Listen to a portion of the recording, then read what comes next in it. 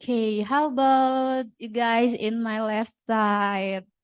Are you already submit your questions? Yes, we have. What is your name? My name is Nugraha. So how is the questions, guys?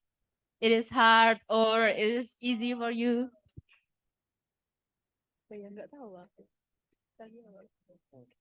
So maybe. Thank you. Okay, have you submitted the question? Okay. And you? Are you already submit? Okay. How is the questions? Is it hard? Okay, guys. And I'll be taking on this side. How about Jerry? Oh, Jerry still answers the questions. Okay, guys, we still have 1 minute left.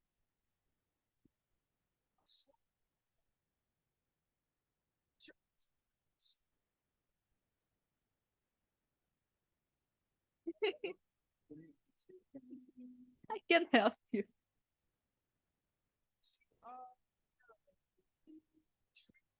Oh, PV is seems like you already finished your answers. Can you give me a review of the questions? What? Give me the review. Okay. What are the challenges?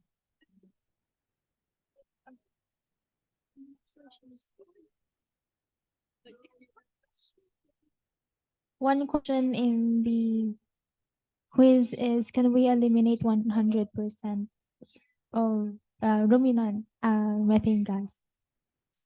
Oh, what is your answer? The answer is no. Okay, guys. How about how about Rob? Hello, Rob. Yes.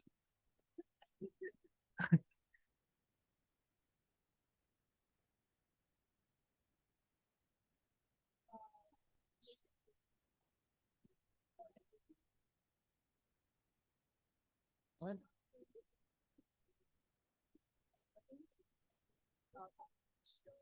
Oh, Enough.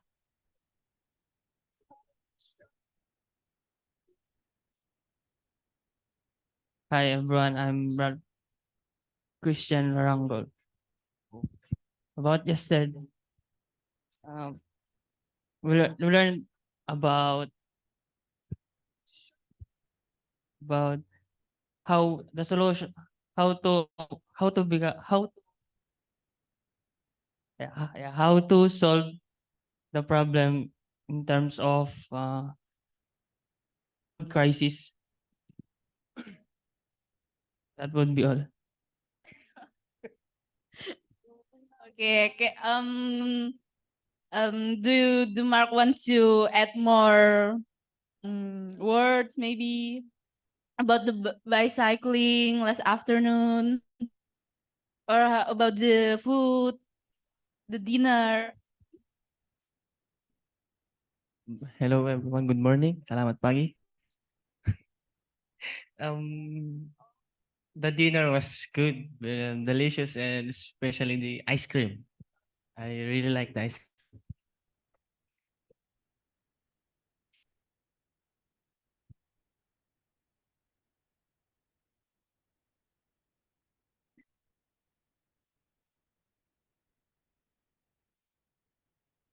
Okay, thank you everyone. So is there who haven't submit the answers? Okay, everyone's have submit. Okay, so we'll continue to our next session. Is an ice breaking and it will be by my friends. Yeah, yeah. Hello, can you come?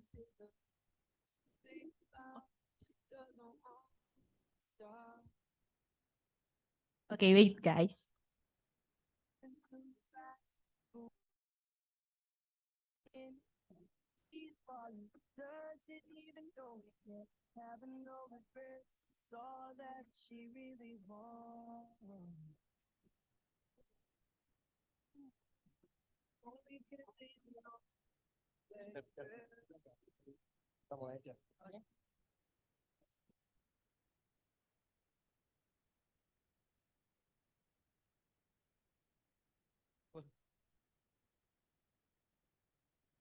Okay, good morning, everyone.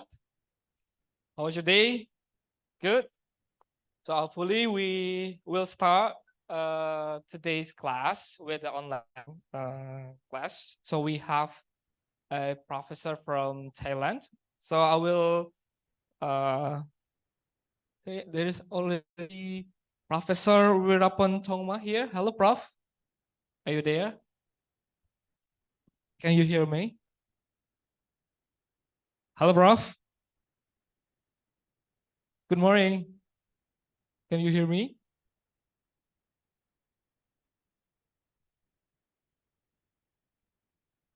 Hello, morning. Good morning, Prof. How are you? Yep, I'm fine. Okay, good. So thank you very much, Professor, to come here, even though in online. So before we start our class today with Professor Weerapon, Weerapon. so I will introduce Professor Weerapon Thongma to you all. So I will read the curriculum vitae. So the name is Associate Professor Dr. Weerapon Thongma. So he was born in Chiang Mai, and then he is from Maejo University in Chiang Mai, Thailand. So educational background is about Doctor of Philosophy in Extension Education, Development Management, Ecotourism Management, and he is graduated from University of the Philippines, Los Baños. So Professor, I think you have around 30 or 40 minutes to give your lecture. So I will pass the time to yours. Thank you. Okay, thank you very much. We just share our experience together. It's not a lecture, but I would like to give some of the idea about the SDG. And of course, I hope that all of you already understand about SDG, but how we try to use or adapt in our activity is very important. I know that you come from many countries, especially in our ASEAN, and of course with some of the country like from Korea, something like that. That yesterday I already joined with the opening ceremony. So the young or the youth like all of you here, I hope that you will become the empowering in the future for our SDG or BCG model that you can develop in your universities or in your organization in the future. Just let you see what is the importance of SDG, BCG, and how we develop in our institution. Like I will have some of the experience or implication in my universities. So the agenda for today for 30 minutes, I hope that 30 or 35 minutes, and some question that you can raise from online, or if I have time to answer during we have time together, or you can write to me and I can answer later like that. So what we talk about sustainable development goals. I hope that all of you understand. For 17 goals, normally they start from 2015 from UN or United Nations member. they try to, make a peace and prosperity for our people, for our planet in the future. And they expect that for 2030, all of the world countries will use SDG to, try to develop or like conserve to kind of conserve is one if for our planet, okay, for our planet, environment, forestry, soil, air, climate, something like that, that you, I think for responsible with our planet. And another thing that they try to have like a clean energy, okay? Renewable energy or clean energy in the future is very important for us. You can see many countries have a problem right now.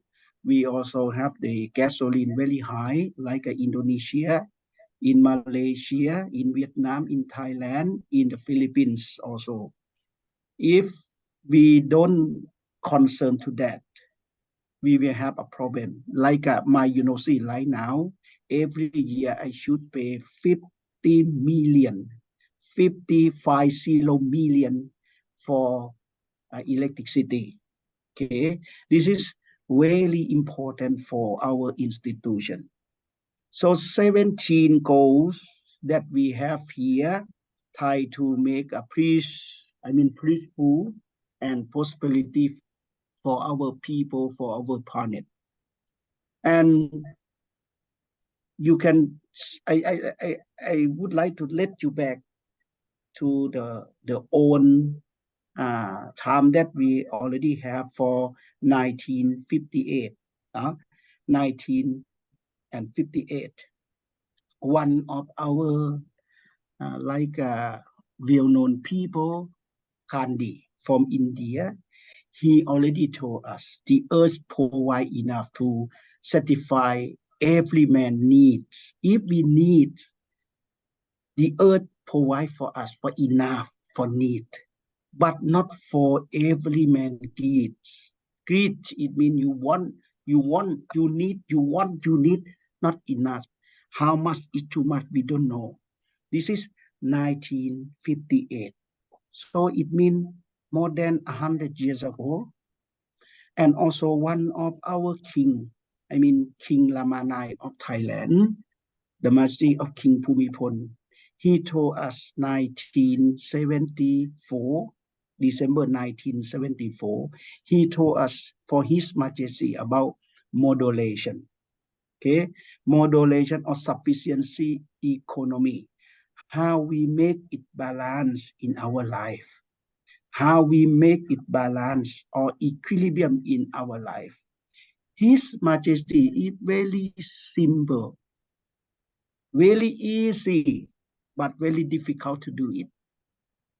He told us that they have three components. We call three rings or three components. One is moderation. Okay, moderation. How we make it like when you consume something, you do something like you have agricultural product, but make a moderate level. Okay, you can see if we concern to marketing, right? Demand and supply. If we have high product or high yield of agriculture product, so low price like that.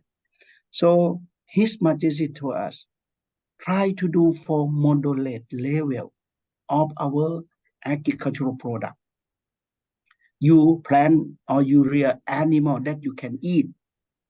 Okay, make it like a multi-cropping. Mix everything. If you can eat, you can plant it. If you have like a fish animal, you eat that animal or that fish. It's enough for, if already enough, you can sell later. This is moderation for our life.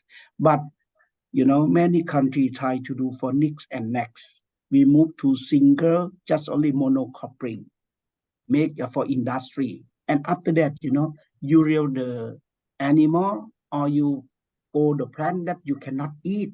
Okay, this is not moderation. This is his majesty for moderation. The second one for reasonableness.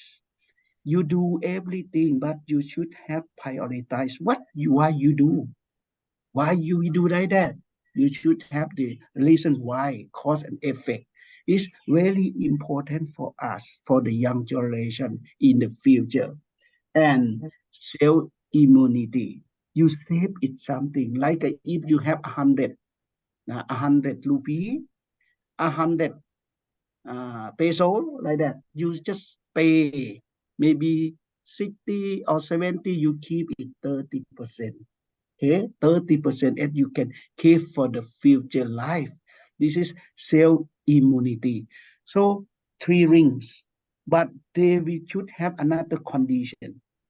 One is knowledge condition. You should know, you should understand, you should have knowledge in your life. Knowledge not enough because knowledge is outside in. Like you come to share with each other, right? You come different experience, you can share with each, and you can read the books, you can read from some publication that you have is knowledge that you can learn from that. But how is the moral condition? The moral is inside out. Okay, 2 conditions and 3 components of the link that we have here can make balance. Through balance to sustainability. With what? With economic, with society, with an environment, and of course with our culture. Because we come from different culture, the community also different belief and nature like that. So this the majesty of our King Lamanai. I just let you see SDG is come later of our from India, from Thailand, also we already ahead. We already have the idea ahead of SDG.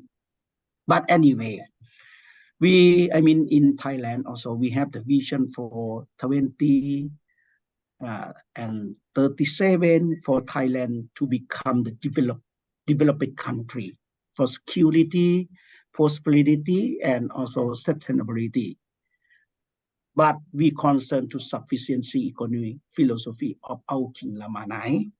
Okay, so I would like to focus just only sustainability on my time that I have now. Okay, what is we talk about sustainability? Okay, you can see the nation strategy. We have 6 national strategies. So concern about the sufficiency economy philosophy. From the first, we looking for security. The second one for competitiveness and enhancement. The third one looking for the human capability of the human capital, how we develop that and strengthen of our people in Thai people like that. And the fourth one for social cohesion and equity. Equity for our people. We don't let someone behind. We should work together, equilibrium, equity for our people. But today, I just would like to focus on number 5 for national strategy for eco-friendly development and growth. This is for the 5th national strategy of Thailand, and for the last one for public balance, rebalancing and development. So this is let you see the nation strategy. Like I hope that every country you can have national strategy, right? In Thailand, also I just focus on number 5 of national strategies. You can see for green growth and sustainable development. Okay. And also looking for how we make it for economy growth. But we should concern to the climate because friendly with climate, friendly with our environment. Of course, we concern to water, eco-friendly for water, energy, and of course with agricultural security. When we talk about agriculture, this is the majesty of our the royal family, especially right now we have the prince and princess concerned to royal project and agricultural project in Thailand, especially for the seed, organic seed. Or keep in the seed bank. We call seed bank like my university. We keep one the project from our Prince Linton to looking for the organic seed for 1,500 variety of plant that we can keep our own variety. The native variety in the bank. Seed bank for the future. If we have some crisis, if we have the seed bank in our country, we can use that in the future. Okay, this is for think about the paradigm for determining our country in the future. This for strategy of our country. Okay, concern to BCG. What is BCG? I hope that all of you are also understand for bio circular green economy. Right now, Thailand try to merge between BCG, and of course with SDG together. Why? Because both of concept, both of model is similarity. Similarity. Like for BCG, we also concern to agriculture and food, wellness and medicine, energy, material, and biochemical. And of course, in Thailand, we promote for tourism and creative economy. Creative economy. For four category that we have here, we concern to bioeconomy, we concern to circular, and of course with green economy. Okay, looking for the silhouette like right now we talk about carbon neutrality, not carbon footprint, not carbon credit, but we should concern first for neutrality for our carbon, like that, make it balance with our society, environment, and of course with our economy that we have. This is some action for BCG that Thailand try to let our organization like for NGO or of course with the government officer and of course with the local government that we try to let them understand with agriculture, innovative industry, okay, medical hub, and of course with tourism. If tourism cannot just alone, agriculture also cannot just alone, but we should connect together. Right now, my university also we talk about agriculture, food, and healthy. Okay, agricultural, food, and healthy should come together. No? Should come together. Try to do for organic. When we talk about organic agriculture, not just only talk, not just only idea, but how we adapt in our life. Okay, how we adapt in our life. If you not become the farmer,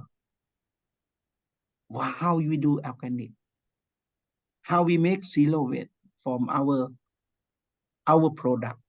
Like when you select some food to eat, when you go to the market, how you select the food that think concern to your healthy, like that. Okay, this is one more thing for wellness and medical, health and medicine also very important. Like right now in my university we have many of marijuana, cannabis for hemp and cannabis. We have two kinds of cannabis: hemp and marijuana.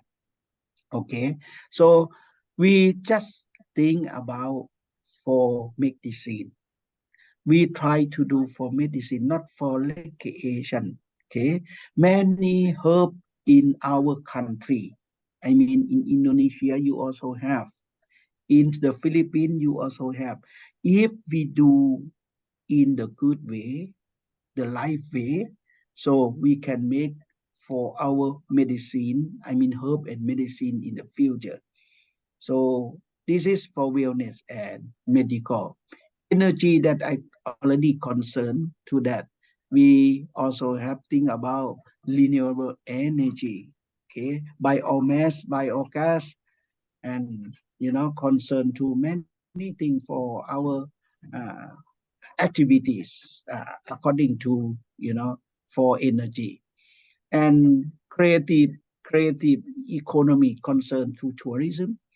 Tourism also, you not just let someone come to happy, but we try to do for sustainable tourism, like we promise that we can do, but we do more than we are promised. We cannot serve everything, but we can keep something, like what we will gain and what we will lose with our tourism activity. In Thailand also we have many experience case study that we try to develop our country, our destination to do. Concern to agriculture, you can see here the impact for how we analyze agriculture. I think you also talk about the climate change. You also talk about many things like in Indonesia, you have sea level, the list of sea level. Some country have a problem with temperature change. In Thailand also right now, and many countries they have some problem about that. So how the hazard or dangerous with our environment? Who did it? No, the world cannot do it by themselves. But the people, the human that we have here, we should concern to that. And who will solve the problem? It's the people, the young generation and the old generation that we have here. Everyone should concern, that everything with our land, I mean the soil, with our weather, with our water, many things that we have, we should concern to all. Okay, this is concern to our agricultural product all. So why we should think about higher education institution in Asia for concern to agriculture? This is very important because AIS, I mean agricultural innovation system, should come for this time in the future time. Smart agriculture, or many things that we talk about agriculture, should beautiful, should slender, cannot work hard in the field, because I think many people don't like to work hard in the field. But how we make smart agriculture? Easy to talk, but how we do it? Okay, so institution like us, I mean, for our higher education, our universities, our institutes should think about that. How we make the people, especially for the farmer, they happy in the farm, okay, work and they smart.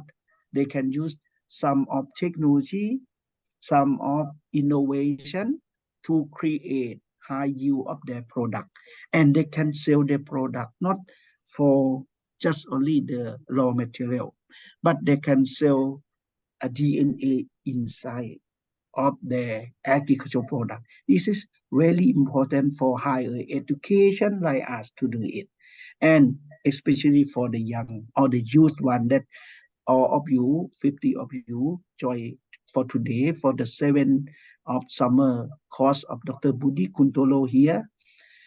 Of course, we should make balance. This is university try to do for innovation driven enterprise. talk about the feasible, talk about operation, talk about the innovative diving for, like I put here, normally we have economic, environment, and society, right? If we make it balance 33, but I put another link is digital technology. The digital technology also right now disrupt to us, disrupt to environment, disrupt to economic, disrupt to our society. So how we make it balance? This is our universities, our institution to do it. Maejo try to do like this. This is the model of Maejo University for global changing. We think about that I already mentioned. Many hazard or many dangerous or many things that disrupt to agricultural process, right? They disrupt to our agriculture. So how this is Maejo try to do and concern to right now and the future. We talk about aging society, how we make a food for healthy and long life for the local, the people, especially who stay to, not just only in Thailand, but in the world people. Uh, we concern to production, adaptation, and mitigation to link with each other. And we concern to whole of the Thai country. I mean, 76 province in Thailand that we try to improve. So I just let you see the ranking of why we concern to that. And you can see my university more in agriculture. We focus on agriculture almost 89 years for this year.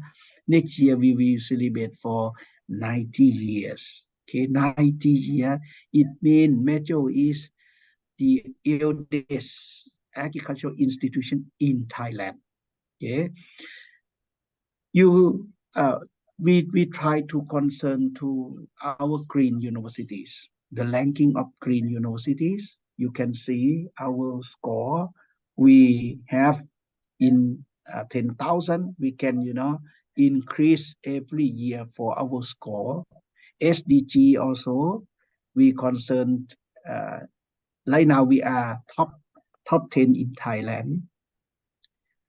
And after that, I just let you see Saimago. Saimago is also the concern to research, research orientation, research ability of the research of our staff. They will have innovation or innovative products. And another society, the three category that right now Maejo become number 9 in Thailand. Just let you see that we concern to SDG, we concern to SCD. I mean, the SCD, Sustainable Community Development, like that. Okay. After that, we can get the ranking from the world ranking. Okay. Just this year also, we got number 10, top 10 in Thailand for impact ranking. Okay. This is just also let you see some of our purpose that Maejo try to work, and we, I think that we come to the right way of Maejo University. Okay, so SDG for last year, just let you see this year already. I mean, they already announced, right? But last year, I just let you see the report. Last year, we got the higher ranking in Thailand, number 6 in Thailand. And of course, in the world is 401 to 600. Okay. But another that I would like to focus is SDG 2. SDG 2 for zero hunger. Maejo is number 2nd in Thailand and number 28 in the world. Okay, just some activity that we submit to normally who evaluate is from Indonesia. One institution in Indonesia. We submit our program our activities, our research, many things that we submit. I would like to conclude here. Total almost 600 projects. 599 projects that we submit for SDG for last year. Last year, I mean 2022. But this year also more than 600 that we submit, and we got the ranking.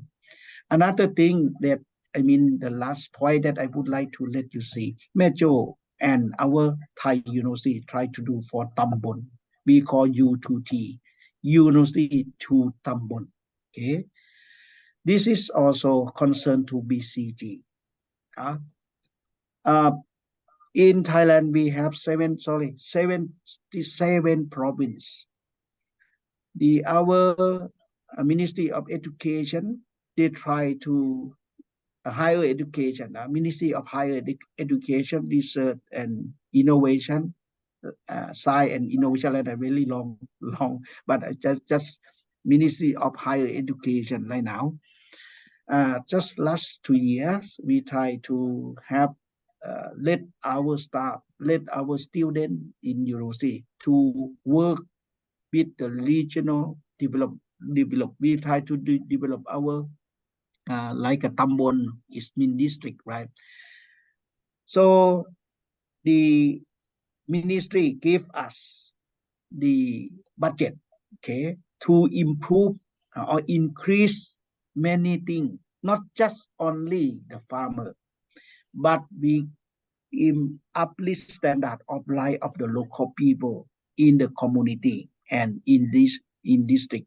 So they, like a Metro, we got more than 158 districts. Not just only in the north, because Metro we have 3 campus, one in Chiang Mai, one in Phra province, and another one in the southern part of Thailand in Chumpon province, like that.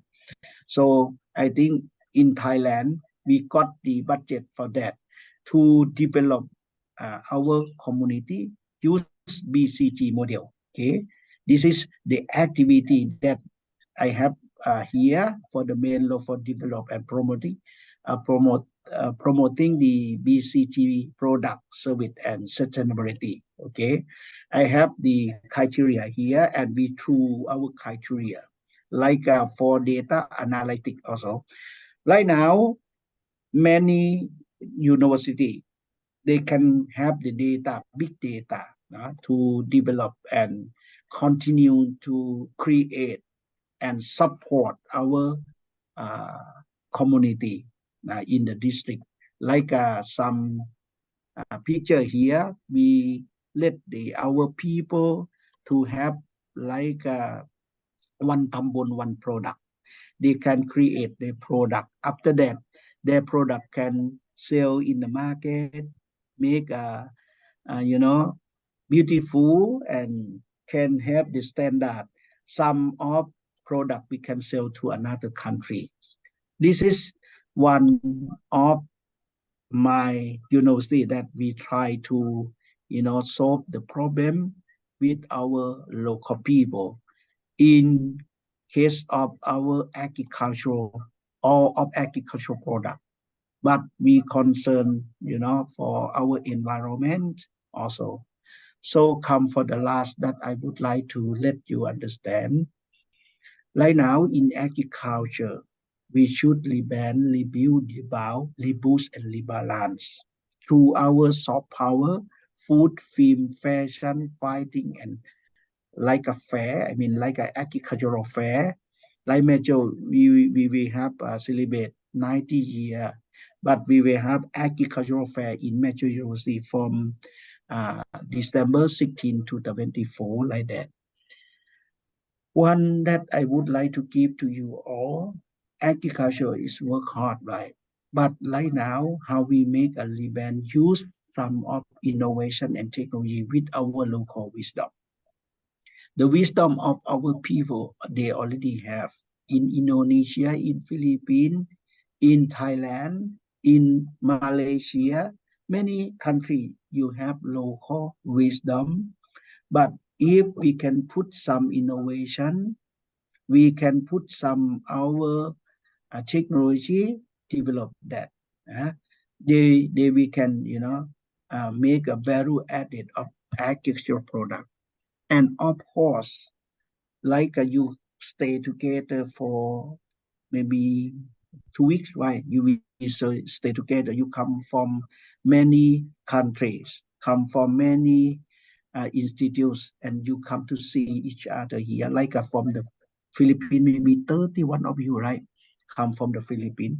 So you come and see and meet each other. This is our progress in our work. Just make linkage, network together, and after that, you will work together in the future.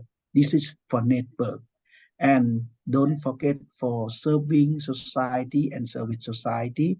So this is now we cannot far away with our local people, because the farmer is like a bone of our country, the bone of our body.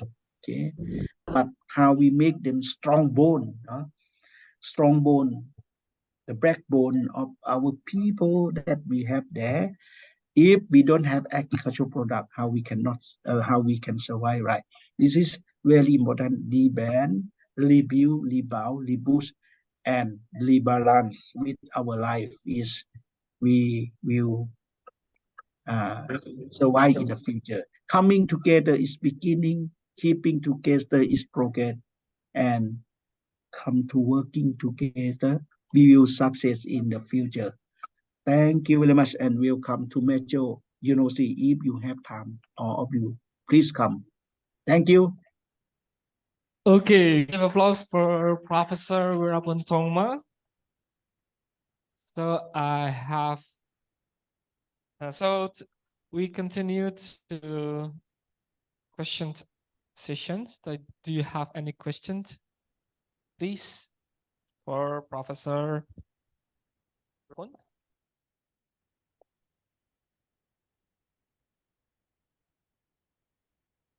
I think you have a question. Yeah, please. Hello, Professor. My name is Nugraha Shakair. I am second year. I have a question regarding the points of SDGs.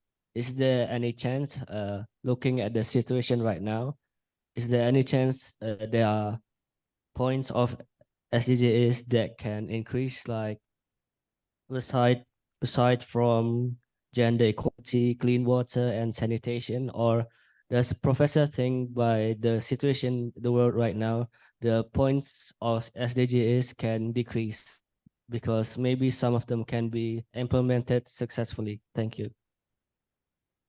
Yeah, this is really good question, because we should concern to that. The idea, the principle and concept of SDG right now, we think is the right way. Now, 17 goal is the right way, and how we adapt it,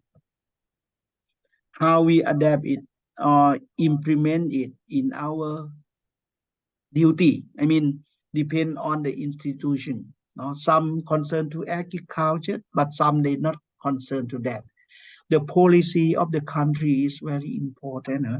The policy of the country. I heard, the news in Thailand just only 2 days, 3 days ago in the southern part of Thailand, in Songkla, that Dr. Parichart, Dr. Ying there, they have like the truck that they bring some of the oil of the rubber. You know what I mean? The rubber that they already have the rubber, right? And they have accident throw some of the rubber to the river. So how? This is also come from the people, come from our humans. So the human should think about that, and looking to how we use some of innovation or technology to solve that problem. We don't know if they already contaminate with the water, and for how long that we can solve. So the chemistry should come to heal us, not just us, because normally agriculture, not just do for agriculture, but right now we should integrate it with another area, come to make a brainstorming how to solve the problem. I think SDG is the right way of the concept, okay? But how we adapt in our people life, this is very important. Yep. Is it clear? Yes, thank you, Professor. Okay. So we still have a time. So you guys any questions? Professor Weerapon? If it's not, I have questions, Prof. So Yep, please. yeah. So as we know that nowadays we have a lot of campaign about the sustainable product, and when we ask the young generation or most of consumer, when we ask, do you agree with sustainable product? They will say yes. But do you want to buy this product, sustainable product? Yes, why not? They will think twice because the price or something. So what is the roles of university to raising the awareness of sustainable product, Prof? Okay, right now in our university, we try to have like a bread or spoon, many things from the leaf of the leaf or the some part of the plant to do it. We announce that our policy cannot use plastic and foam, in our university, right? So we can use another thing, but how we improve the quality, okay? The quality of a sustainable product is really important right now. Make a standardization, make a standard, can use for all. This is also, and how to make it's not high price. Okay, this is also one more thing that we try to do. My university, we have the like a organic agricultural market, we call cowboy market. So we invite our local people, not just only in our university, but we have the connect with our local people, the network of local people for organic. If they come to sell here for free, we not get money from them, just only for our like cabbage and electricity only, but they just come to sell here. This is one more thing that we try to promote them, but they should really in organic, because we will check, okay, if they okay feel in organic, we can support them like that. Okay. Thank you, Prof. So last time, do you have any questions before I close this session? It's clear. Okay. Thank you, Professor Weerapon. So because before you leave, so we have a certificate to you as appreciation for this class. Picture together, please. Yeah, so we have take a picture together. How? Maybe you can screenshot, please. Okay. A minute. Okay. Okay, that's maybe I will count it.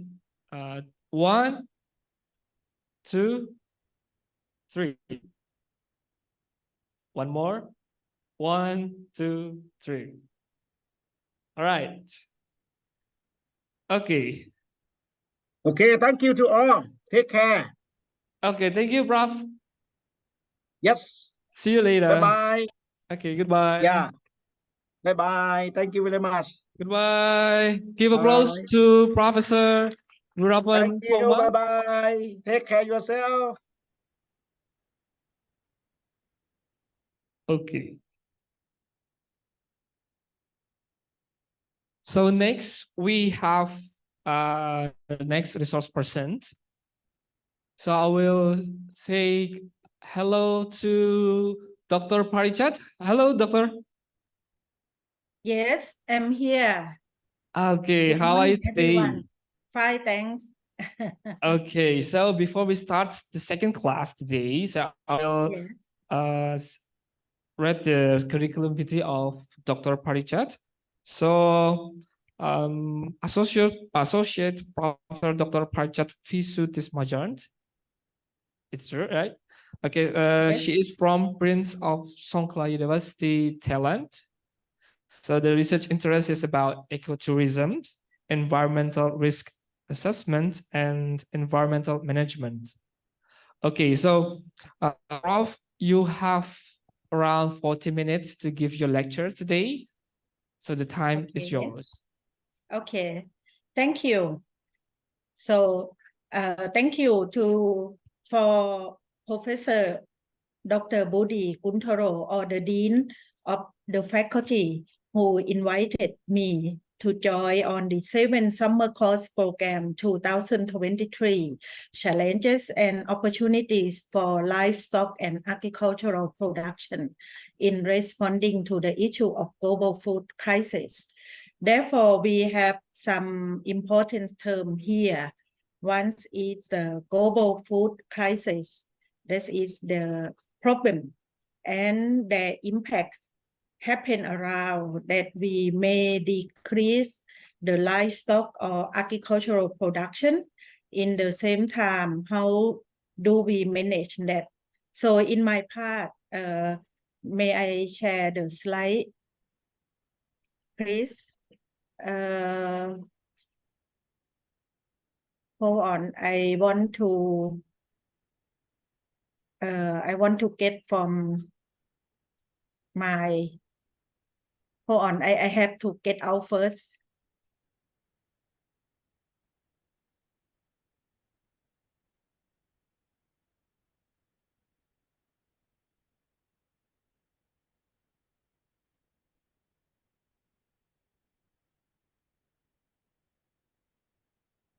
Okay. So I think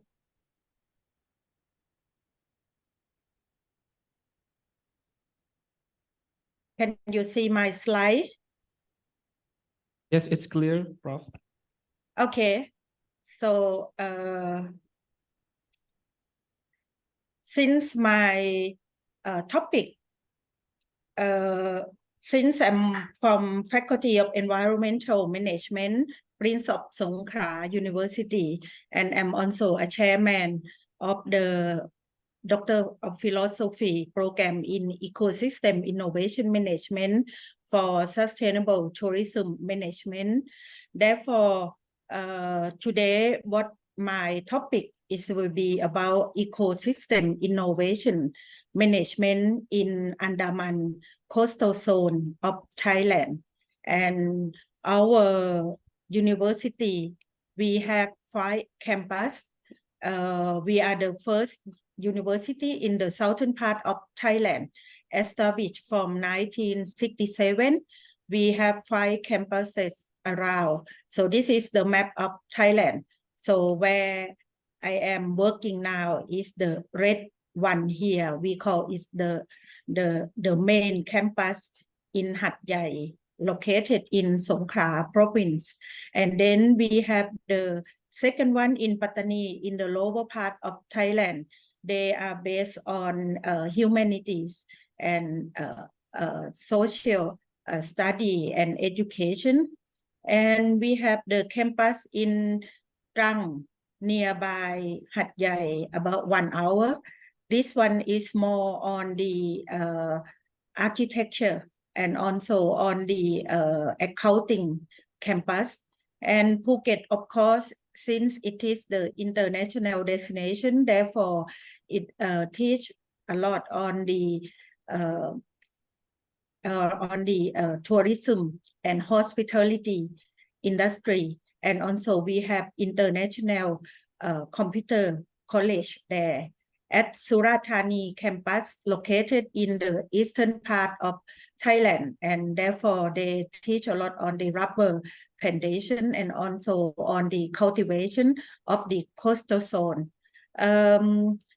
Since we are here, actually our main first our main responsibility try to manage the ecosystem of the eastern part of Thailand, which is we try a lot before. However, since this coastal zone has been used for tourism a lot, especially for the Andaman coastal zone. Therefore, we are responsible to look after the Andaman coastal zone. And our university is, we would say that we have multicultural. Therefore, our students, 37,000 students, we have multicultural. They might be Buddhism, they might be Christian, they might be Islamic. And also we host the international students as well. We are National Research University, so one of the top 10 university who do research based in Thailand. We have the hub to do innovation driven, and we try to transfer technology provider. So this is our aim, and we would say that we are National Research University. We are comprehensive universities. Therefore, we have the faculty ranking 31 faculties all together in 5 campuses, and ranging from hard side to soft side. And we are in number 4 in the nation in terms of publications from 10 university. From top 10, we rank in number 4. We have the research strong points include natural rubber, biodiesel and energy, seafood and halal food, marine science, nanotechnology, peace study. Therefore, our program is based on the research on the point of marine science. I would say that the coastal zone, Andaman coastal of Thailand, most of them belong to marine national parks.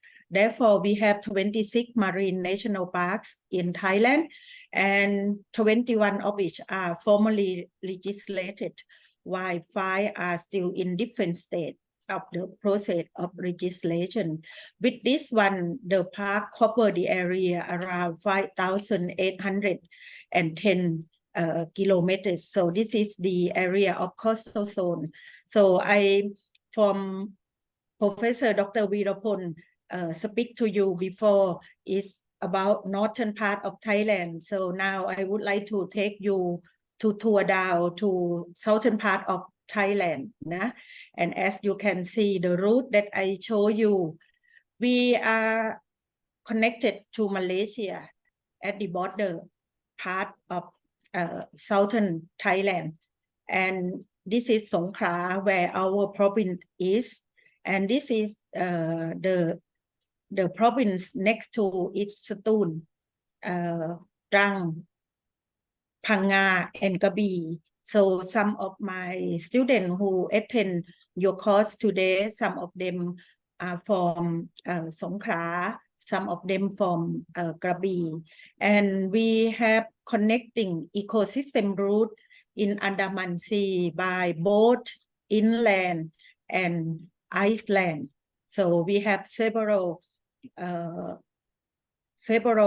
popular island for tourism, such as Phuket province, such as Krabi province, such as Lipe Island in Satun, for example, and in connected with the Langkawi Island in Malaysia. Of course, we have the tourism route between 2 countries, combining of Lipe and Langkawi and Tarutao Island. I would say that this place or coastal zone are responsibility to the national marine parks in Thailand, and this office lies in Royal Forest Department, And in 1992, they separate the Marine National Park into Marine National Park Division, which is become responsible for protection, management, and operation of the Marine National Park. Of course, I mean, for the people who live along the coastal, they have the right to use resources or to do homestay or even to do community-based tourism for tourists, but it should not be exceed the law, which is the National Marine Park look after of it.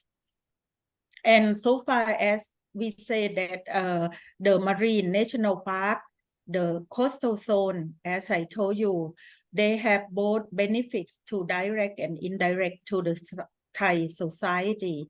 Just habitats, for example, like mangrove forests, coral reefs. In Thailand, there are many places to see different color of coral reefs, and it's become like the world destination for snorkeling or for scuba for that. Seagrass bed, soft sediment communities, and beach. It is a home for many important marine species, such as turtle and dugongs. Dugongs sign as the endangered species in Thailand. And of course, it raises benefit to the local people and contribute to the valuable Thailand dry and tourism industry research and education. This is the resources, as I told you here. Sorry that some of them written in Thai, but we would say that our Andaman coastal zone in the western part, we divided or clustering into 6 sub-regions. First one is the northern mangrove and inshore island. So this will cover most of the mangrove area and inshore island. The northern offshore island. So this one, the sandy beaches and coastal gallery forest, this one, the crater of Ao Phang. So this one is very popular. We have the film called James Bond and took the location at the Ao Phang, the southern Andaman and the southern offshore Iceland. So this thing, we would say that their ecosystem is not just only for resource uses, but it's also for recreation activity, and it's contribute a lot of money to Thai tourism industry in Thailand. However, one of our work in the research field, we try to distribute the income of tourism from global or from international one to the local people. So we are working with them how to get money from the tourists, so they could provide, for example, like a tourism route to visiting fish farms, taking a trip in the mangrove with a long tail boat. This one is they use this long tail boat for fishing anywhere. So in the free time, they could use it for tourism purpose as well, catching ponds and exploring caves, homestay, cultural show, for example. These are all activities which is the farmer or the fisherman could provide to the tourists and have another alternative income for that. And apart from that, one of my colleagues from Faculty of Science, he tried to study hard in order to bring Andaman coastal zone for World Heritage, for international importance and to look after. And therefore, we found, as I told you, that we are clustering the coastal zone into 6 parts. First one is more for mangrove. This one is the northern offshore island.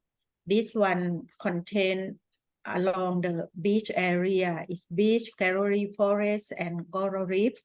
And at the Phang, we have Greater Phang Bay, and we have southern offshore island.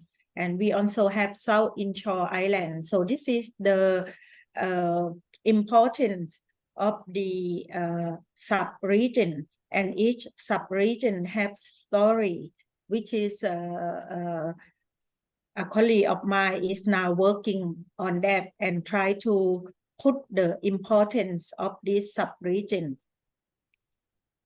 For example, like some of the sub-region is very important for the turtle. So the turtle have to come here in order to do breeding, and after that they just go to out to the sea. But important that we have to keep this beach is available and safe zone for them to do the hatching.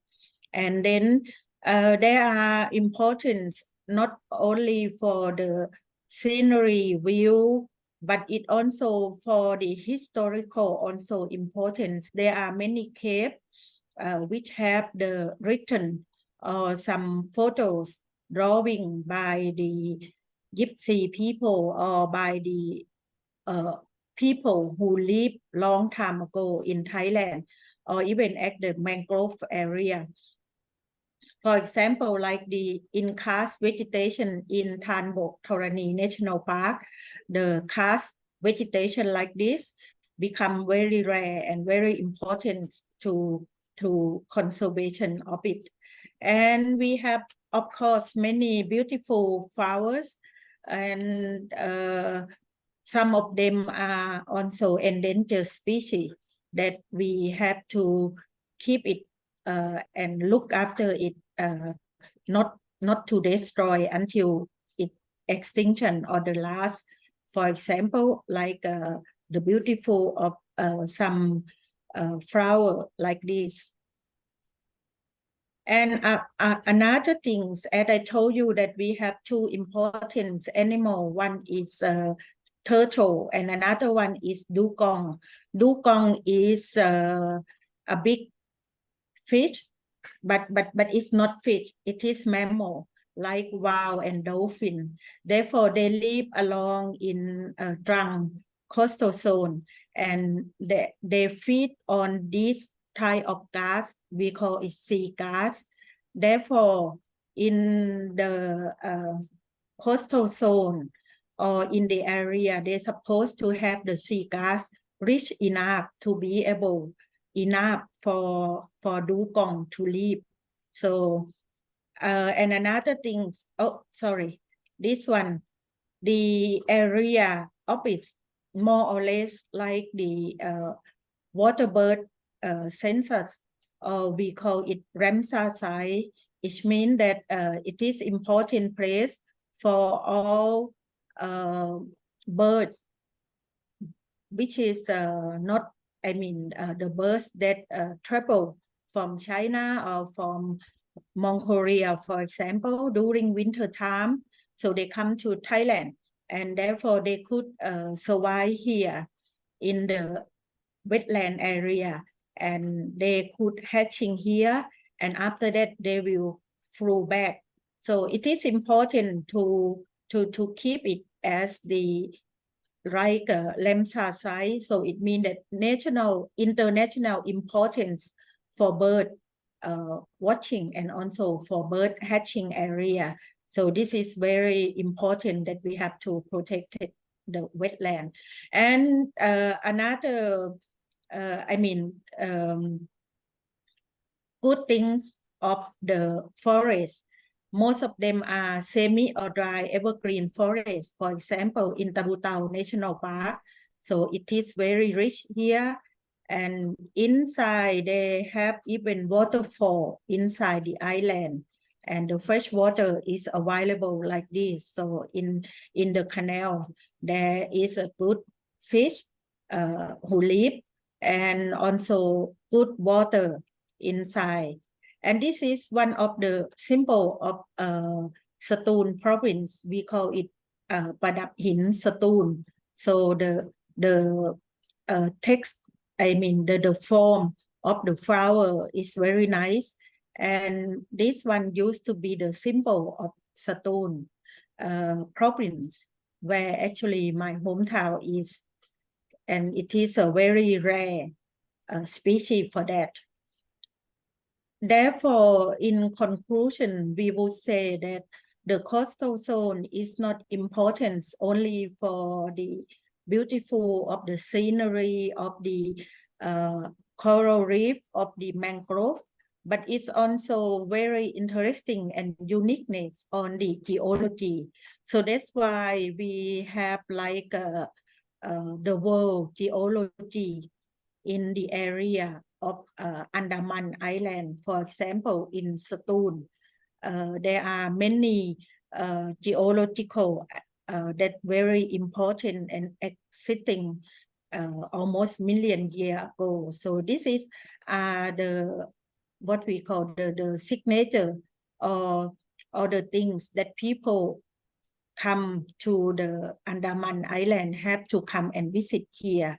For example, like here, the island which is have all the rock, which is very nice shape, and therefore when you go there, you hardly touch the unbeautiful stone at all. You touch only beautiful. And this one, for example, like from the James Bond. So there is the signature of the island there, of the bay, for example. Apart from that, as I told you before, that the coastal zone of Andaman is not important only on the natural resources, flora or fauna is mean that animal and plants themselves, but it's also richness on the culture. As you can see here, many casts happened long before, and it used to be the area that where the gypsy people or the people who live in the island or in the coastal zone stay there before.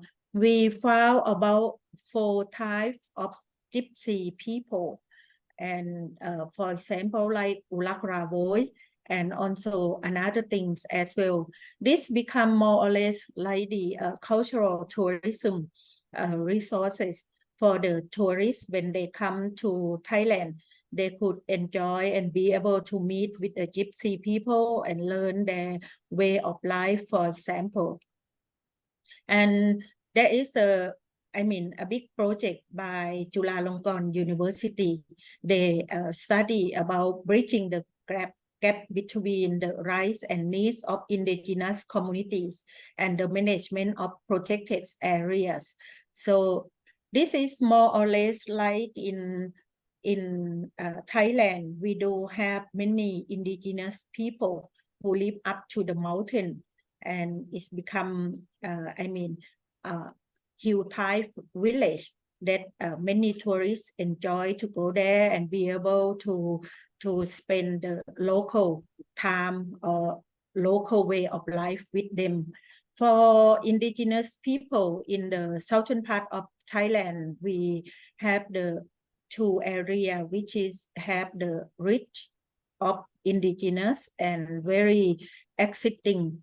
One is Sulin Island and one is Adang Archipelago. So this is one of the map which is show about the former village and traditional camping sites of Urak Lavoi in the Adang Archipelago. The important thing that we are worried that the gypsy people could not maintain their population and some of their cultures or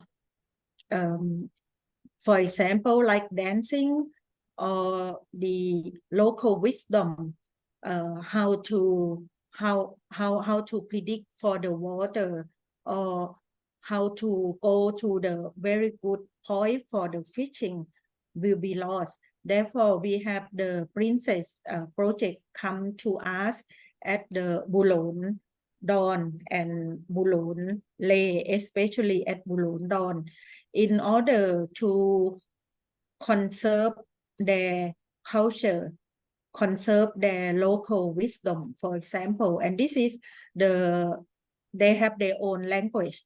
So this is some of the name that the researcher just do the lesson and try to take it out.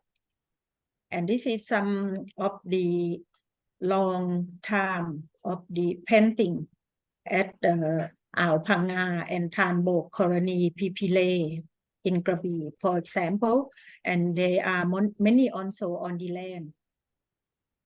And this is one of, in the cave, but long time ago, it used to be under the sea, and therefore all the shell happen around for this. So this is beautiful of the geology site. So that's why we also have our global geo park in Satun as well. For my research base or concern, we try to apply environmental management, which is have many techniques, starting from like this, reduce the waste to zero. It means that we try to look after. I try to look after to reduce the waste to zero. So this is happen to around all the tourism sites for national park. They cannot bring any waste to inside. If they bring, they have to take it out. We try to do more or less like reuse or recycle the things which is already exist. And clean and technology. This one are clean technology. And we try to do the treatment, for example, like the water and abandonment. This like Professor Dr. Weerapon told you that inside the university, they have green university. Therefore, we don't allow the seller to sell things like in plastic or in foam, for example. This one, it have to be something which is not to use at all. So this environmental management could be applied to all tourist management. To all ecosystem management. And apart from that, which is I'm going to touch today is the innovation management. There are 4 things that we try to set upon normal ecosystem management. First thing, that the rule of sustainable development for strategic management in balancing 3 dimensions. It means that we don't go into any dimension too much, but we have to balance in 3 dimensions: environment, economic, social, and culture. For community-based tourism, that is the tourism, another alternative tourism, which is organized and run by community.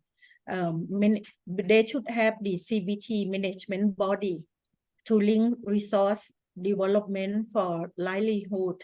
This one that we hope it will be happen and could in connection with the marine protection officer, for example. Distribute income from global to local. One problem for tourism in Thailand that the big budget or money distribute only on the 10 cities of Thailand.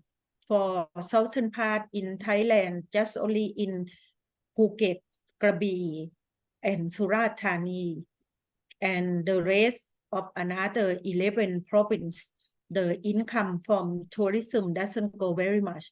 And therefore, we try very hard to do equally distributed of the tourism money for every community. Another things that this one, we supposed to do raising fund for ecosystem conservation. Since I have my Ph.D. in Germany, and therefore in Germany there is a popular for green management as the back forest. Therefore, the German people try to conserve the back forest when they have almost the last tree of the back forest. So that's why they have to induce many funding in order for ecosystem rehabilitation. So in this time, we think that in every ecosystem in Thailand supposed to have its own fund in order for to do conservation to make it sustainable in the future. I have one example of the mangrove forest, which is we study almost 20 years, and in the past 10 years, we would say that it is the first village in the southern part of Thailand, which is meet for the sustainable development. Therefore, their goal to do CBT here is not about the money from the income or the money from the tourists, but after 10 years that they run for relate community-based tourism, they have the mangrove increase up to 300% in 10 years. So this is something which is an outcome of the products after tourists visited 10 years. Not only money, but also for the healthy mangrove area, I would say. So this is the map of the relate community. And of course, for doing ecosystem management, we have to do zoning. We have to apply the master plan for implementation. Therefore, we use the area or tourist spot is the same that where the fisherman or fisher women go to do catching, but we don't allow them to destroy anything at the area, and they have to depend on the fisherman or the villager to bring their food for them, but don't allow them to do fishing or catching by themselves. Apart from that, we have the what we call cooperative to protect mangrove zone. So this one are not allowed for the tourists. It only for the fishermen to do, just like to do breeding, to do cultivation, for example, or even during the breeding period. So they will not go there, just let ecosystem to stay by themselves. Their lifestyle, they use the long tail boats, as I told you before. So this one they catch the oyster for food. And apart from that, we have a beautiful scenery along the village. For example, like we have temple, we have the old house, which is Thai style, and we have a very good healthy mangrove species for the tourists to sail or to sit on the boat and see the beautiful of it. Apart from that, their community is not concerned only income from the tourists, but they also concerned about education of both for the tourists who come and also for the villagers as the owner of the area. So they try to use tourism route as the education trip. So it means that we use ecotourism, which is the main purpose of ecotourism, that to learn each other and have the knowledge during the visit of each place. And therefore they have more or less on the interpretation of natural and also cultural base, for example. And they let the villager to do homestay and CBT, for example. And ค่อยส่งมาให้พี่ทางเมลก็ได้โอเคเมลอ๋อนี่ส่งมาทางไหน ได้โอเคเดี๋ยวส่งเหมือนกันไหมส่งเมลดีกว่าโอเคค่ะ and for oh sorry for that because I เดี๋ยวนะ handicraft เดี๋ยวดูไหน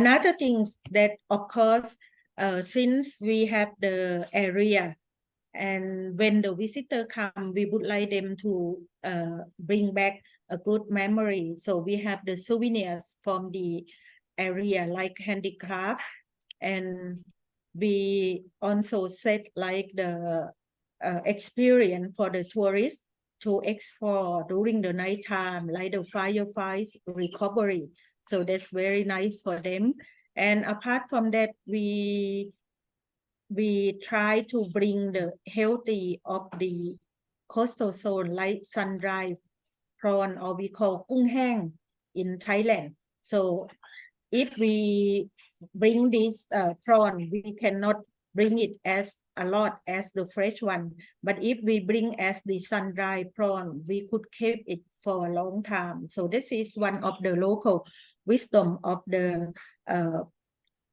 fishery things and another thing that we call it shrimp pasta or kapi local products so we just make it from the shrimp the small shrimp until become like the shrimp pasta and this pasta is very good to do like curry or to put it into your meal for example so this is one of the things which is the researcher help to teach the local people to produce like the souvenirs and we would say that for our ecosystem management we are not only protected but we try to use their biodiversity for tourism activities which is we believe that if the ecosystem are rich and then the tourists come and they would go back and enjoy the experience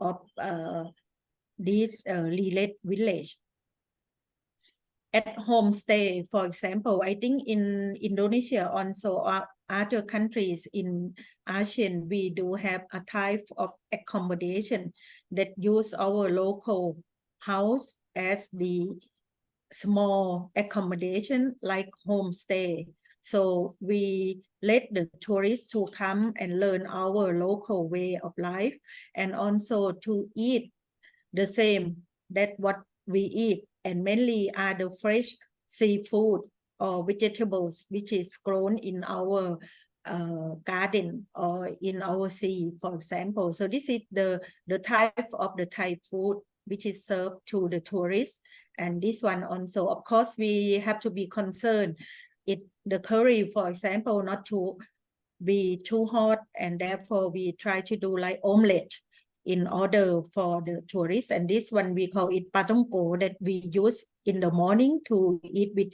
coffee so this is the things that we set up on in the ecosystem that not only to be a place Sorry for bothering you, Prof. yeah I Just 1 almost minute. finished Okay, yeah thank you. okay what we would bring more that nature interpretation route for example and in order for that we try to cooperative between government non-government officer and private sector in order to bring we are as the university we do more or less like R&D research and development in order to find a better way for conservation for example so this is we do upon I would say that by UN environment so this is I just go fast to make sure that we serve also in alignment with a sustainable development goal so we concern very much on the goal number 2 to reduce zero hunger we concern very much on the number 6 clean water number 14 for life underwater and to life on the planet, number 15 and number 17 and number 12 and number 15 and number 17. So this one we become like the action plan for that and integration from the multi partner, for example. So I would say that we try to break the big term like sustainable or sustainable development goals into the action research and try to manage ecosystem by giving alternative income to the community, just as like ecotourism. So this is our research work and our work at coastal zone of Andaman, Thailand. Thank you very much. ขอบคุณค่ะ Thank you very much, Prof. Okay, so yeah, I'm independent. Okay, so if you guys have a question for Professor Parichart.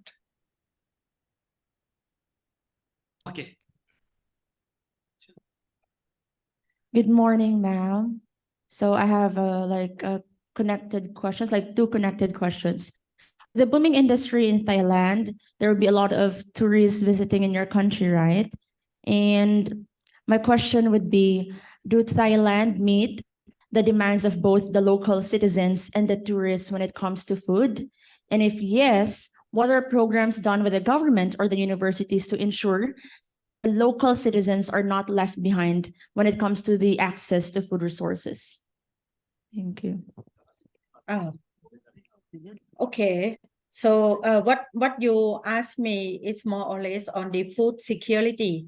Of course, in Yes. Thailand, we are very rich of the food security. Therefore, we have food both in land, in coastal zone, and therefore, for example, we have the market that happen around every corners of the village. So we have the fresh market that would serve for the local people.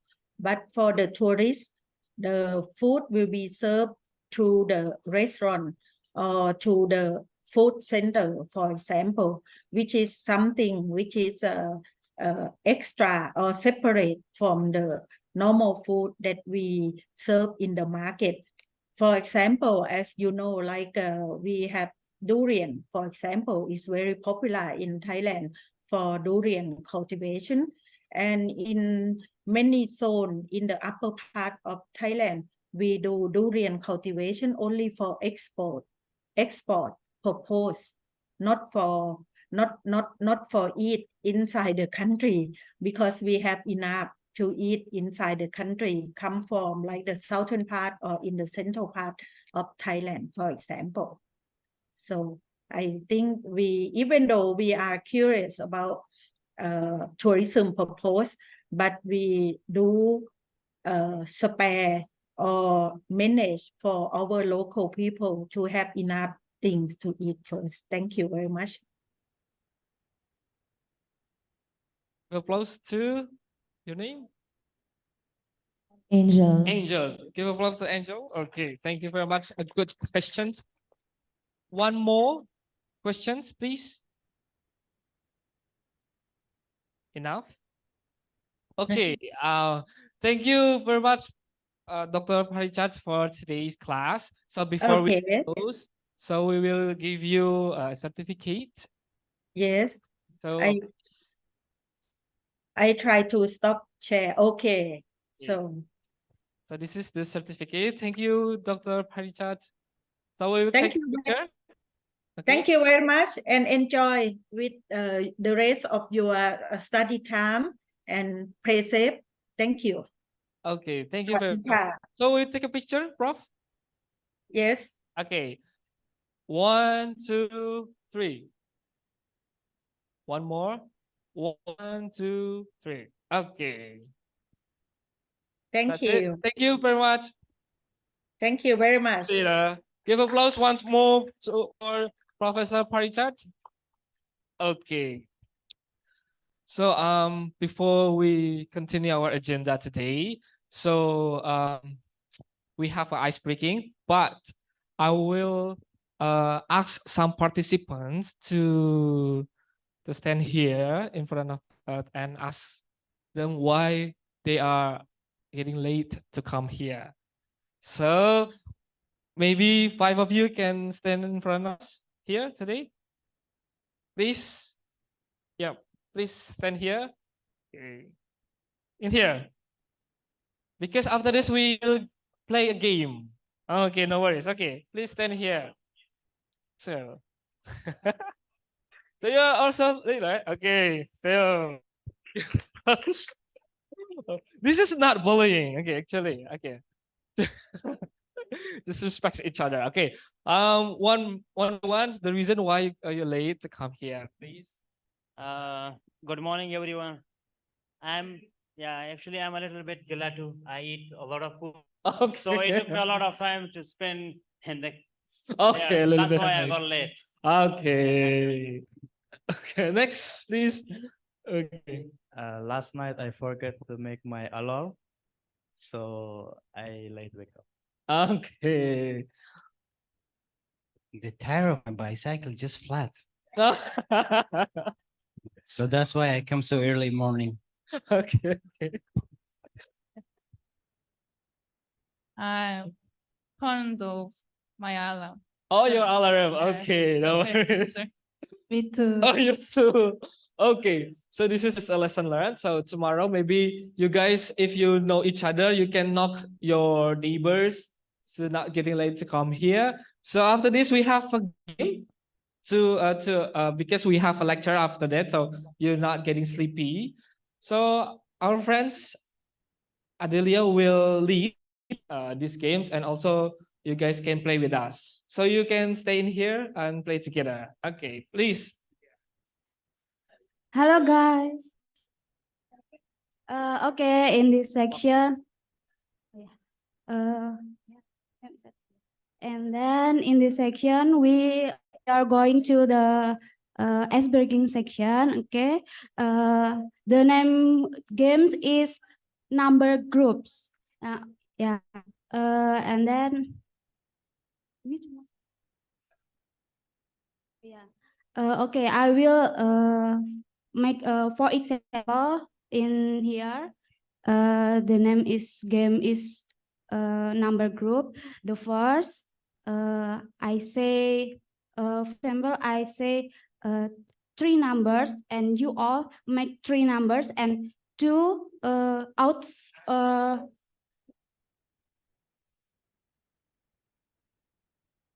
What the name? Yeah, but it's thinking. So guys, please save us. The board is thinking. Yeah. Do you understand, guys? Maybe like if I say four numbers, you make what is that? Circle for people and one person out the games. Oh, gitu. Yeah. Okay, Aryan. Oh yeah. Okay. We are together. All in here. You can stand up and go the middle.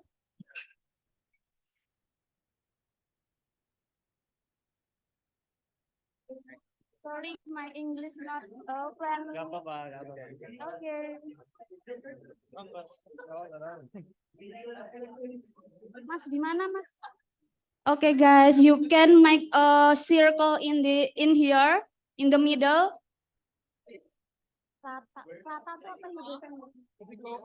Yeah, around here.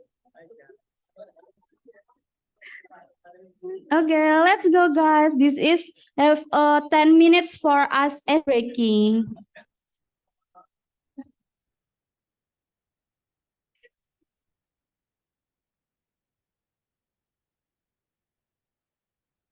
What the name?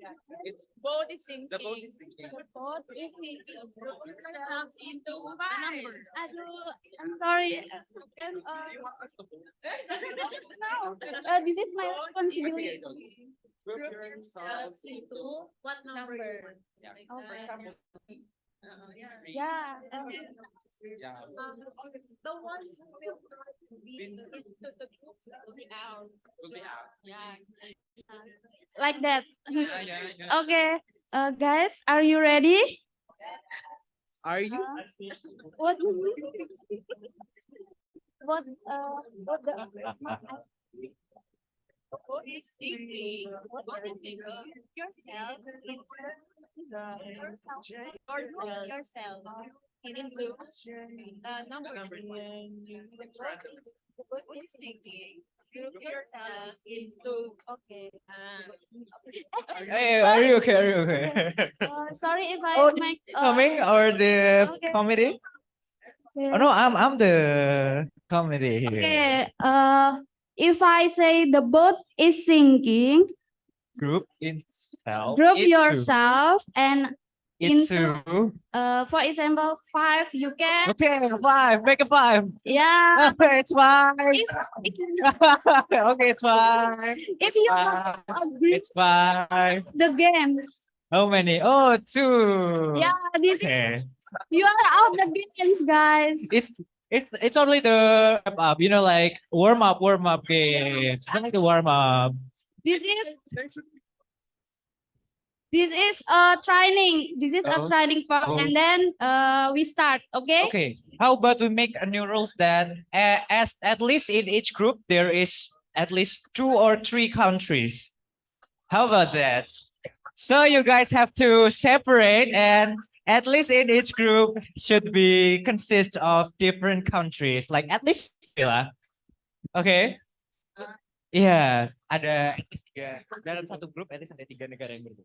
Okay. Okay, how about that? Good? Good. Good. Okay. Okay, Okay. guys. Are you ready, guys? Are you ready? Are you?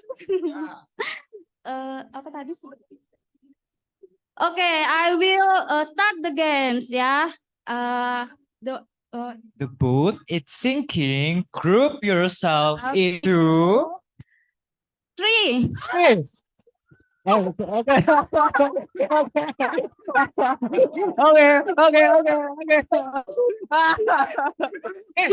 Here. Zara. Different Here. country.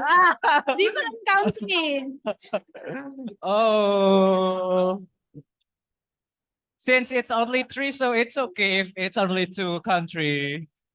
Okay. Oh my God, it's not allowed. It's not allowed. No. You guys should. Yeah. Okay. Give me chance 1 for this. Yeah. Who want to sacrifice? Okay. There's only one people. Okay. Oh, okay. It's mati. Okay, it's good. It's good. Okay, one person out. Okay, now the boat is sinking. The boat is sinking. Group yourself into into 6. 6.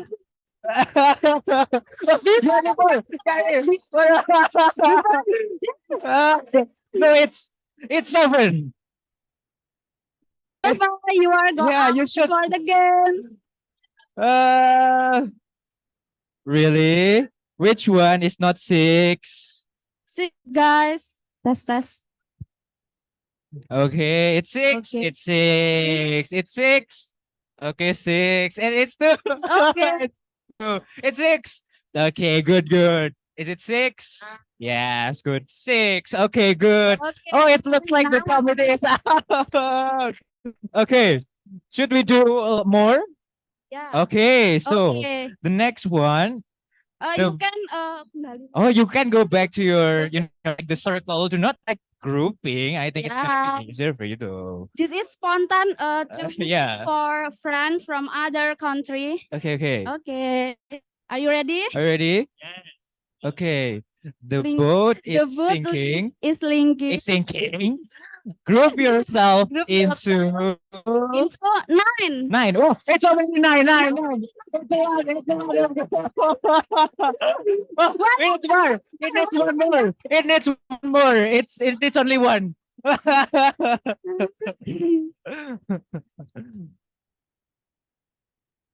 Nine. Okay, you're 9. Okay, good. Why? Why so many? Why there are so many here? Are you guys hiding? Hi guys, you have a match. I think this group is not 9 though. It's not 9. How many person is this? 1, 2, 3, 4, 5, 6, 7, 8, 9. How many? Oh, there are 10. Okay, one person should go. Oh my god, it should be 9, guys. So, how about all of you? Are you guys failed? Even that it's not. It's 9. No, it's 10. It's 10.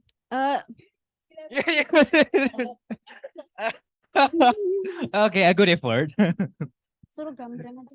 Hah? Gambaran yang keluar Apa? apa? So, how do we deal with this? Yeah. Okay. Oh yeah. Do you guys want to also do? You guys want to volunteer out? Okay, all of the group is out. Ya udah keluar aja berarti kalah. Oh. Harusnya sampai ketul gitu loh. Okay. Sampai habis. Ya. Oh. Berapa menit kita udah? Oh, 2 menit berarti. Okay. Oh, 2 menit. Ya udah berarti lagi kan. Okay, for the rest still remain here. We will continue until the smallest group. Yeah. Okay. Okay guys, we start again for the games. Please make the circle again. Okay, it's already they already separated though. Okay. Okay. Sinking. The boat is sinking. Okay guys. Okay guys, we're gonna start again. Boat is sinking. Group yourself into 7. 7. 1, 2, 3, 4, 5. Okay. 1, 2, 3, 4, 5, 6, 7, 8. It's 8. It's 8. It's 8. One out. 1, 2, 3, 4, 5, 6, 7. 1 out. Okay. Okay. We continue like right away. Group the boat is sinking. Group yourself into 4. 4. You can make up like this. For the mixture. Oh, it's 5. It's 5. Yeah. Okay. 4. Okay. It's 5. It's 5. 5. You can out 1. Or all of you. Semuanya. Okay. Okay. Okay. We continue then. We continue until the time. Until how many winner? Oh my god. Okay. Next one. The boat is sinking. Group yourself to 5. 5. Make the harder. 5. 5 5. people. 5. Oh, are you? It's 5. Oh, they all got groups. Okay, it's good. Okay. Okay. Wait. Okay. Sip. Terus lagi kan? Real. The boat is sinking. Group yourself into 10. 10. Oh, 10 bisa ya? Because it's 5. Please don't the cheating number. Cheating rem. Okay. Ini 10. I think it's like. Ini gimana udah? Okay. We got an idea. Okay. After this. Okay. You guys should separate, guys. Do not grouping like this, guys. Separate here. Ini udah. Yeah. Yeah. Okay. Oh, time's up. Oh, time's up. Okay, so I think that's all for the Ice breaking. Thanks. Okay, so I will give it back to Mr. Agung. Oke. Oke, thank you. Ini tadi juga kersek. Oh, soalnya aku kecilin tadi. Tes. Udah kan Mas? Taruh di depan sini boleh. Oke. Okay, thank you very much, Terima kasih, Raihan and also Ardelia. So before we continue our class today, so I want to you all stand up, please. And then you will move into the first row of this table. Please, those of you who sit in the second table, so you can fill the first row in this table. Please move. Okay.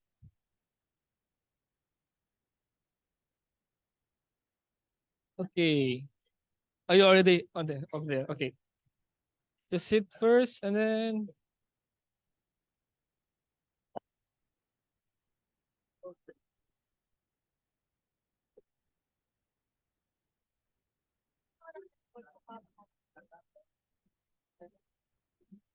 Okay. One chair here. Okay. But don't be set in the back over there. So we'll stand up again, please.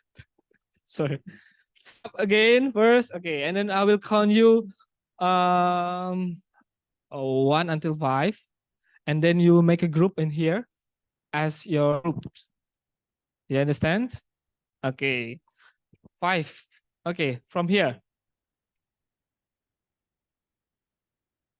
3, 4.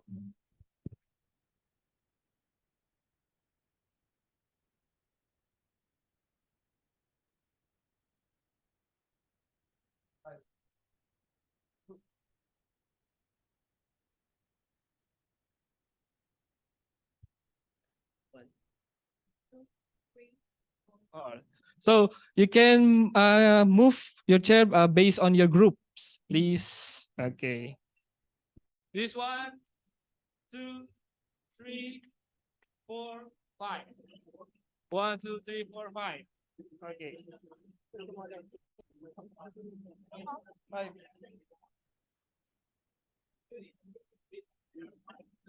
Yep. Find your groups, please. Okay.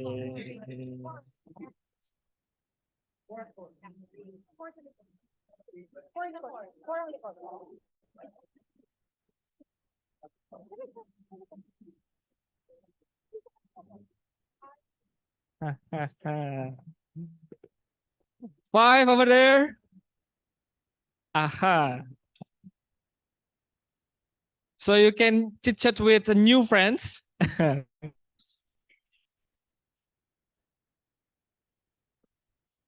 You make a center around there. This is 3, 4, 5.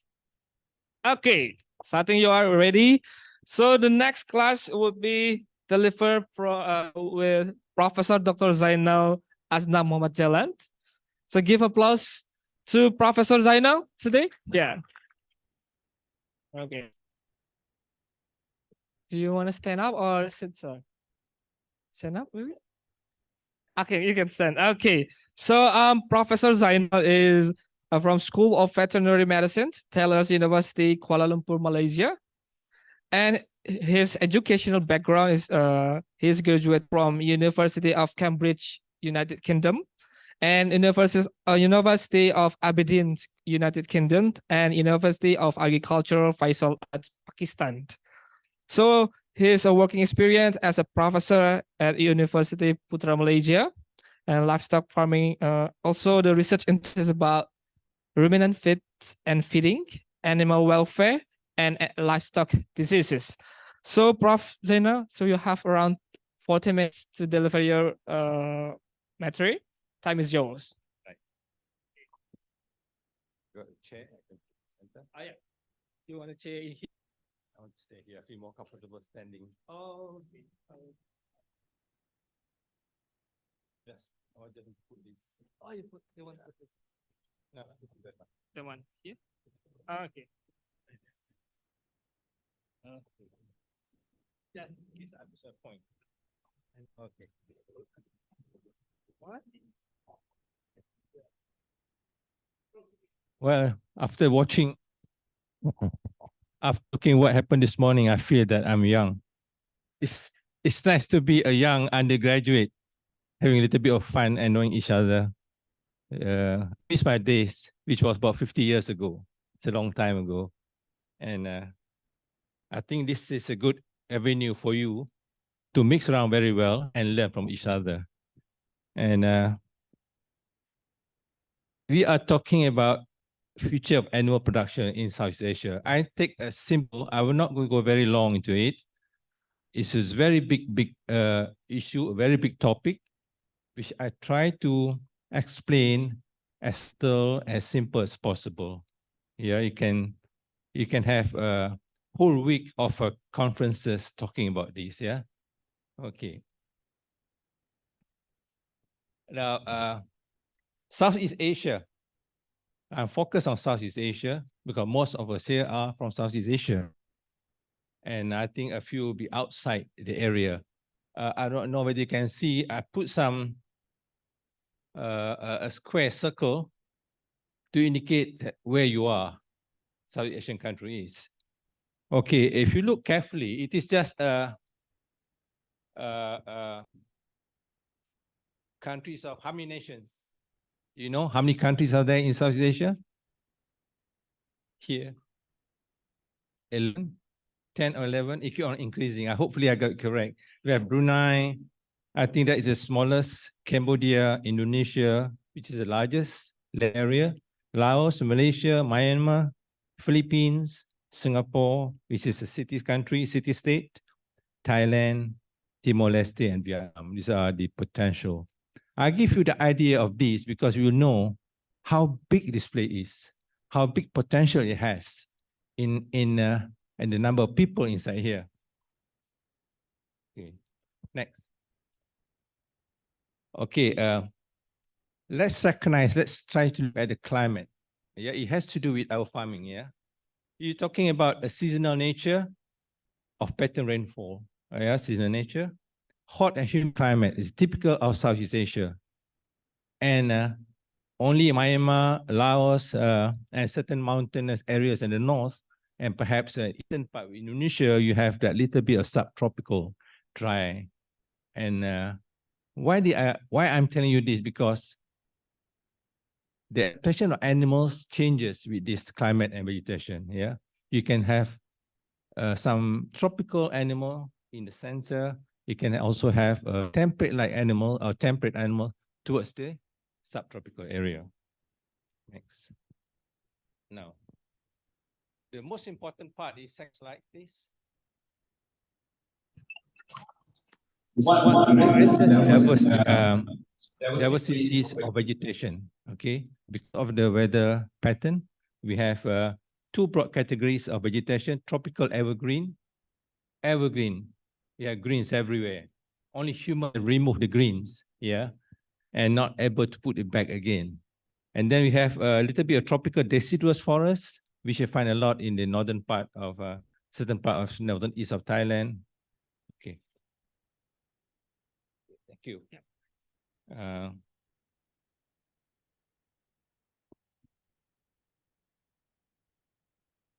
How do you move this? Okay, all right, okay, right. Okay, next slide, sir. Okay, the climate and the vegetation has a strong influence on the vegetation, on the impact on animal, either directly or indirectly. Yeah, like the climate and vegetation has impact on us too. But we are talking about agriculture. Climate and vegetation has strong influence on agriculture, and in particular, animal farming. The smallholders, they don't grow things, depend on nature.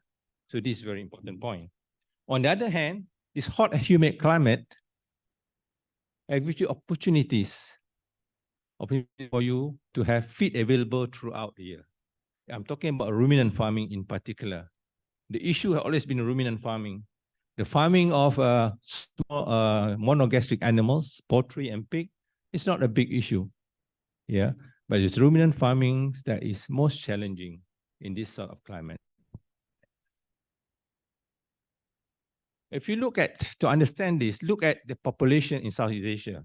Do you ever realize that we have a growth rate of 0.85% per year? Between 2015 to 2035, we have a change of a very big change. We are adding 53 million people in 20 years. That's a big number. Yeah.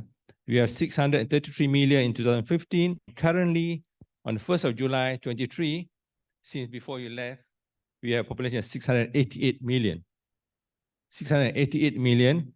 You expect them to grow to 741 million by 2035. So in 10 years' time. And that's a big jump. So we are, Southeast Asia, the population is about 8% of the world population. And we have a median age of 30 years, which means that we are a young nation. For young people, I look here, everybody is young here, except me. Yeah. So I'm the grandfather in the room. Everybody is young here. So I think you look at, compare with EU, European country, 44 years, a lot of old people there. And US, 39 years, UK, 40 years, and Japan, 40 years. There are a lot of old people than younger people. It has implication on food demand. The type of food, the quality of food, it changes, yeah, with this sort of. So this is a little information, but very important about the impact on the agriculture system. The other point is urban population. In general, 50% of people live in the cities. Urbanization is the simplest way to say that city areas. Yeah, not many people live in the rural areas anymore. Indonesia, 57% live in the city. Malaysia, 77%. Thailand, 46% in general.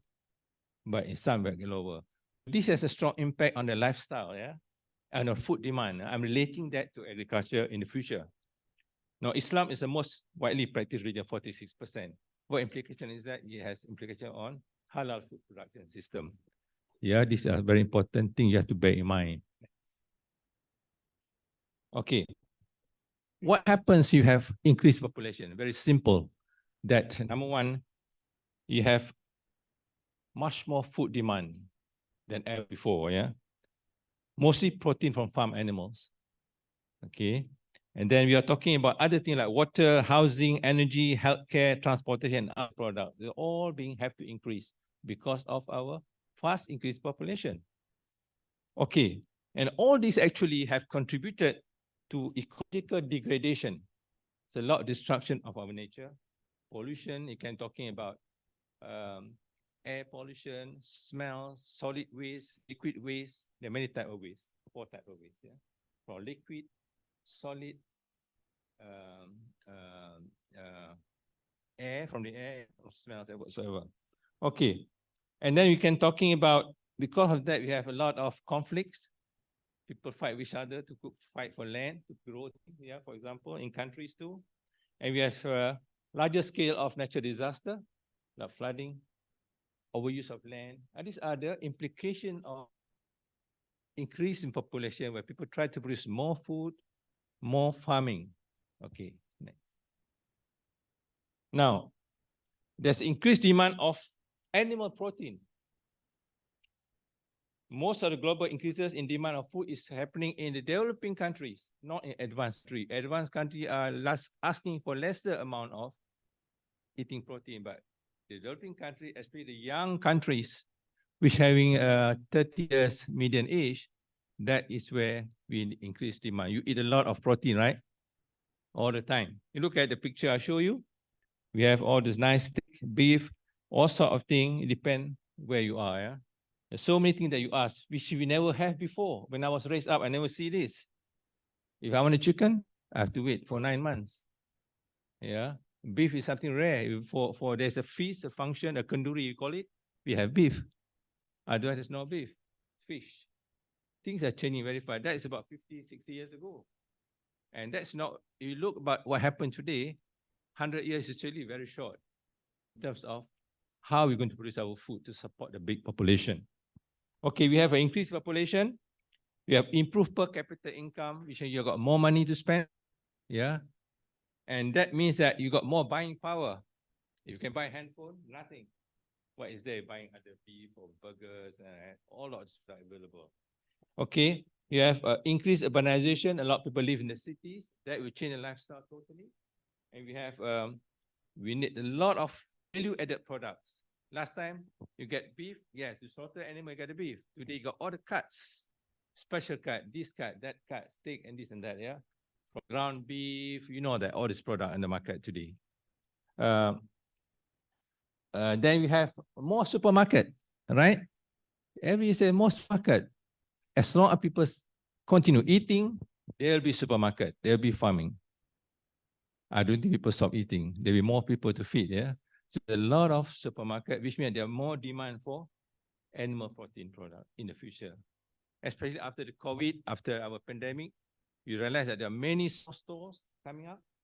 They came out until today because people try to get food as quickly as possible, not going to the big places. This have an impact on the food production system. Yeah, more shop, more people want more food to be stored. And this is strong impact on the our farming system. So which means that the demand for animal protein is projected to grow very, very far, very, very high by 2030 and above. Now you look at the livestock, the original way, the traditional livestock farming system, whereby very widely practiced. Even today, the smallholder system has been practiced until today. And mixed farming type, you have crop, you have animals. That's all we need. And the main species are cattle, quite common. You have Bos indicus, you know Bos indicus, right? Bos indicus crossed with Taurus. It's quite common today, buying better genetics. You have buffalo, swamp type. Of course, in certain countries, I'm talking about Southeast Asia, swamp type is more important than the Mora type. You have goat, sheep, pig, poultry. Poultry, talking about broilers and layers. Now, pigs and poultry, which I did not touch very much here because they are well established. They are farmed intensively with a lot of technology. They have no problem except for cost of feed and marketing. They do have challenges in production as much as we do have for ruminant farming, yeah? Okay, ruminant farming show more complex, more procedures, more steps, yeah? More challenges, yeah? More costly in operation, in the farming itself. And in terms of annual productivity, how much they can produce, how they can grow, how much they can multiply, the growth rate, all these, how many calves they can produce, how many sheep, how many kids, how many lamb they can per year. That's very important.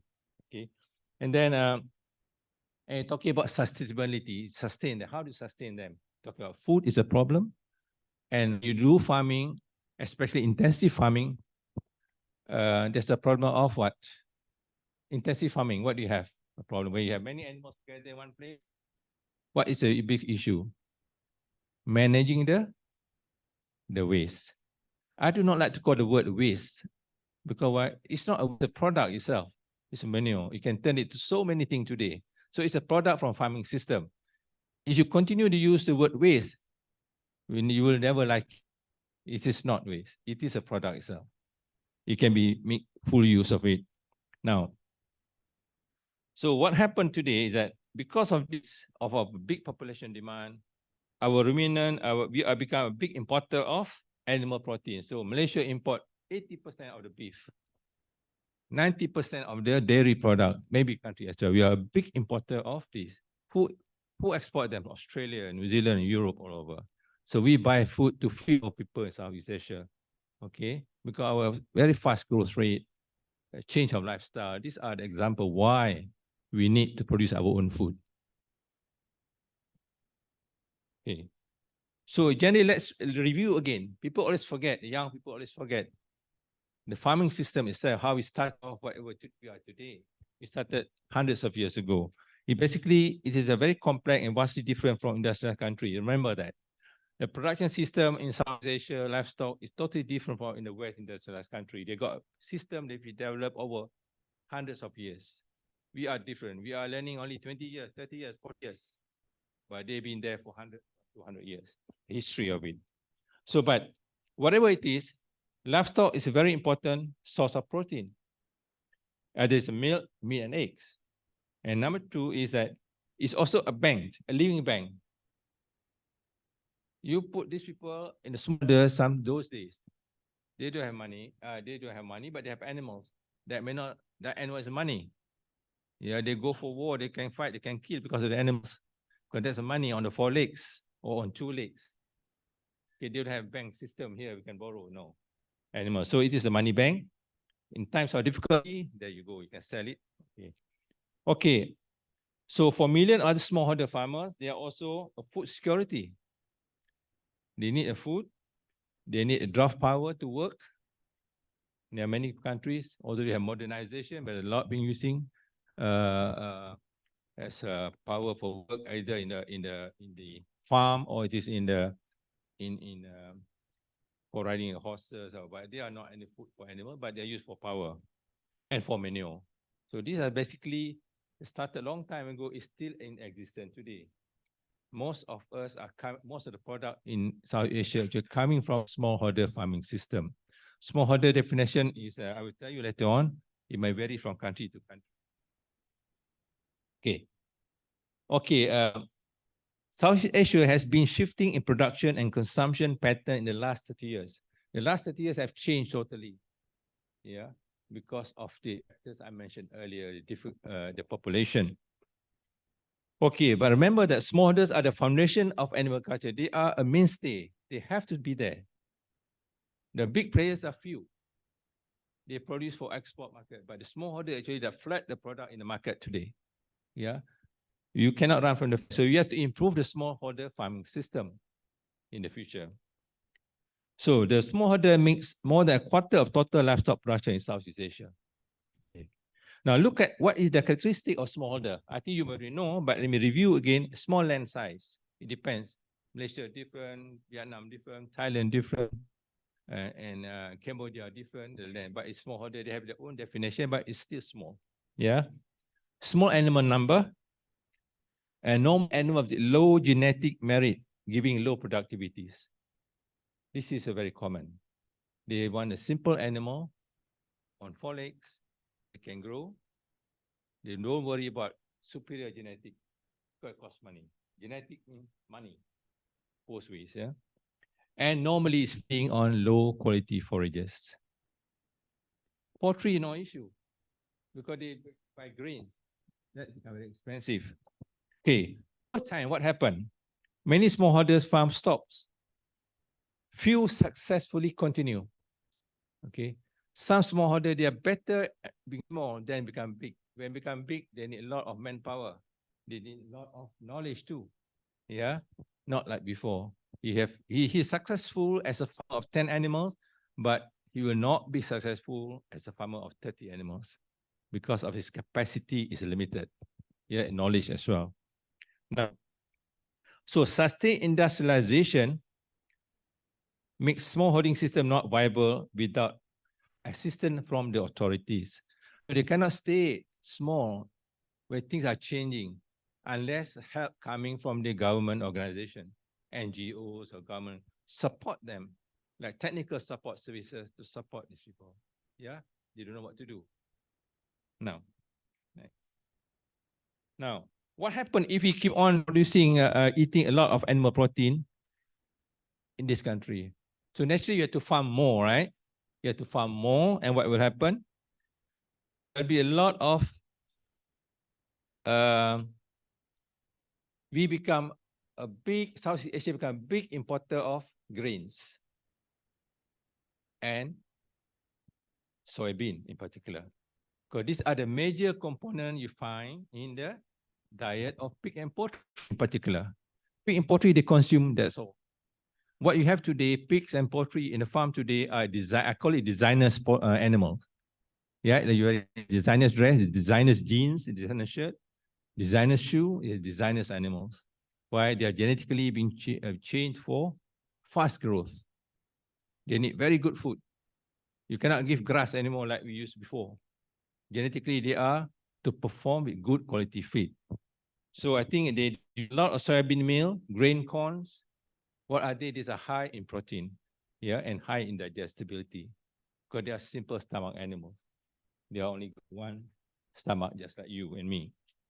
And we have alternative feed using, because it's very expensive, they are trying to bring in what we call distillers, right? You know, this factory that make alcohol, the industry, they get the distillers grain that being used is animal feed. So they are using many ways to get the feed cheaper, but still, when they design, I call it they design the poultry and pig, they are meant to eat high quality feed. Otherwise, you will not be able to express its genetic potential. You know, the animal is there. You say it's good genetics. Yes, it can grow fast, it can multiply fast. But the genetic effect is only 30%. The 70% with the effect of the environment, which includes feeding. Remember that. If you buy a very good superior animal, you don't feed them well, they will not perform well. As simple as that. Now, how do you meet and sustain the demand of animal protein? By increasing farming capacity, you have to increase your farming capacity. That's only you can do. How do you do it? You enhance the animal population. Maybe some people do not agree, but you need that. You have to enhance the population, get more. You get more breeder farm, breed more animals. Yeah. And then you get more operation to farm, to finish it up, to fatten them and get the meat.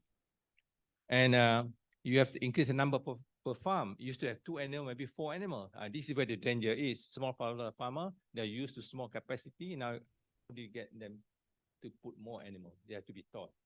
But these are the possible ways. You have to get good animal genetics. You want animals that can grow fast, can multiply, can grow, can produce more milk, produce more eggs. This is what's happening among designers. The geneticists are using this. They design the animals for human food. Okay. We have animals that can reproduce, can grow well, can live long, longevity. You keep them, if you keep them well, you can live for 8 years, 10 years. If you don't keep them well, 5 years, retire. Animal cannot multiply anymore. The eggs get lesser, the milk get lesser. So now you could buy a new one. If you do not know how to take care, like you take care of your car, if you take care of them very well, it lasts long. It's simple as that. Now, then you need a lot of knowledge and technical support. Improving field support services. This is a government organization. You yourself, you are going to be working with a government agency, in a private agency, whatever, probably many in the government agency. You are to go to the field to teach the farmer what to do. Okay, I still do. I still go down to the field. I'm not shy because that's what my training is all about. Because basically I'm a veterinarian. My first training, I'm happy to be with animal. I've chosen that profession. Like you have chosen to be an animal science. Of course, some of you will do something else, but then many of you will have to do this. But the training you get from year 1, year 2, year 3, year 4 will make you like, of course, will make you like to be involved in the field. I'm sure it will do. Yeah. Now, you have to enhance your farming management. That's where the knowledge is. We have to get more modern farmers, young people. Like not necessarily you work for the government, for the whoever you are, but you might work for yourself. So many European countries, the successful farming country, the farmers are well educated, and this is where they can use technology. They understand better. They can produce better. So you have you enhance your farming management, practice good animal husbandry practices, avoid environment degradation. We have provide good welfare. People said, why provide good welfare for animals? Wow. If you're for a Muslim, well stated in the Quran that many places we mentioned, I do talk a lot about the welfare and in Islamic perspective. They are responsible for keeping of the animal because they are just makhluk. They are just human being. You are human being. They are also animal being. It's created for all of you, so you have to take care. Now, when you take good care, you get better productivity of the animals. Yeah, you don't want to be cruel, to be fine, because they are all being created for us. We are all being created by one person. Okay, you intensify your farm biosecurity. If you have to do it, because diseases are everywhere. The animals looks good genetically, but they are economically, they are good. They are called economic traits, characteristic of economy, like fast growth, high yield. These are what we call economic traits. give you more product. But many geneticists, they don't realize some animals are not strong against diseases. Because when you created an animal, they are not good in everything. You put a high milk yield, you got a problem with the legs. Okay. You got a fast growth rate, you have problems with deformities of other parts of the body. Yeah. They are not as strong as before. Not compared to our indigenous animals, which can survive in many environments. Okay. And then we have things like using automation technologies to get more efficient. Good for monitoring, for accuracy and of operation. I mean, many of us, when you do farm, you don't have record keeping, things like that. You don't know. You find it difficult. How do I detect stress, for example? Today, technology is so advanced. You got a lot of I call this you put all sensors around the animal's body, you know. When they pass by, you know what number, what body weight, how much they eat. They're so advanced. The most do you know what is voluntary milking system is? Anybody knows? The robotic system of dairy farming, where there's nobody in the room except the cows and the feed, and the owner could be the housewife or the farmer. The husband is involved in marketing. The housewife takes care of all the operation using a handphone. You can go to the supermarket and see something wrong with the farm, you can come back, you know. Animals are all on their own. They get themselves milked by themselves. They know when to be milked out, not 2 times a day. They know. And they feel like to be milked, they go to the station. It's all open automatically for them. This was designed 30 years ago, now becoming a common feature in many European countries where you don't depend any labor. Yeah. So these are examples of accuracy, efficiencies, and in monitoring. Now, look at poultry production in South Asia. I think we're going to have a talk tomorrow, I think, or tonight or so, about poultry by a speaker, my colleague. Okay, but we know what I'm going to tell you is that there's a lot major changes in poultry production. Major changes. We have compared to before, like today, when I was young, my broiler, ayam daging, the chicken that you eat, I might wait 9 months, 6 months. Today is how many days? The chicken that you eat yesterday or this morning, what do you think the age of the animal for slaughter? Any idea? How many days? You're talking about 35 days, 30 days? It get lesser and lesser. Yeah? It's even 28 days, 30 days, so short.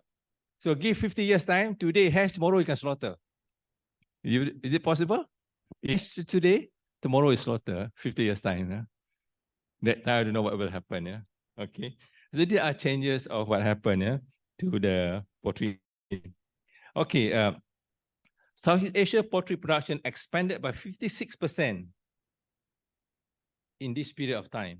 It's a big change, 56% change, because of the demand for the poultry product. Everybody like poultry, or they call it ayam, yeah, chicken. Yeah. So automation in farming is widely used in the poultry farming.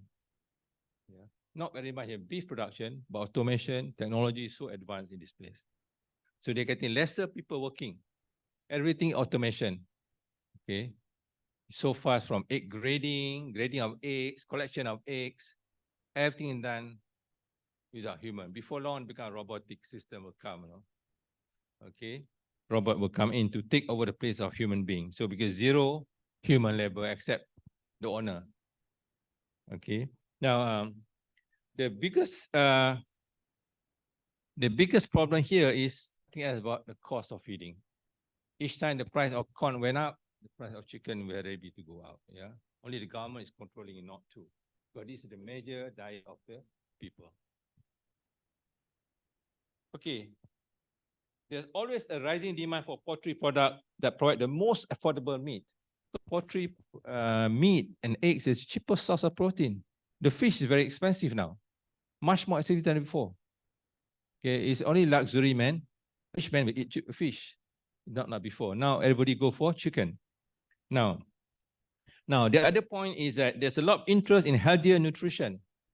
People like young people, they read more. They're looking for healthier nutrition. Their consumer preferences, what consumer wants. for fast cooking. Today's housewives spend lesser time in the kitchen. There was a study done 20, 30 years ago, I think. The housewives 20, 30 years ago spent maybe 2-3 hours in the kitchen. Today, they spend only 45 minutes. So what about, you cannot have the chicken that is so hard, you have to cut. You have to boil 1 hour to get it soft. So you're talking about a product that is fast for fast cooking, packed chicken, and go into cuts. They don't have the whole chicken anymore. When I was young, nobody cut chicken. I said, you cut yourself. Today, everything cut for you. The housewife just sit down there, just choose. Cut 8, cut 12, cut 10, that's it, and go home. So you have to be clean, everything. So things are changing. This is the customers have got a lot of impact on you, on the farming system. Do you know that? It's the customers, yeah, that tells you what you should do. Okay, then you have all sorts of products. You have that one on the top there, and the nugget, and the burgers. These are the common, which the young, medium-aged people will like to eat, right? 30 years old and less. Okay, next. Okay, what about beef? Beef demand grows steadily, okay, in recent years due to population increase and economic development. And people eat more beef here than other places in terms of the amount accepted. Before, some people only eat beef once in a year on events like celebration, religious celebration, cultural celebration. Today they eat beef day and night. You can, it's available freely. Okay. In 2019, Indonesia, Myanmar, Vietnam, and Philippines produced 80% of the total beef production in Southeast Asia. Okay, they have a lot of animals. Even Malaysia import from Thailand, live animal from Thailand, and Thailand state we bring in from Myanmar, and they export. A lot of trading of livestock happening within Southeast Asian country. Now, Thailand produces lesser, but Malaysia, Cambodia, Laos, Brunei have small or no beef. Okay.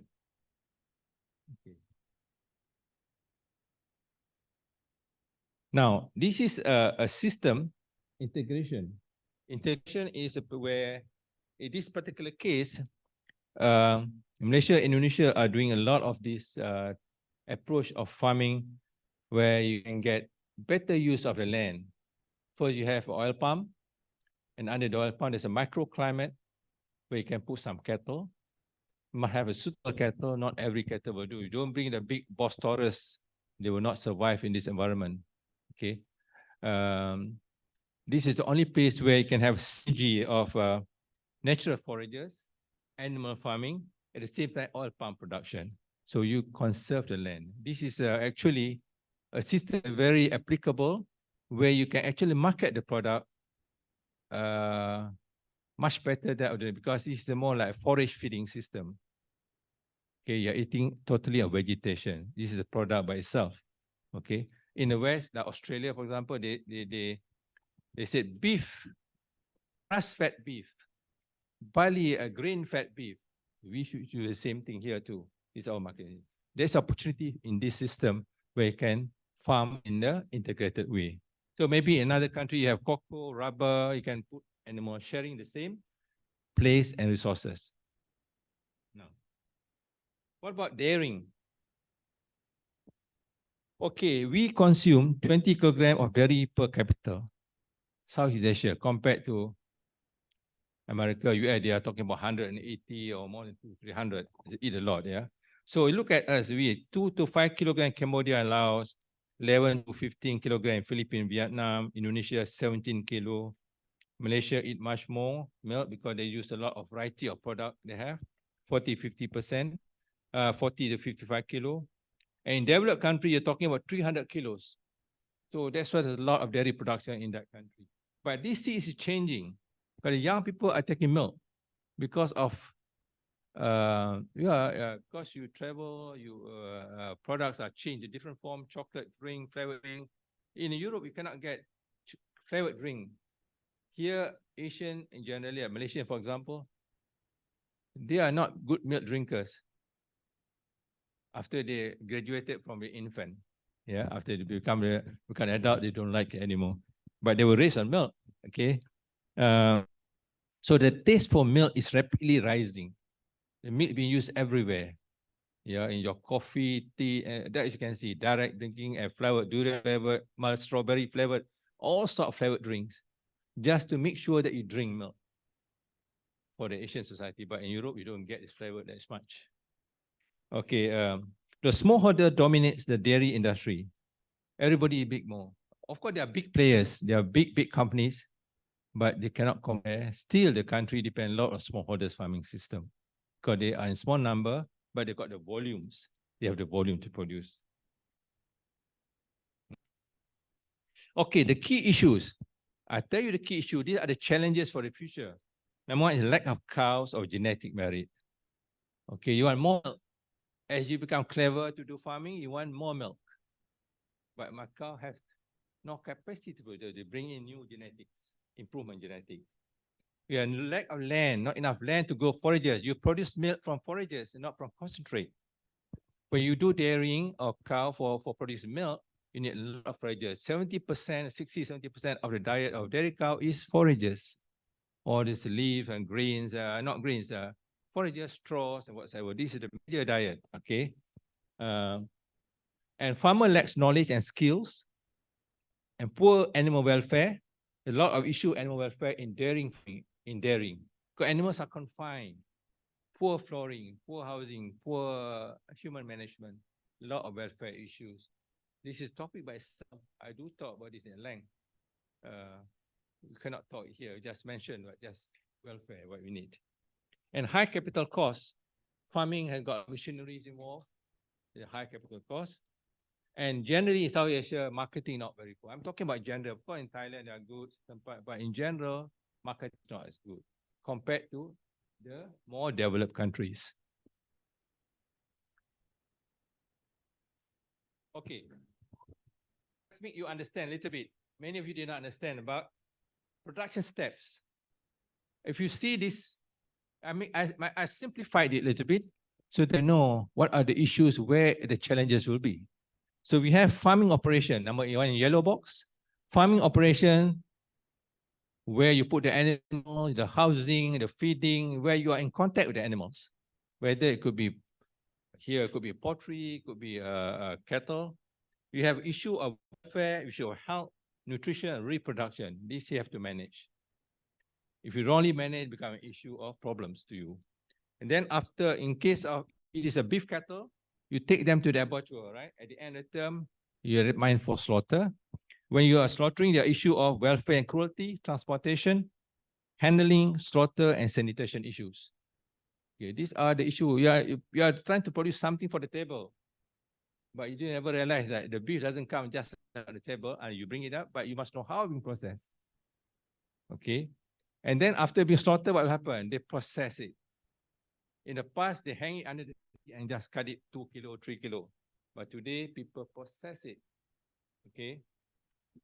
There is the issue of sanitation and hygiene. Every point at the processing point, production point, there are issues or challenges to be made. And then we have packaging. This is a correct system will be in the future. We're talking about packaging and storing. How do you pack them? Is it accordingly halal way? There are many ways. Depends what the system is. Then market distribution. Then you're talking about product safety, traceability, and quality. Whether traceability is a problem, are you able to trace it? Today, if you have a problem, if I fall sick or the whole town falls sick eating beef, do you able to trace where it comes from? The future tells you that you have to trace. So there are technology, there are ways you have to put so that you're able to trace what have been happening to this beef. From where it goes, to which farm, to which owner, which particular farm, to which slaughterhouse. It's all traceable. This being done in other countries. That will come to you. Because what difference between people in advanced countries and you? You're also a human being, right? So we should be having the same way. Now, retailing. So this is basically a product that reaches you from the farm to the table. Okay, there are 6 major steps. Every step has its own requirement. Problems can occur at any step without proper standard operating procedure, SOP. Okay, that interfere with the efficiency of production process and product quality. So there are steps very specialized step, very special technology involved in production of beef in the future. In fact, future for us, in fact, we have been doing some, but generally we don't. Okay. Now, you look at the consumers. This is a very important point. Not just to the farming what the consumer wants. You just don't farm without knowing what the consumer like. Okay. What the ultimate objective of livestock production? The main objective, final objective is to make sure that the consumer get what they want. Am I right? You don't produce anything the customer do not want. Nobody will buy it. You're talking about now, even the future, and now itself. Okay. But the problem is that consumer always change their mind. All right. The consumer always change their mind. Consumer say, I want this, but after tomorrow say, I don't want that. Like you have your clothes, you decide to change. I don't like this more, I only decide. You've got a problem. How do you do it? So look at this picture, for example. In certain countries, I know in India, they like white shell eggs, right? But in Malaysia and many parts of Asia, they like brown shell eggs. Is there any difference? Any difference or not? With the color inside difference? No difference, isn't it? But it's just a consumer preferences. I don't know why I was trying to convince people, but they like this color. Brown and white, they're totally different things. So people want to shop in style with handphone in the hand, and push things, things drops, things are changing. And if this is the way they do things, how will you operate? How will you farm? It's a very, very important point. That's what we are trying to say. You are actually farming, producing food to what the consumer wants. And the problem is that the consumer always change their mind. Okay, the market change their mind. Okay. Of course, the major point here is that there is a strong changing demand for cheap, leaner meat. Cheap. They want something cheap. Production is not always cheap, yeah, they don't believe. But things are changing. They want leaner meat, less fat, for example. They want safe, residue-free, example, antibiotic. You want humane farming techniques. That's why I was mentioning that welfare is very, very important. Because people like you, today, everybody carry video camera. Everybody is a cameraman. Even a grandmother, grandfather, also a cameraman. They got a handphone, right? Everybody very clever taking camera, photos. Not only that, video, and then mix it out, and then the grandchildren change it up, suddenly everybody become a producer of a video or movie, right? So be careful. They go to the farm, they can take this, and they go into the media, and they learn from each other. Media play a very important role in the acceptance of the farmer. So you have to be careful that when you farm, teach the correct values. Okay, because number one, people are not concerned. Am I eating something that is being from an animal that is being tortured to them, but humanly being raised for your food? These questions start to come. Do you have a course in animal welfare and behavior in your program? Do you have? You have? If there is an elective course, it'd be nicer then. I do teach that, in welfare. As an animal science graduate, you must understand animal behavior and welfare, right? You must understand animal behavior. At least when you understand the behavior, you will understand how to handle the animal. Because they have emotion too. Okay? They have emotion too.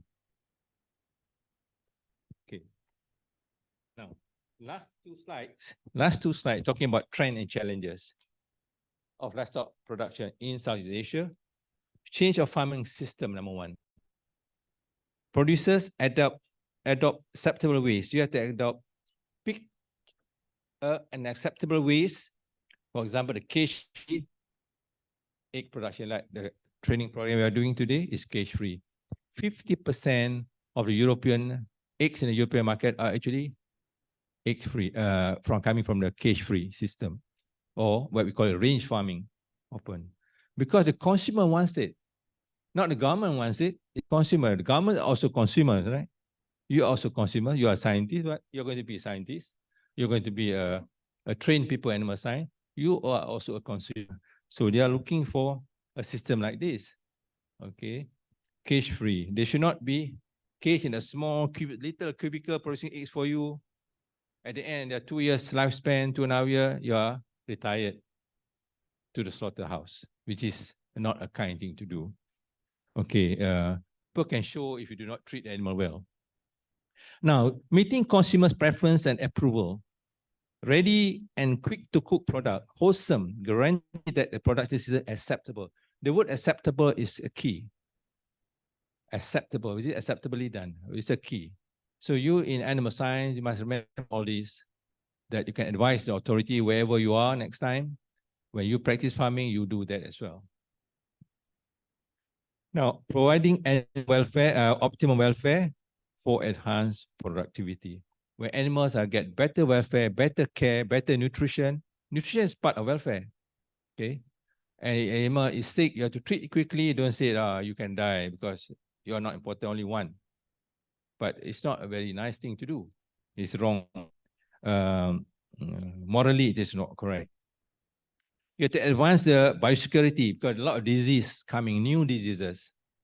Last time I talked about, we all know about Newcastle disease. You will know later on, you will learn Newcastle disease that happen in poultry. You vaccinate. Today, I'm talking about avian influenza. There are many, many more emerging disease. Totally new disease to all countries, but sometimes a new disease in that country. And they're also re-emerging. They've been dead, then suddenly they come back again. Okay. In the past, we have that disease, the chicken died, and then we remove the disease. Then now, after 40 years, we are breeding new animals with strong productive trait, but weaker in the immune system. They come back again, right? This is what's happening in our livestock industry. Now, in a pig, you're talking about African swine fever, which never happened. Now, the whole world is scared of African swine fever. We thought that I thought the disease is forgotten. And I know this question will come back. And if you're a veterinary student, this will be a popular question in the exam because it's a current thing. Okay. Okay, limitation of land due to urbanization and other cash crop production. We have problems in farming. So people talk about it. How do you do it? So you're talking about efficient, how efficient you become. Lesser piece of land, but very good productivity, for example. Now, management environment, these are talking point, the challenges for you. A key to a profitable and sustainable product system. If you do not manage the environment, whatever you have in the farm, you have problems. Pressure from the authorities and your own responsibility. Your neighborhood will be happy with you. Okay, especially in intensive farming system. Now, you're talking about technologies in farming operations. New technologies being adopted for efficiency, safety, precision, and labor independence. We want that. These are the new things. And we are talking about high grain cost is always a challenge for you. How do you overcome it? Maybe you try to use locally available resources, grow your own feed, grain. People, in fact, the whole South Asia now, their focus is on production, on corn production, because that's a major component in the diet of the poultry and pig, especially in poultry. So a lot of South Asia talking about producing it. Malaysia, Thailand, Indonesia, everywhere. Now, in the halal market, capital investment, high cost of farming, and people reduce interest. People do not like to get involved. People are, this is too much money for me. Technology is changing. A lot of authority putting pressure on you on welfare issue, on integration issue, but they are not doing it. So they decided to stop. Nobody wants to invest anymore. This is a challenge. How to make people come back and invest? Yeah. And the last point is the halal market. Do you ever realize that halal market is one of the biggest opportunity you ever have in the world? The halal market in the food production. So South Asia got, for example, not South Asia alone, you're talking about exporting. So if you think about that, then you have to farm in the correct way from the very beginning. Okay. Halfway try to change, be difficult, but from the very beginning, you already set your point. What are the important points in starting opening a farm? Follow the correct procedures. Okay. Now, so I sum up by saying that sustainable livestock farming is largely challenged by rising feed costs, availability of skilled workers at the moment, but in the past, in the future, may not be that way. Climate change, threats of emerging diseases. Livestock farming will see wider use of automation and technologies. There's a lot of automation being used. Dairy farming, poultry farming in particular. Okay, to that become more efficient, you depend lesser on human. Human tend to be inefficient, careless. Okay, the trust is not there. So you're talking about precision. You're talking about precision farming, more precise. It is a cost saving. You get what you want. Okay, smallholders. What about the smallholders? Smallholders are still relevant in food production, but will gradually lose out because of the changing pattern. Okay, now unless we change the way the smallholders produce, this will happen in the Southeast Asian region. Okay, I think that's all I got to pass the message to you, but give you some fair ideas.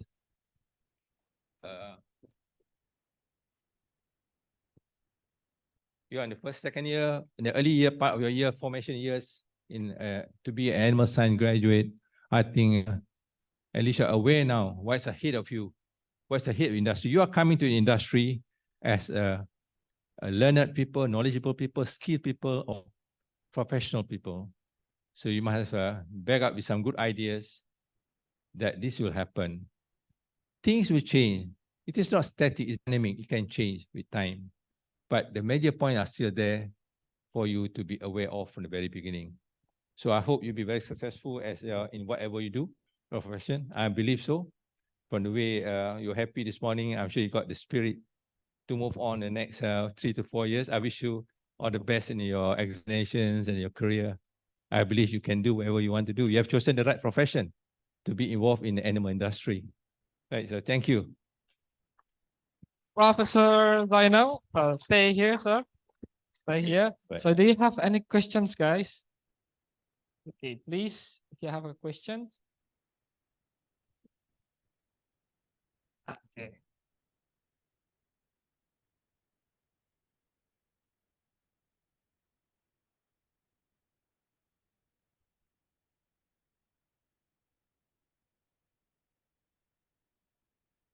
Okay.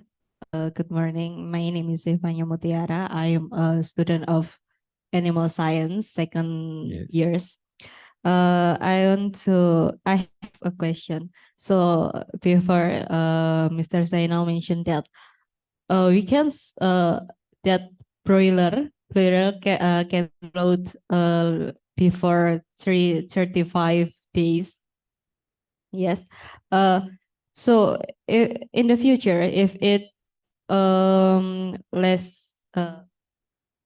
like more younger, if the broiler slowed more younger, is it can is it can be a problem for human health, like more younger, is it more younger to consume, is it yes, there is a problem for human health or not?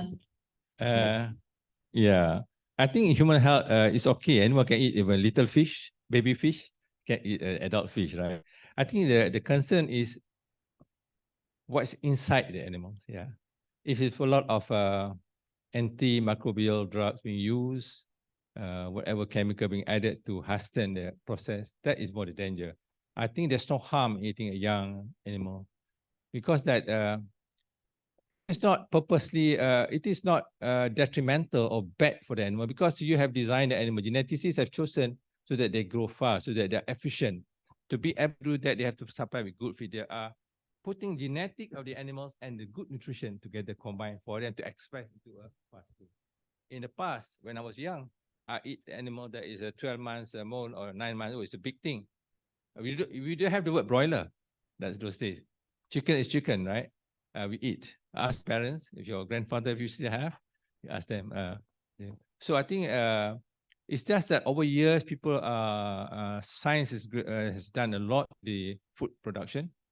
They are able to choose which genetic is good enough to grow fast, right? They grow fast and faster. Faster means lesser time to take care of the animals.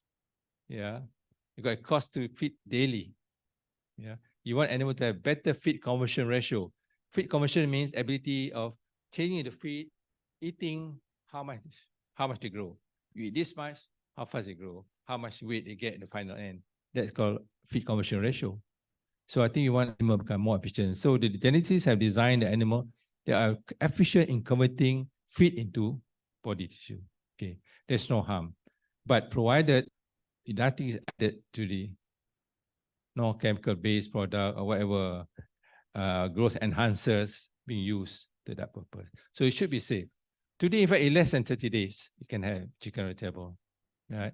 So because our cooking is different from European cooking, our genetic of poultry came a lot from the West of the. So our cooking, like Malaysian cooking, we even the bone got soft, you know. Yeah, we eat so long. But today, as you say, the lifestyle has changed. People have very short time in the kitchen. Everything gets bigger very fast. 4 minutes beef, like the beef I showed you a picture. 4 to 5 minutes, 6 minutes, they're on the table for you to eat, right? Not like before, you have to boil, because we are not capable of designing good animal at that time. Today, people know genetic has changed. They understand the animal. So I think at the end of the day, the feeding is most important. No harm, you to eat. Okay, thank you. Close to Zevanya. Okay. One more questions, please. Okay.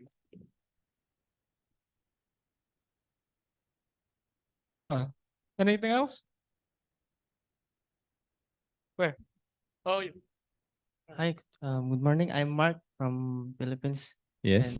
And on behalf of Swine Racer, I just want to clarify if housefly is a carrier of African swine fever into another. Is it true or not? Housefly?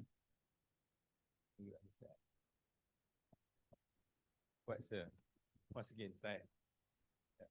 I didn't understand. What is it? What? Housefly, is it a carrier of? Oh, yeah. Oh, yeah. The question is housefly, is it a carrier of? I'm not sure about that. I had to find out from entomologists. But generally, should be okay. Nothing wrong with it. If it is there, but unless the housefly start eating somewhere else. But I know in the poultry production, there's a lot of, because the housefly breed a lot when there's fish meal. If you use a lot of fish meal in your diet of the poultry, even 2%, 3%, the smells attracts the flies. I should not, to me, I'm not really sure, but I didn't see any harm in that. I've seen houseflies everywhere. Yeah. Thank you.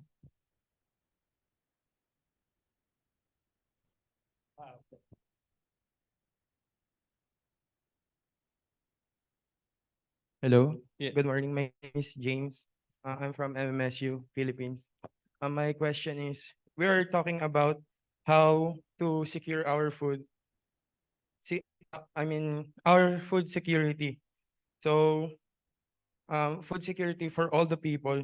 But can we guarantee that by producing mass animal produce, we can also secure the animal health or the welfare of the animal by producing a lot of meat animal products? Well, must, yeah. Yeah. Okay, that's better. Yeah. It's okay. Yeah, clearer. I'm going to repeat it. It's okay. A little bit. A question again? Yeah. Yeah. Can we ensure that by producing a lot of animal products, we can also guarantee that by doing that we can guarantee the health and the welfare of the animal? Yeah, it should be. I think when you are producing food for the animal, actually you should be able to. Because the animals are nothing wrong with them.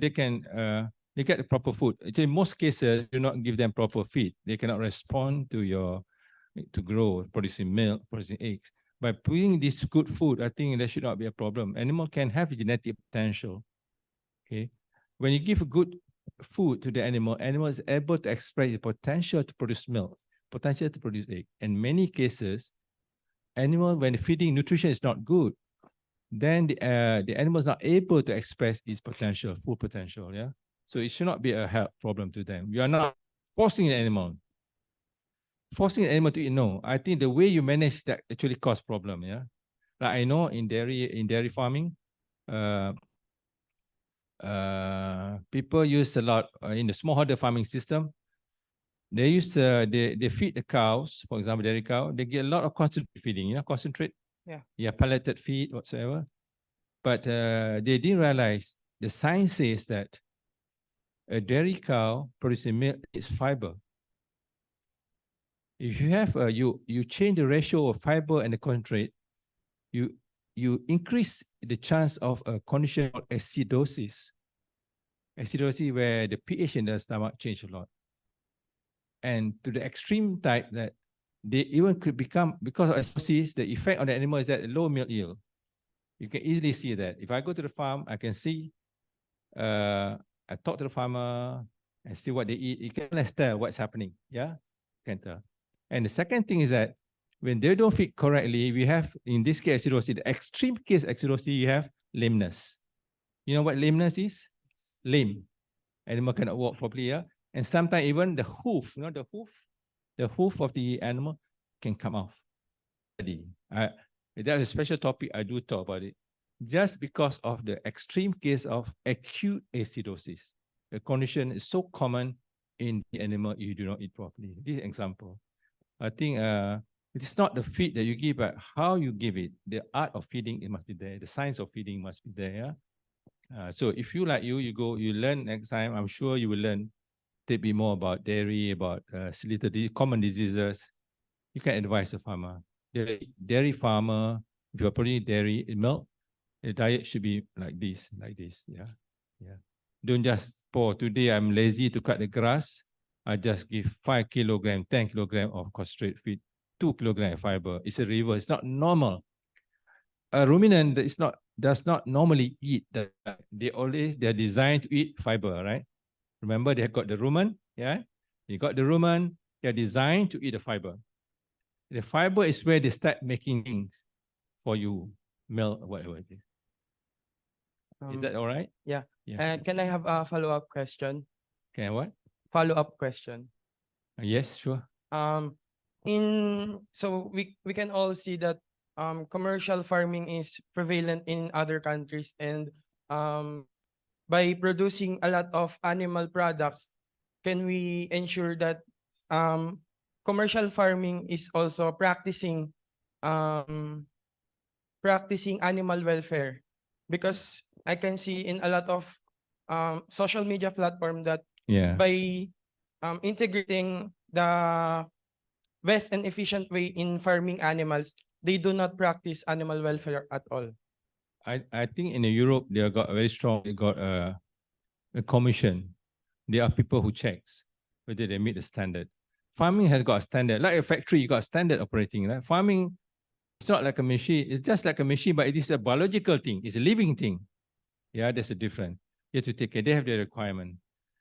People thought that, oh, putting good welfare costs money. Yes, it costs money. The farming cost must include the management. It's what the animal wants, you know. You cannot treat the animal cruelly. So I think in the commercial farming, normally the advanced country, they have procedures. They have procedures to follow. But if they break, if the smallholder are more concerned about smallholders also, because they are ignorant, meaning they are not knowledgeable about it, or is it rarely they do it on purpose? Or really, most of the time they are not. They don't know what they were doing, right?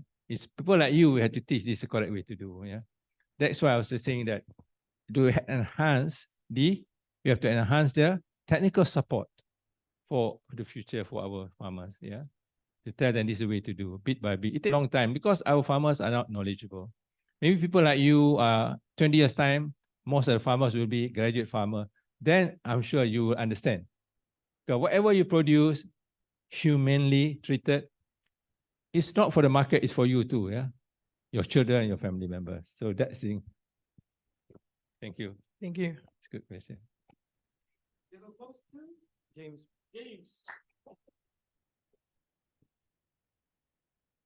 So before we close our sessions, Prof, so we have a souvenir and also certificate for you. So please, maybe help me.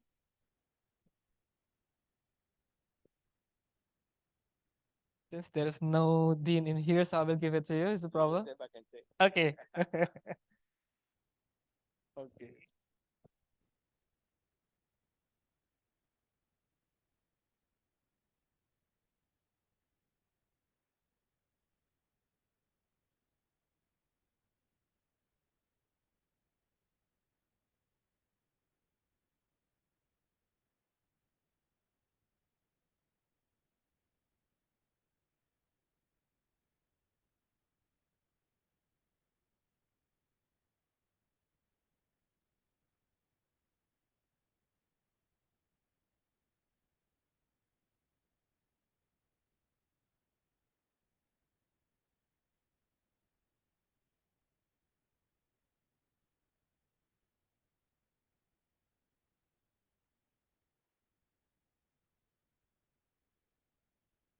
we have last class for today. So before we start, I want you guys to stand up again. Stand up again. But you don't have to move. Okay. So I just want to make your body move. And I have a little bit game. So if I mention a certain number, so the multiply of the number should be said boom. For example, if I say 3, 1, 2, boom. 4, 5, boom. 7, 8, boom. 10, 11, boom. Do you get it? It is right. So I will continue from this side and then move side and then move that side. Okay, make a circular. Can we start? Okay, do you want to make a practice or just direct? Practice first. Okay. Make a bomb for 5. 4. No. 6. 7.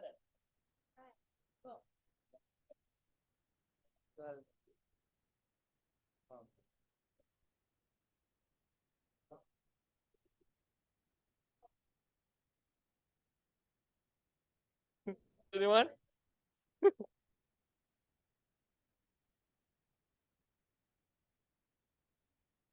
Okay. Oh, okay. Oh, you. Bomb.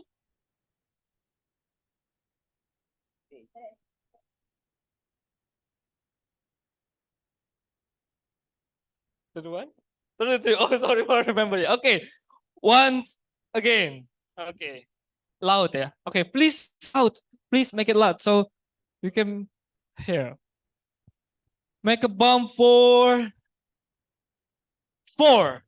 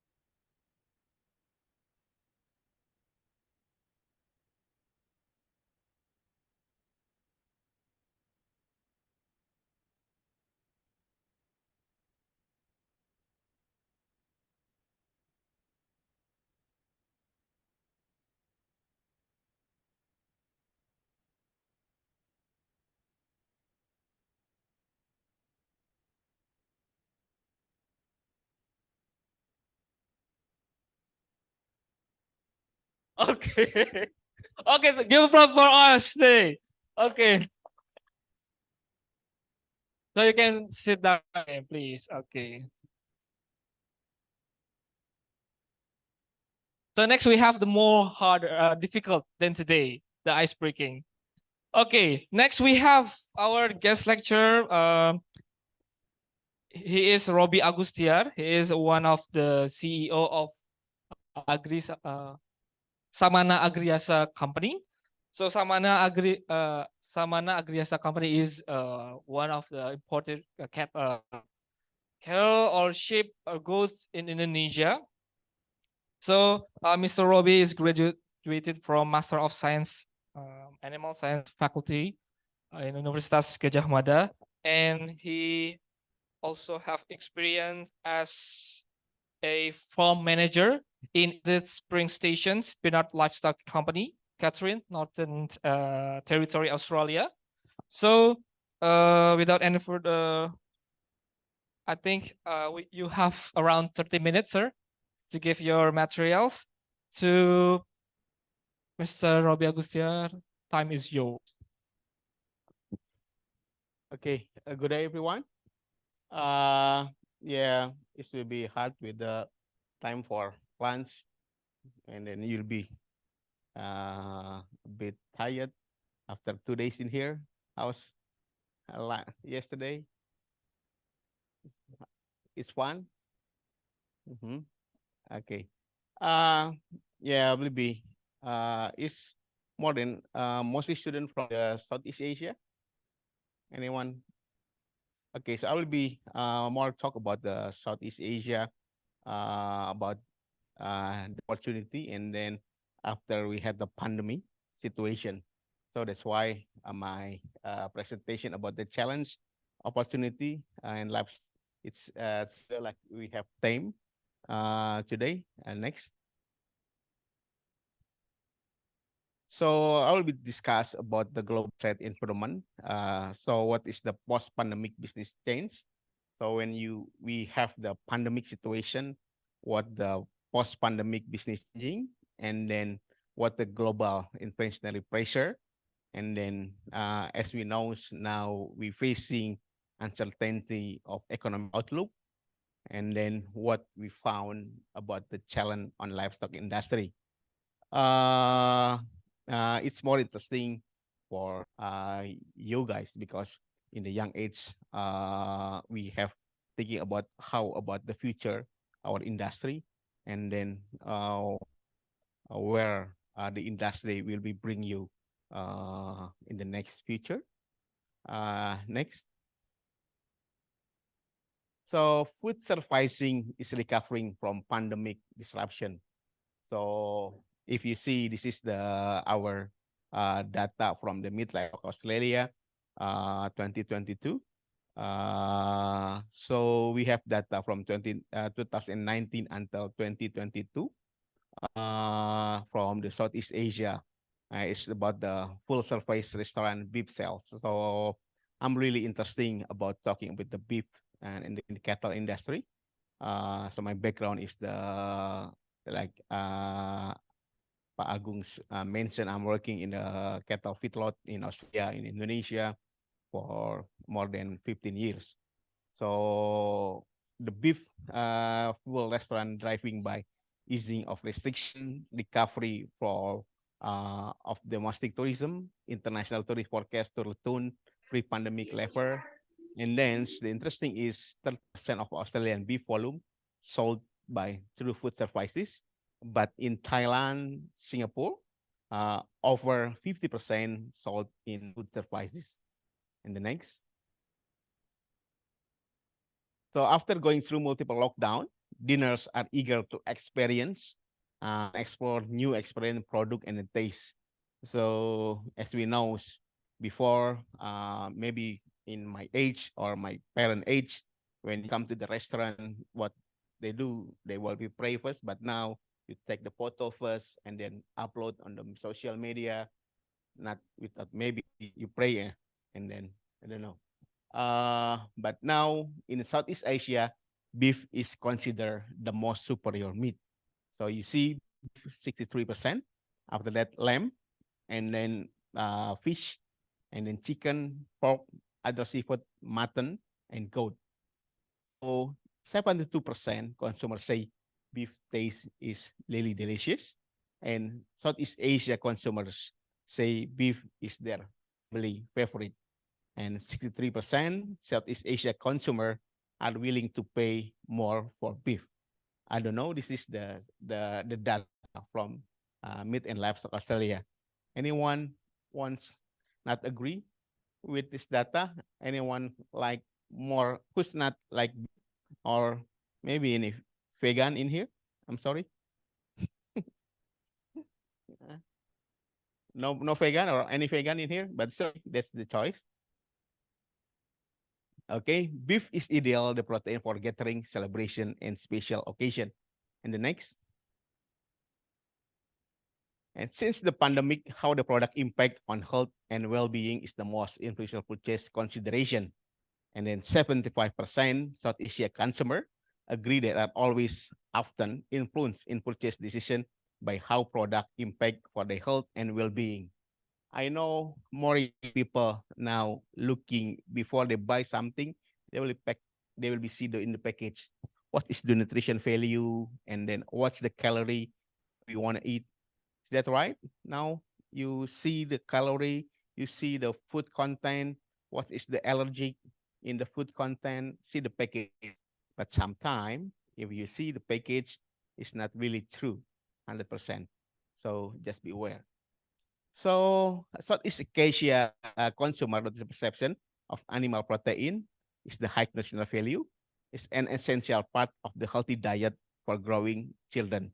So the first is the chicken, number 2 is the beef, and number 3 is pork, and number 4 is the lamb. And the next. So the consumer still cautious is their discretionary spending since the pandemic now facing potential added pressure from rising inflation.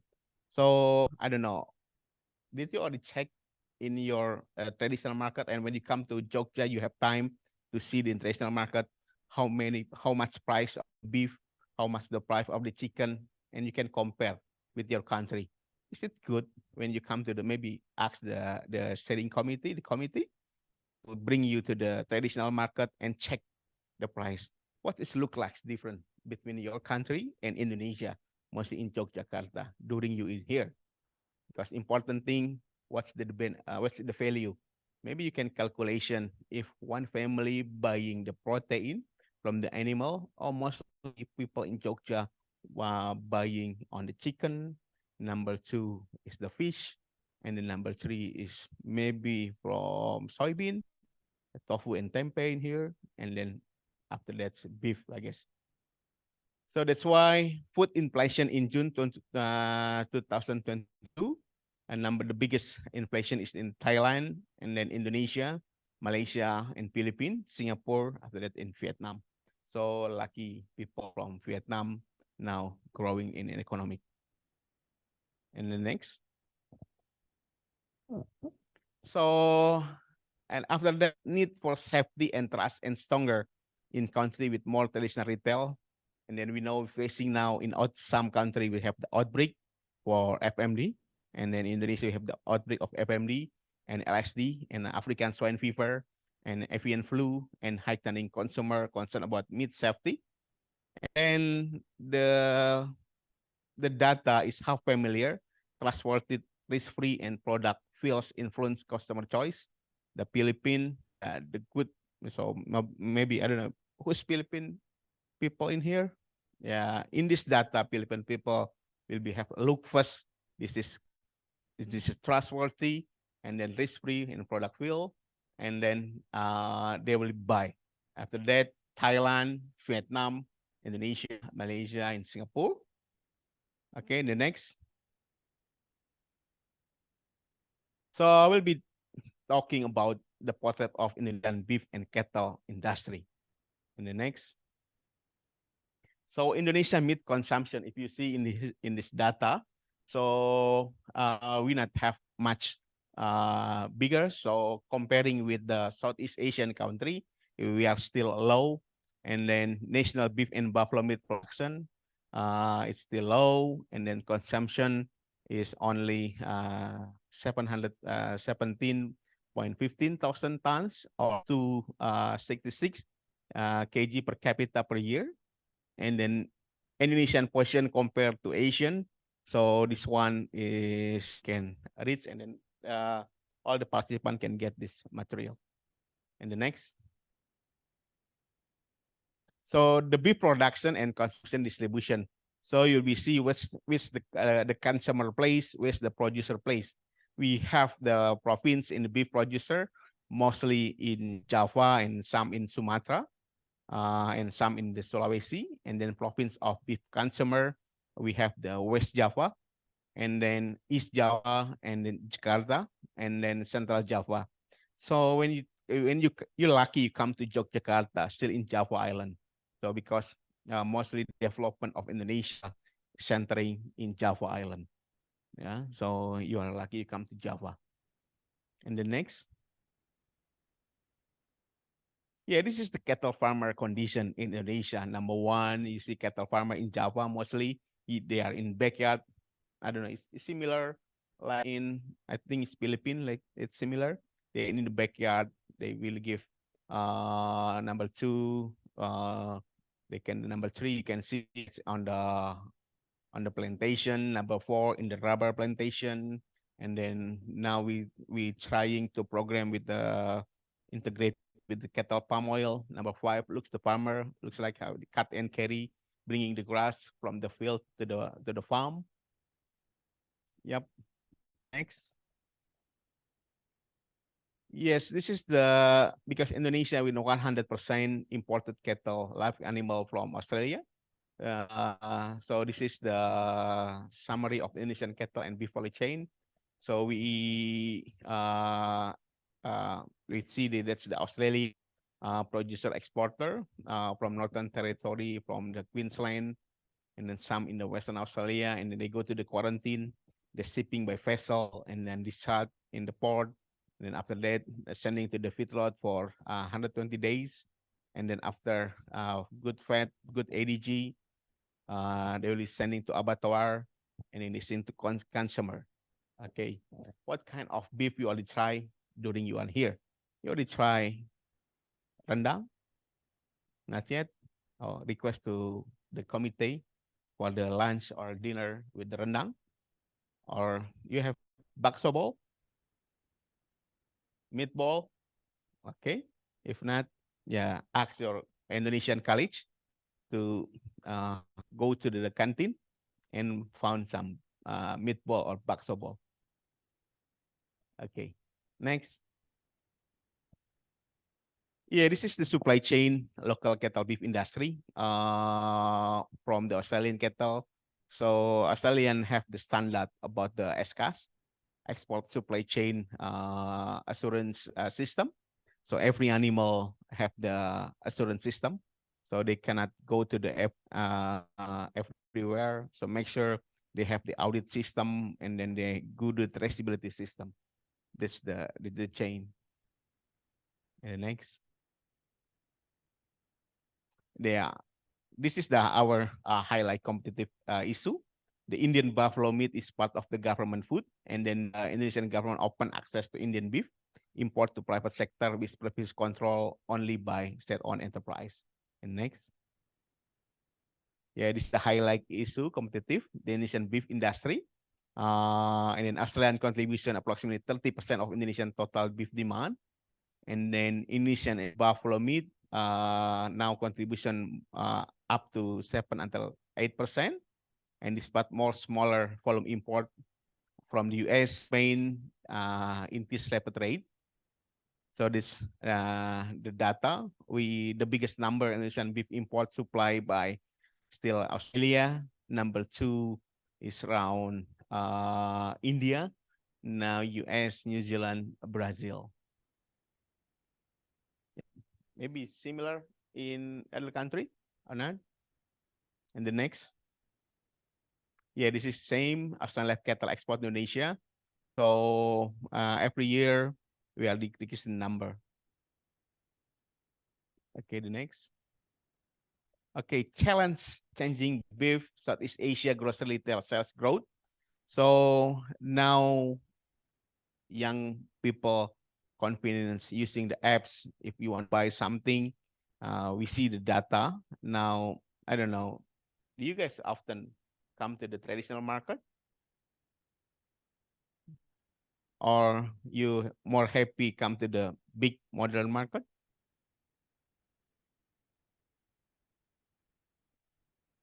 Yeah, because now this data have the traditional market still high on 2022, but maybe modern retail fastest growth. Indonesia is 9.9%, Vietnam is 9.8%, and Philippines 9.2%.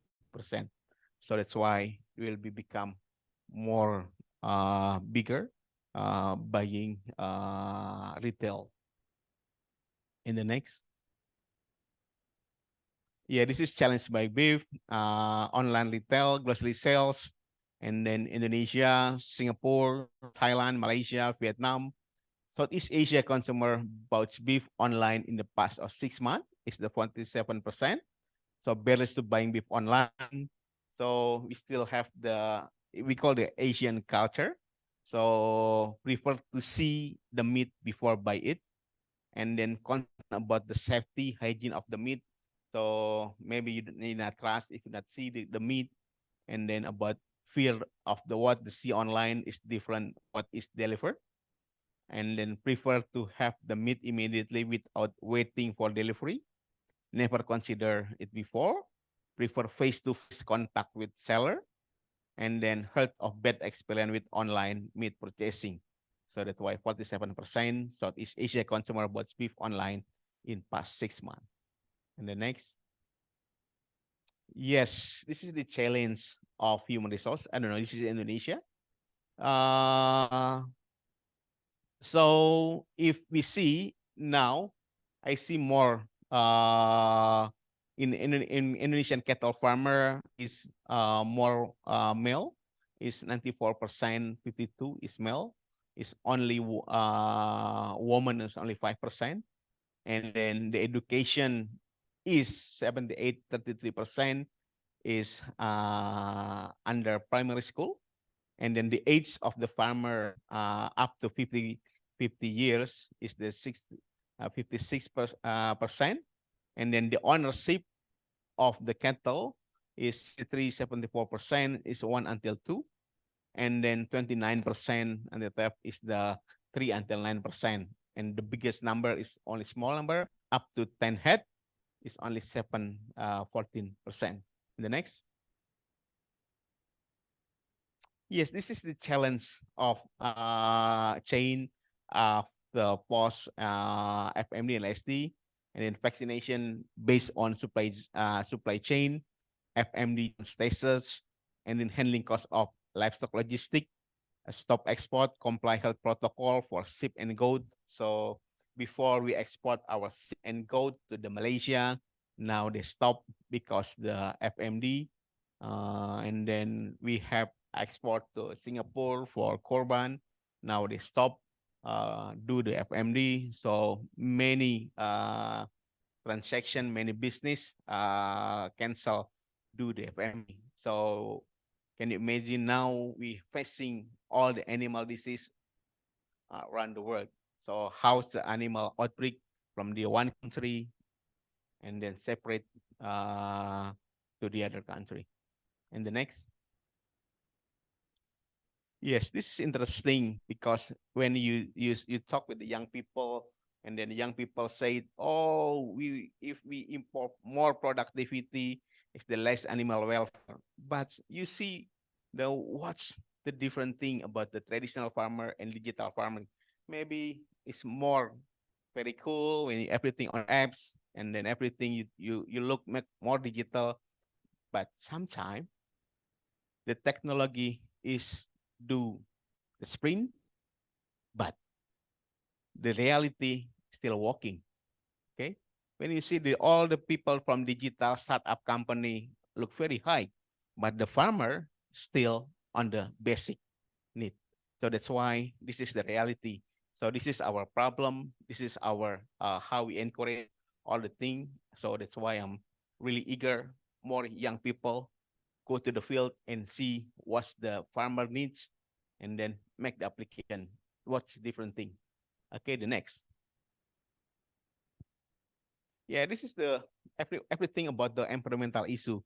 Now you see all the people say cattle or livestock industry have the impact with the weather, with the climate change. So that's why who's will be answered it? Is that our industry? If everyone's talking about, oh, you cannot grow cattle in here because it's not good environmentally. So this is the data. Everyone can claim the data. So methane claims against cattle are overblown. So that's why the biggest number for climate change still from the transportation. Can you imagine you fly from your country to Jakarta and fly to Jakarta to Jogja? What is the impact for the animal, for environmental, and after that see the electricity, and then the factory and the home, and then yeah, this is the data. Everyone issue. If you talk about the politician, who's the green politician want to cut off the animal export or something, this is the what we facing now with the issue. And then the next. Yeah, this is the real one. Fake meat was real. You know, everyone wants the one. We want organic free because the meat is not environmental. The metabolism of meat. I'm calling that is fake meat. I'm sorry if I'm mistaken. If anyone not agree with this one, but I make this one is one case, and then make this one is the what happened in our industry. Okay. Yes, this one. And someone raising the issue, the animal welfare issue. Many countries now is the different thing.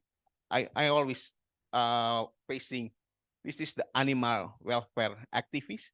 This is the animal right activist. It's two different things. Okay. So animal welfare, yes, we are welfare. We give the animal is looking the animal maximum, minimum stress and everything. But yeah, everyone claim no more animal kill. Every animal is friends. Yeah, so that's why now we're facing all these issues in our world. Okay, the next. Kid city, what it mean? You know what's the story behind this? When you come to the city and then ask the kids in the city, where's the milk come from? Where's the egg come from? Where's the meat come from? It's come from freezer. They don't understand where's milk come from, where's the meat come from, because everything on the freezer. They think freezer make meat, make milk, make egg. Yeah, they don't know what's the production circulating. They think of it, oh, I don't know. So that's why be aware, maybe next 10 or 15 years, no one study, no more no more student in the agriculture, in the animal science, in the veterinarian science, or because they don't think this is the good job in the future. So, but if you see, we need the farmer 3 times a day. We will be meet the farmer when you have breakfast, lunch, and dinner.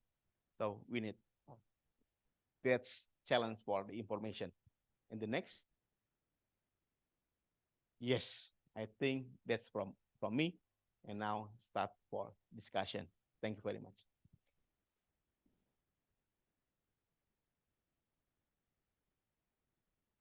We have a lot of time. So do you have any questions? Okay, there.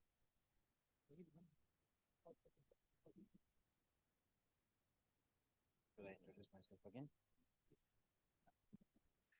Good morning, everyone. Hello, sir. My name is Syed Momin, and it was a very interesting topic, supply chain management. And since I'm also studying about the supply chain and I'm doing research about this one, I've seen some of the challenges that you mentioned in here. In some of the research that I have reading, and also I have done my own research, digitalization was one of the way to tackle the challenges of supply chain. So in here, I've seen that you said one of the challenges that you guys have is the digitalization. So if this is a challenge, what is the way to tackle? And what is the best way to tackle all strategies to tackle all these challenges? Because we all know the challenges, but no one knows the solution. What is the exact solution? Because the studies that I read, some of the challenges were the solution that you mentioned in here. So it would be great if you answer. Thank you very much. Okay, yeah, it's the hard question to be honest. I have been work for two startup company in Indonesia, and then they all discussing about the recording system. Like I already have the data about the what's the bisa putar lagi nggak ke belakang?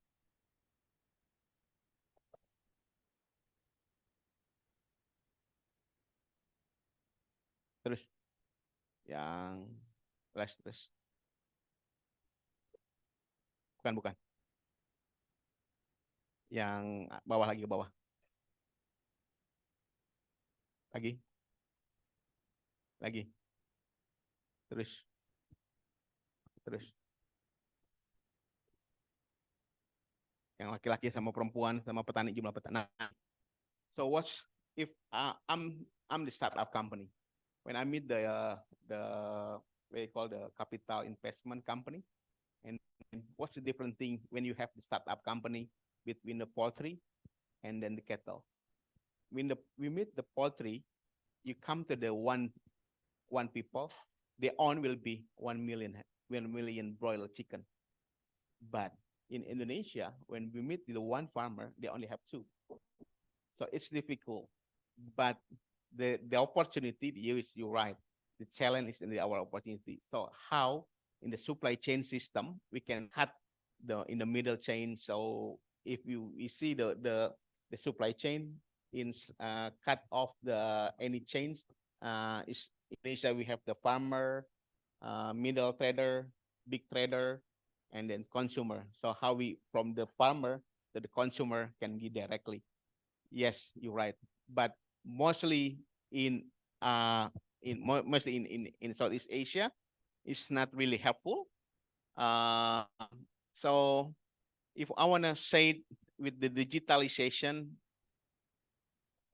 can we improve the knowledge and practical of the meat of the quality and then the productivity first, and then after that we go to the next step, and then shortcut the logistic, and then with the capital investment. So I mean, there's need the basic first if you want to make the technology and then innovation, and then the second of the transportation logistic, and then after that the system, etc. So that's why it's not easy to talking about the put the technology when you have facing the basic need problem. Sometimes with all people from technology come to only the farmer. Oh yes, you need the shortcut, the supply chain, and then farmer you can directly talk to the customer. But in reality, it's really hard to push how the consumer can meet what the farmer wants. So that's why we still need the middleman in here. So that's why, but yeah, in our theory, the middleman is not efficient. So you must sell directly to the consumer, but in fact, it's really hard. Yeah, but the challenge is the opportunity. Okay. More questions? Okay. Okay. Good. What is it? Yeah. Hello guys. My name is Ella. Hello Mr. Robi. And I wanna ask to you, do you know panic buying, guys? Everyone now. And this case is talk in every country, maybe also happen in many countries, not only in Indonesia. In Indonesia, maybe I know since COVID-19, so many people buy a mask and then buy hand sanitizers too much, and then make the high price of the product. And what do you think about the panic buying? Maybe now it not only in mask or what is it, or the other stuff, in food also happen panic buying. So what do you think, Mr. Robi? Thank you. Okay, is the panic buying is about the psychological buying. So that's why you cannot comparing with the panic buying price with the normal price, and compare. Maybe you buy very expensive the mask in the COVID, but you can compare now how much the mask price at the moment. It's really cheap, I guess. Yeah, and very cheap. So that's why the physical buying can have increase the price, but you cannot make. That's the opportunity.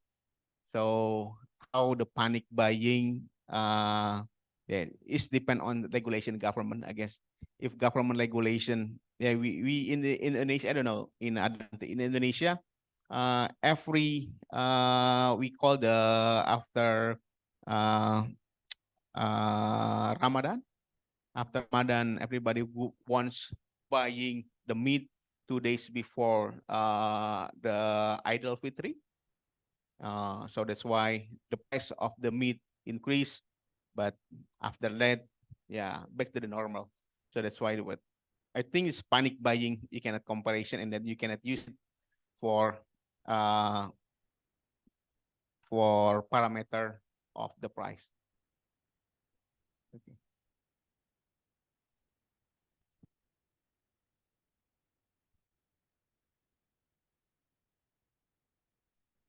Last, maybe? Okay. Okay.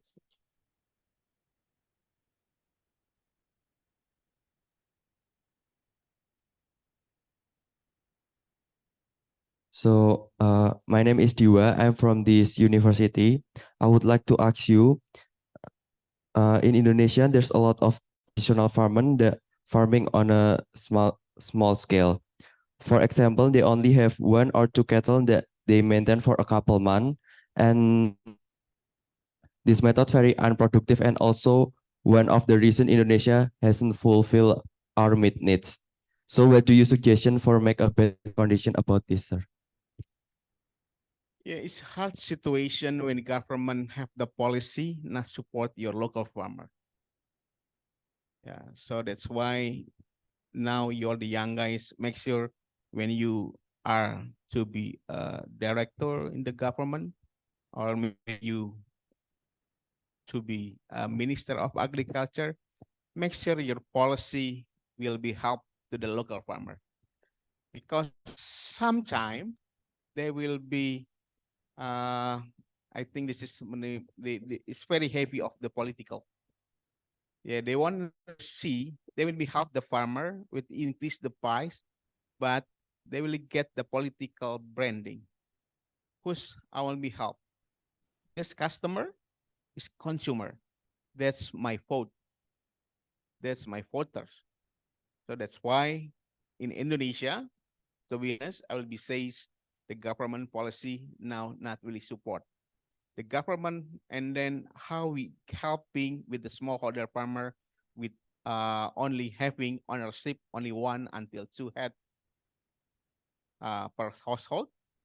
Yes, we only chance the selling the cattle in the kurban. So that's why in the sacrifice time, yeah, in the Muslim we call it sacrifice time, because in only that time we can get the profit. But if you want your selling your cattle for the meat, you cannot compare, you cannot compete with the Indian buffalo meat. It's really cheaper. I don't know, maybe in Vietnam, how much the Indian buffalo meat price? Everybody knows. You know what you meat eat? I don't know. Maybe it's really curious. Maybe sometimes you don't know. This is from the cattle. Your meat you eat. Is this from the cattle or from the buffalo? You know, understand what you eat? This is the meat from the cattle or buffalo.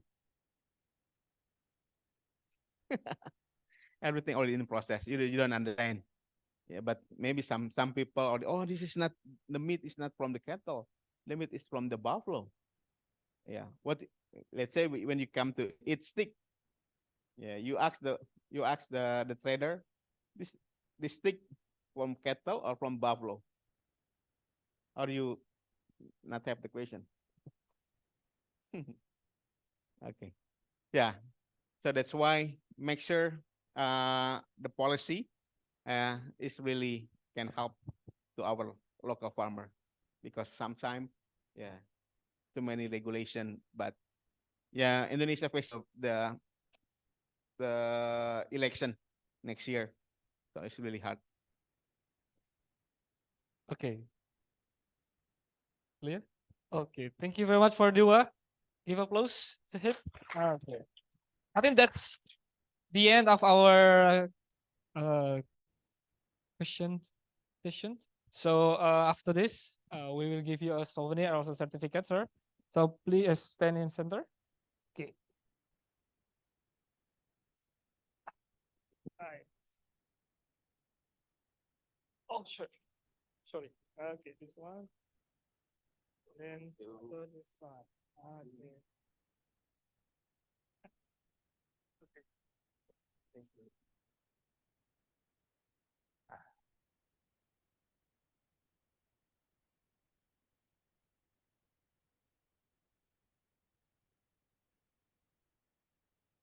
Okay. Okay. Okay. Thank you very much, Mr. Robi Agustiar, for coming here today. So, before we have a break, so I want you guys, since I already split you into groups, so I want you guys with your group make a jingle. After this session, this break, you will have to present your own group jingle. So for example, I will present the committee. Please, committee, come to the front. Okay, here. This is just example. So today, after you have a break, so you have to make this your own jingle, please. Okay. Please, quick, quick, quick, quick. Bali, bali, bali. Okay. Please. Okay. Okay. Okay. Group 6. We're group 6. Okay. Okay. Yeah? Okay, we're gonna start. Are you ready? I can hear you. Group 6. We are group 6. Group 6. We are group 6. Group 6. Group 6. Yay. Okay, this is just for example. So please, oh, there's one more. Oh, okay, okay, okay. So please make your own groups, the jingle. So after this, we will make a sample for each of you. Okay, thank you very much. Please have a break. Don't forget 1 o'clock, please. Thank you. So for the online participants, sorry for forget. So we have, so after this, we don't have any class. So you may leave this Zoom, and we have class tomorrow at 8 a.m. So see you tomorrow.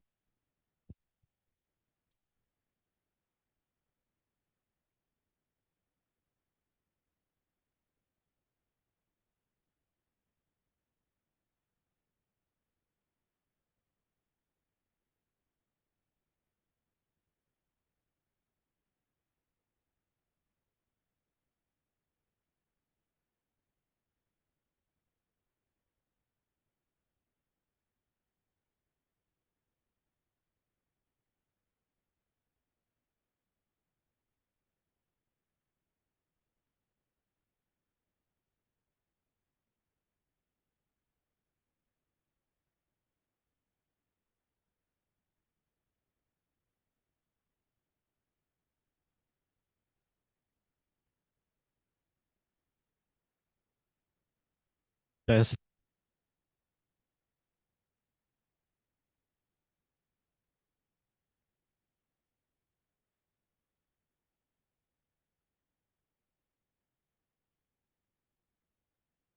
Baru dari Maybelline New York, satu liner 48 jam, merek eyeliner nomor 1 di Indonesia. Mata tampak menyala. Super gampang, waterproof, smudge-proof. Satu liner 48 jam dari Maybelline New York. Makeup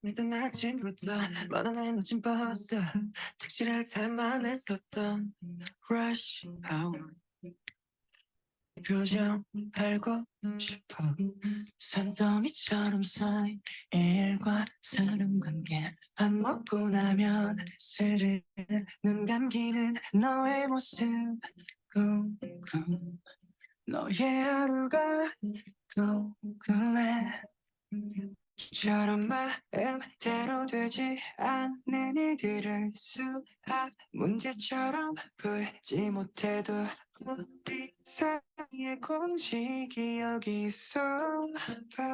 바로 7시에 만나 약속 장소하는 건 내리기 전에 너는 남고 말이야. 우리 공식 달려 오지면 안 괜찮아. 이게 나를 지나 우리 둘이 만나는 땅거리에 지친 하루를 한잔 시간은 멈춰라. Be here with me. Gonna stay up for but I'm engaged. Oh, I'm so tired, I can't even sleep. Oh, and I never feel it till my wants need. So it goes on and on, just like a melody. And I keep saying okay, I never letting my own heart do whatever they say.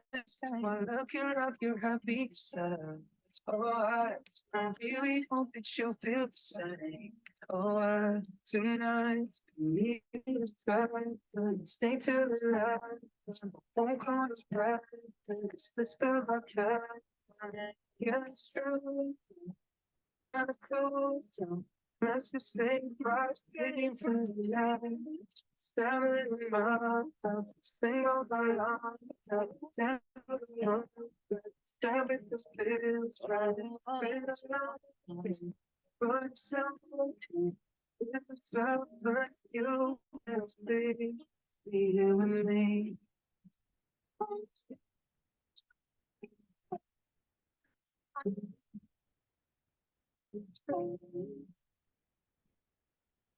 Oh, you will be here with me.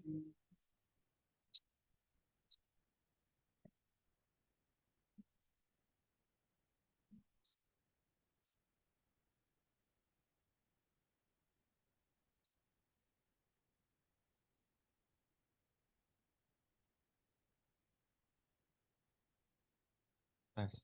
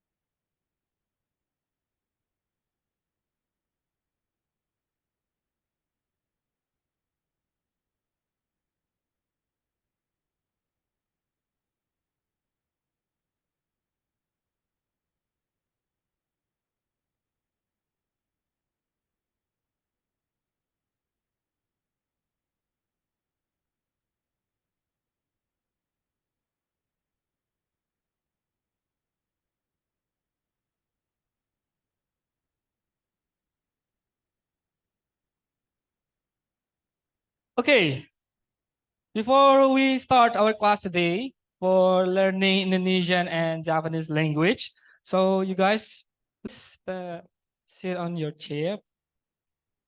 Okay. Okay, good afternoon, everyone. Okay, so I saw that you guys are really prepared for the jingle. So anyone want to volunteer to present your jingle? Okay, anyone?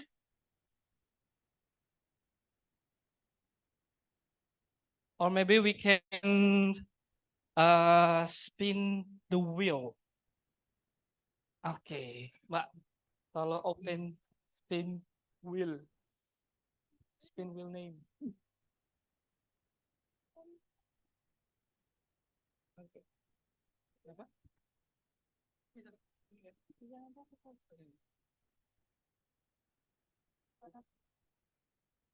Satu sampai habis ini direkam ya langsung. Mereka habis ini mau jingle. Thank you, Bu. Itu emang bisa record ya, Mbak? Itu emang bisa? Enggak, record itunya apa? Tadi lewat Zoom kan, Mbak? Lewat kamera, buat footage. Oh, buat footage.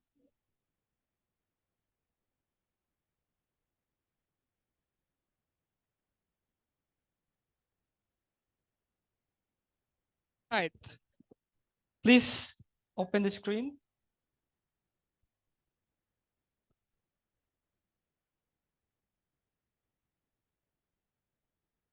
Okay. So we have group 1 to group 5. So please spin the wheel. Okay.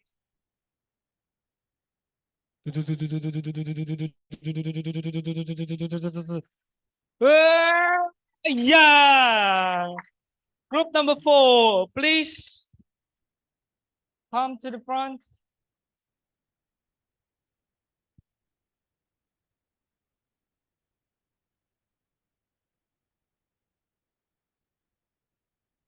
Wait, please here.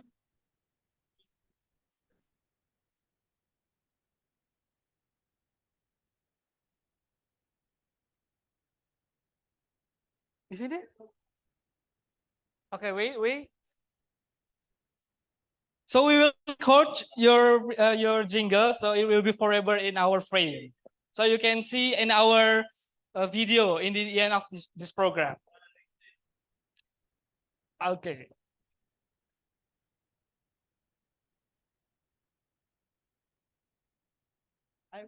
We don't need it. Okay.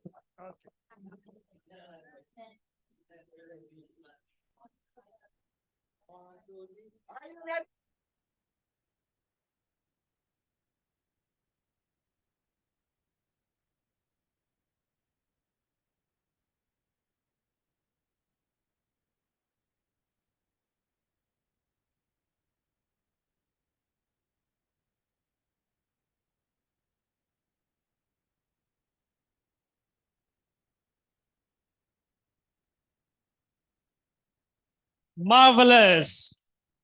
Marvelous. Okay.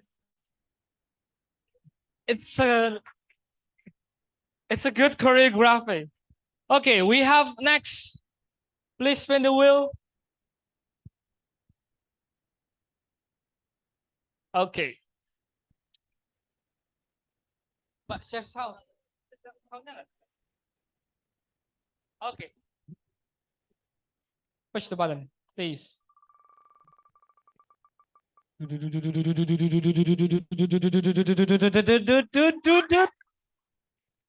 Okay, group 3, please come to the stage.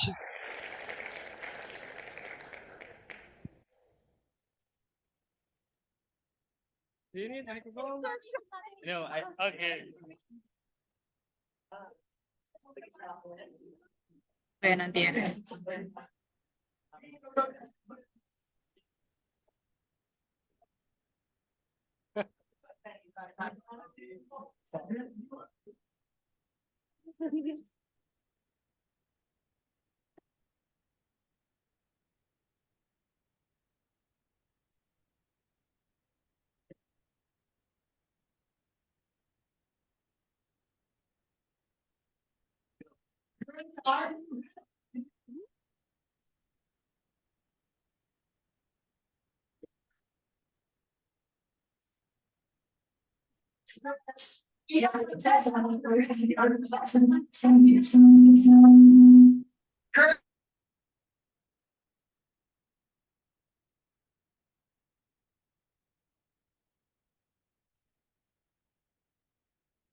Wonderful. Okay, we have the next one. Please spin the wheel.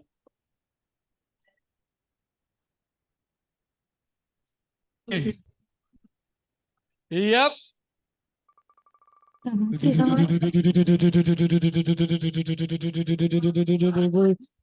Ah, good one.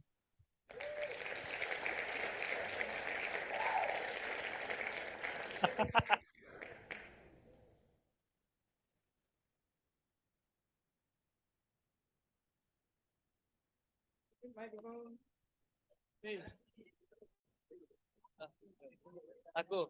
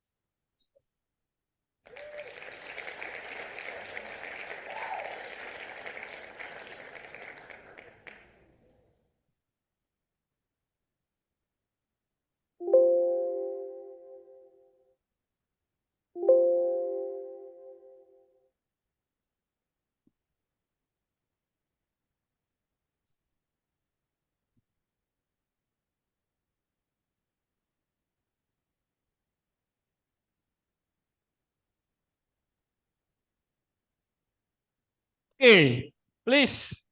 Next.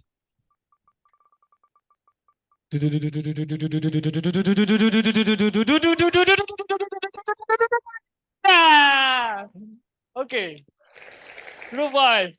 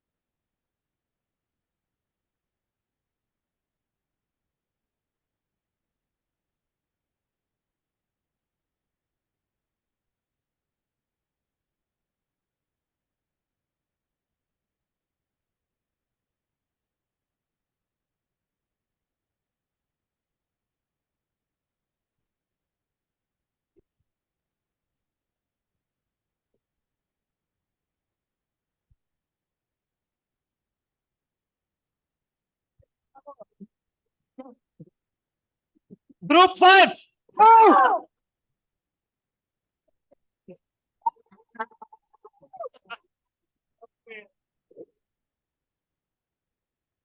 Thank you very much. Okay, our last group, please come to the stage.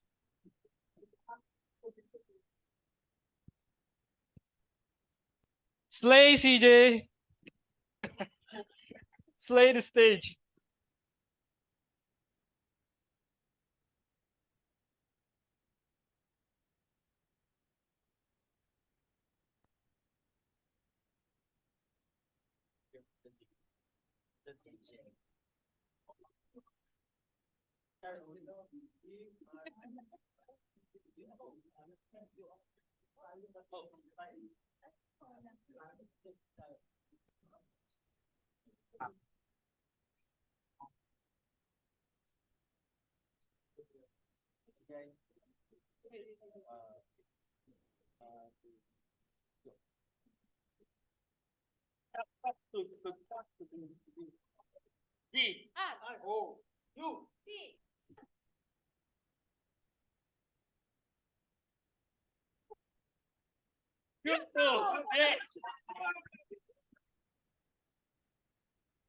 Okay.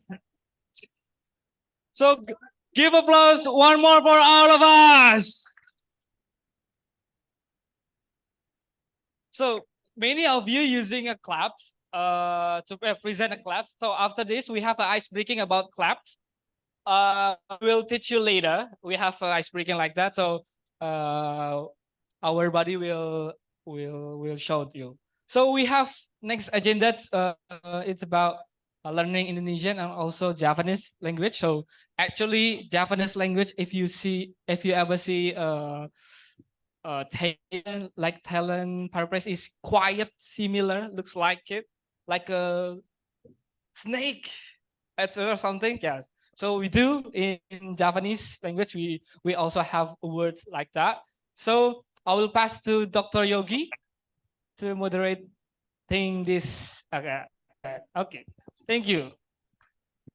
Let's give applause for Dr. Yogi.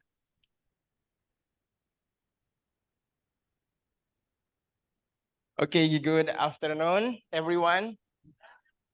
So I think everyone is already keep it up your energy because everyone already got their how to say evening spirit, like yeah, something like that. So I would like to introduce myself. My name is Yogi, and then my full name is Yogi Sidik Prasojo. You can call me Yogi, but maybe in Korean language, Yogi is here, right? Yogi? What is yogi in Korean language? Here, right? So you can call me Yogi. Here. So I'm from East Java, still in Java, and then I was study in Japan for my master and doctoral degree. So I got my doctoral degree in Japan. Maybe do you know Miyazaki? Have you eat Miyazaki before? I'm sorry, Wagyu. So Wagyu came from our province from Miyazaki. It's originally from Miyazaki. And then my research topic is also about Wagyu beef and then how to feed them. So so I'm understand a little bit of Japanese language. So you hear here any one of you from Japan? Oh no. Oh no. Okay. So so today class will be learning about bahasa Indonesia. Maybe bahasa Indonesia a little bit similar with Filipino or Philippine or Malaysia. Ada yang dari Malaysia? Ada yang dari Malaysia? And then a little bit similar with Malaysian language, and then maybe Philippine language like salamat. Salamat is same like, what is salamat? Is congratulations? Oh, thank you. Different. So salamat in Indonesia is congratulations. So I would like to teach you, all of you, how to say a very simple grammar, simple dialogue in Indonesian language. So you can use at least for buying something like a little bit cheaper, a little bit it's too high, something like that. So you can use this language for bargain to the markets like wet market. So any of you already learned bahasa Indonesia? Oh really? Oh, you're from Brawijaya, right? Where are you from? Your country? Afghanistan. And then same. Okay. And then how long you've been in Indonesia? 1 year. So you already speak Bahasa. Or do you have a girlfriend? Not yet, really? Do you find one here? No? I can. And then maybe it's easiest for mostly from like foreigners to study Bahasa Indonesia because it's very easy. And then there is no like special characters like maybe in Thailand or Korea or Japan, it seems as English. And then second, we will learn about Javanese language. So this is important because you are now currently in Java, in Java Island. So Java Island is the most populated island in the world. So now you are in the most populated island in the world. It's like maybe, what is the second most populated island in the world? Surf your Google, on the Google. What is the first most populated island in the world? Island. Huh? Japan? Oh, not Java? I'm sorry. Oh, it says change. The data is changed. Honshu? Huh? Second is Honshu. What is the first? Java is the first. So yeah, welcome in the most populated island in the world, Java. So, so if we learn about Javanese language, how to speak Javanese language, maybe it's a little bit difficult because Javanese language has a special character and a special level to say. Like in Japan, how to say in your grandma, how to say your colleague, how to say to your teacher, it's different in Javanese language. But in Indonesian language, almost same, but just more polite ways to say.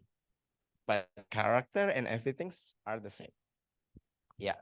So before we start the class, I would like to know of each of you, where are you from, then what's your name, because I don't know your name. And then maybe you can a little bit introduce yourself from here to here, from there to there. Yeah. What's your name and then where are you from? Yeah, you can sleep. Yeah. Tonia. Oh, welcome to Yogyakarta. Tonia. So how we call you? Tony. Tonia. Okay. Tonia, welcome to Yogyakarta. And then please.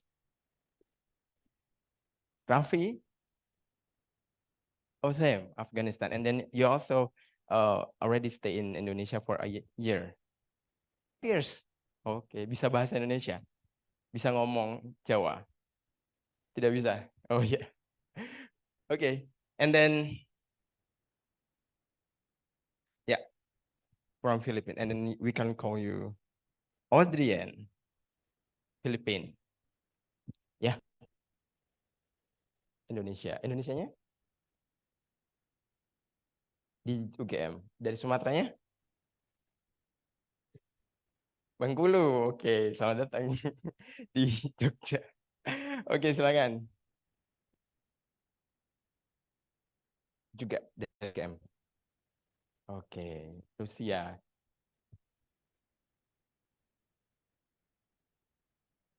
Which part of the Philippines? Luzon. Okay, welcome to Indonesia.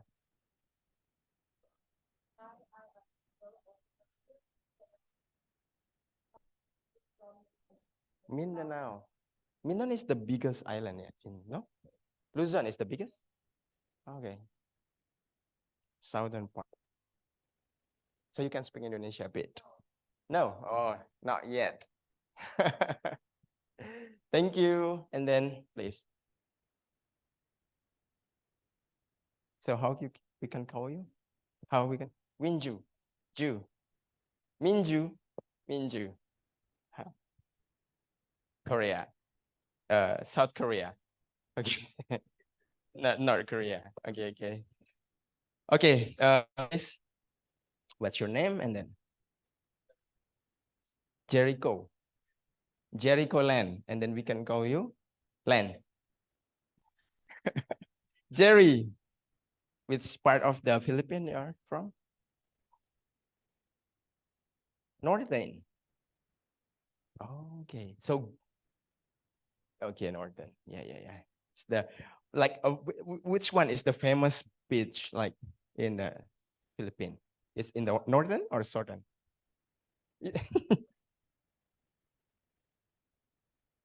Okay. Yeah. Ah. Okay, thank you. Welcome to Indonesia. And you? Yeah, where are you from?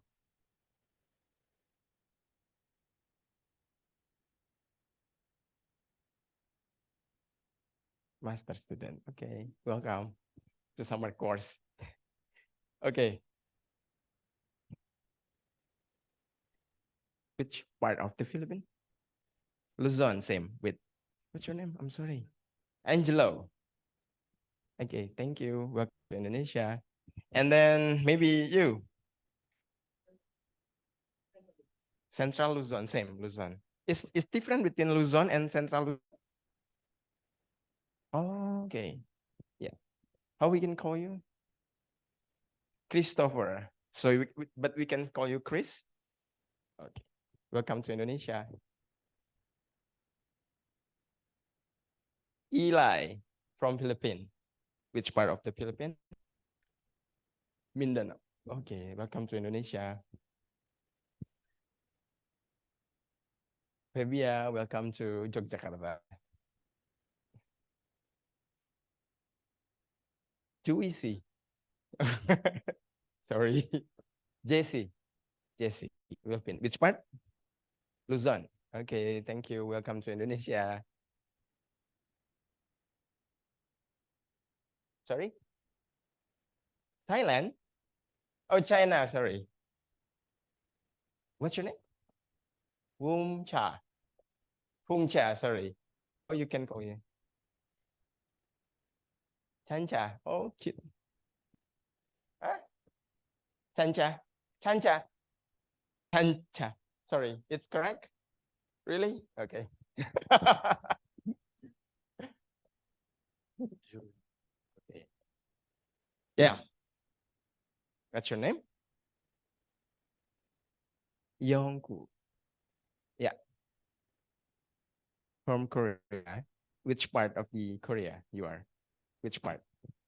So yeah, south. Which province, or do you have something like maybe from Gangwon or Busan, Seoul? Oh, okay. Welcome to Indonesia. Okay.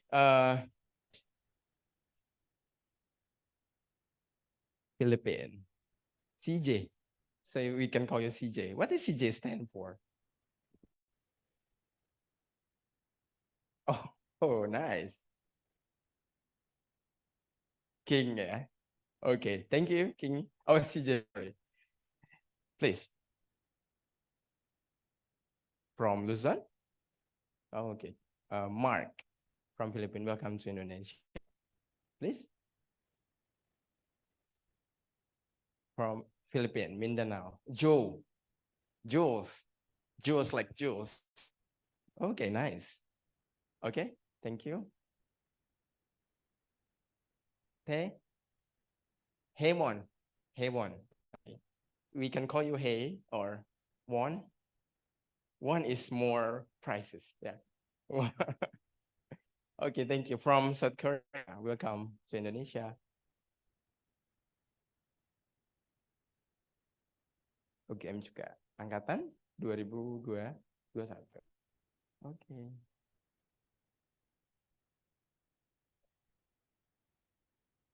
Oh, okay. Which one more popular? Iraj or what's your another name? Yeah.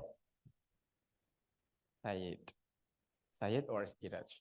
Oh, okay. Thank you. Yeah. Okay, okay. Okay, thank you. Yeah. Yaman. Yaman. Yaman. Alright. Okay, welcome to Indonesia. Yaman. Hi. Korea. Welcome to Indonesia. Philippines. Welcome to also Luzon or Luzon. Please welcome. Vivian from Philippines, also Luzon. Yeah, welcome to Indonesia.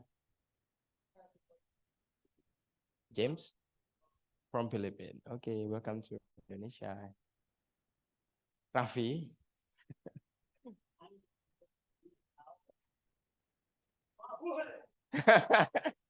Buhay. Hi.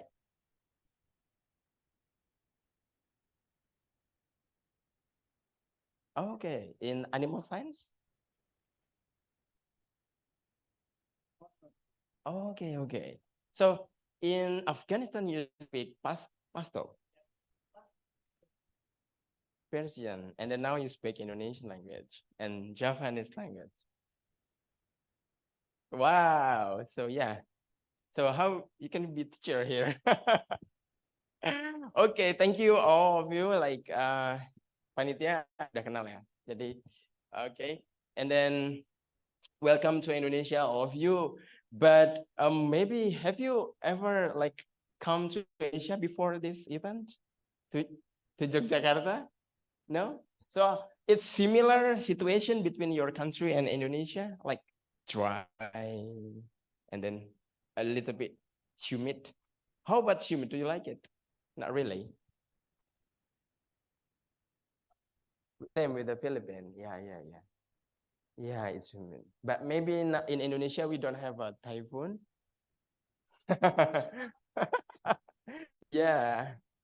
But no, I mean in Japan we have typhoon, but in Indonesia we don't have typhoon, but we have tornado. Yeah, in Indonesian language we call it puting beliung. Puting beliung. I don't know in English. Puting is what is it? Huh? What is puting in English? Huh? Puting beliung is what is puting beliung in English, Mas Agung? Agung. Gung, puting beliung apa in English? Tornado. Yeah, but in literally like puting beliung, puting is nipple. Yeah, and then beliung is how to say beliung? Is vortex. Nipple vortex. I don't know. Yeah, huh? Yeah, but because it's almost same with tornado, but not that very strong. It's very little, like not really strong, very light. Sorry. Not Putin, not Putin. Putin with Putin with G, not without G, with G. Putin, not Putin. Putin is from Russia. It's Putin, yeah. Putin is, I'm sorry, but Putin means nipple. Okay, now we want to learn about Indonesian language. Maybe you can introduce yourself in Indonesian, and then maybe you can introduce even yourself in Javanese language. So bisa panggilin Mas Gangga di luar. So maybe Raffi, can you introduce yourself in Indonesia language? Like nama saya, yeah. You can stand up.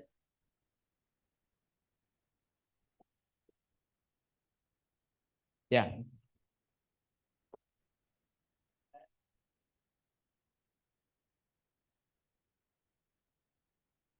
Oh, terima kasih.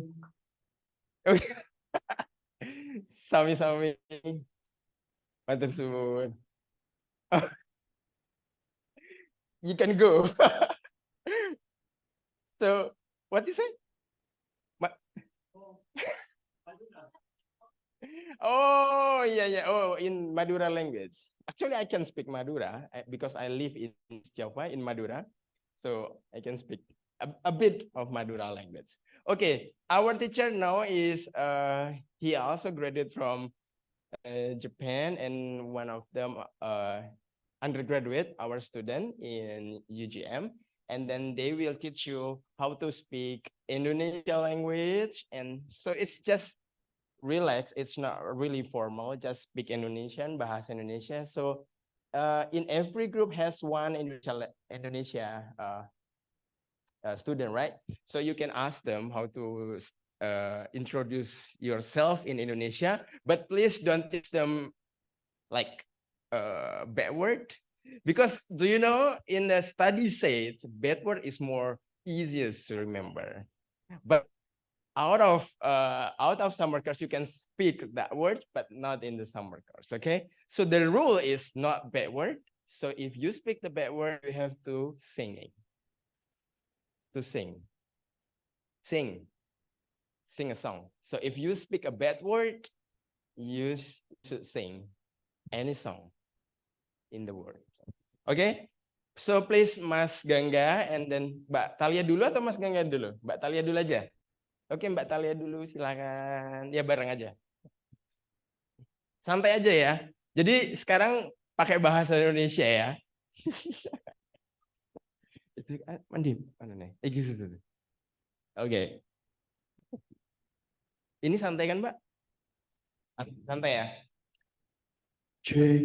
Okay, please. Introduce yourself and everything. Good afternoon, everybody. The volume is. My name is Ganga. Pleased to meet you. So right now we will introduce you about Javanese language. But earlier before, Mr. Yogi told me besides you teach them Javanese language, perhaps you also teach them Indonesian language.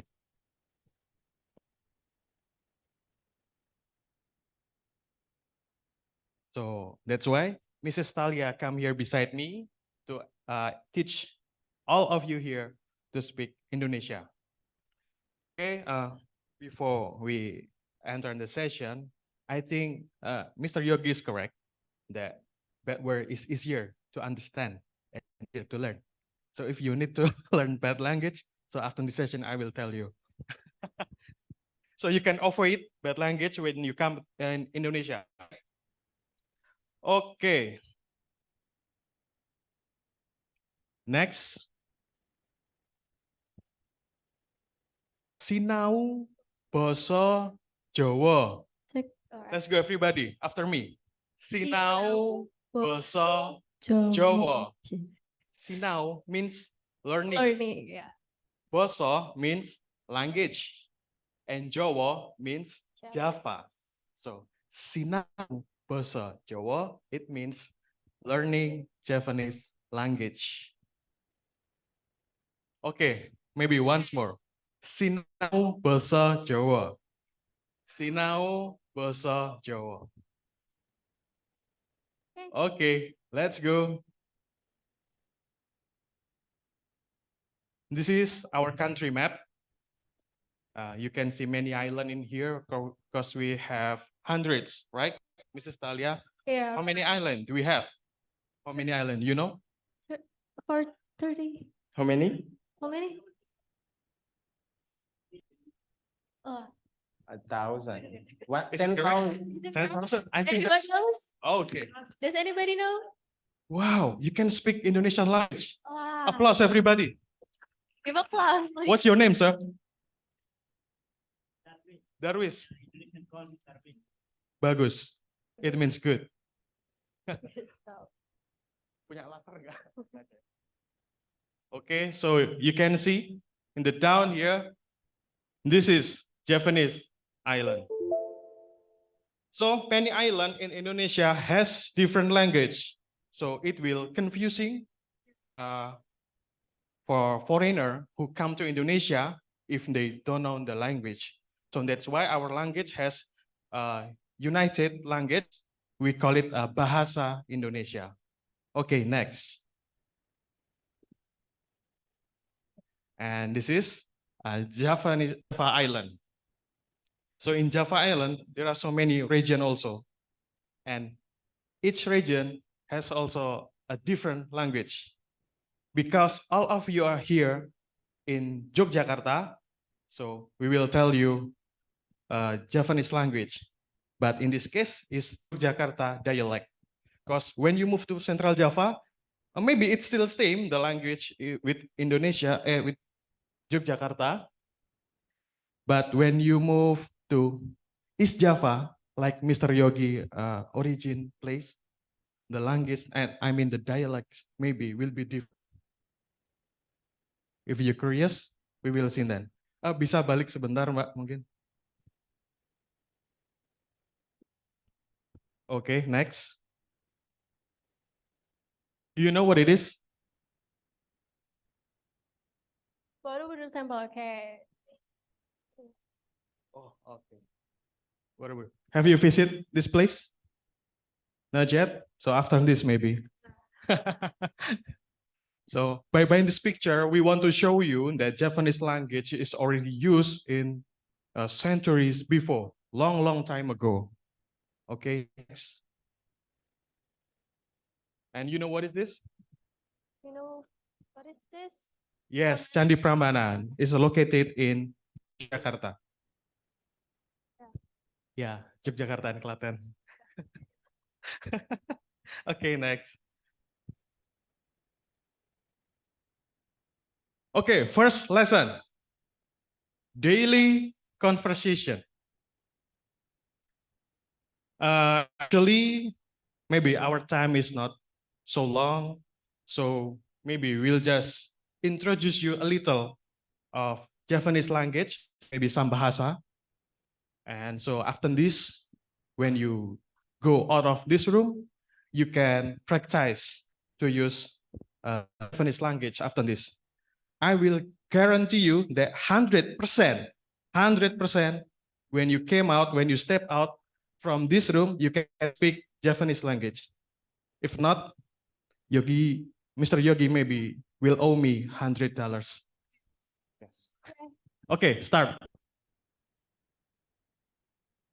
Okay, first, yeah, this is how we greet someone in Japanese and in Indonesian maybe. Okay, first, good morning. In Japanese, we usually talk with sugeng enjing. Sugeng enjing. Yeah, sugeng enjing. Okay, second is good afternoon. It means sugeng siang or sugeng sonten. Okay, and last is good evening, sugeng dalu.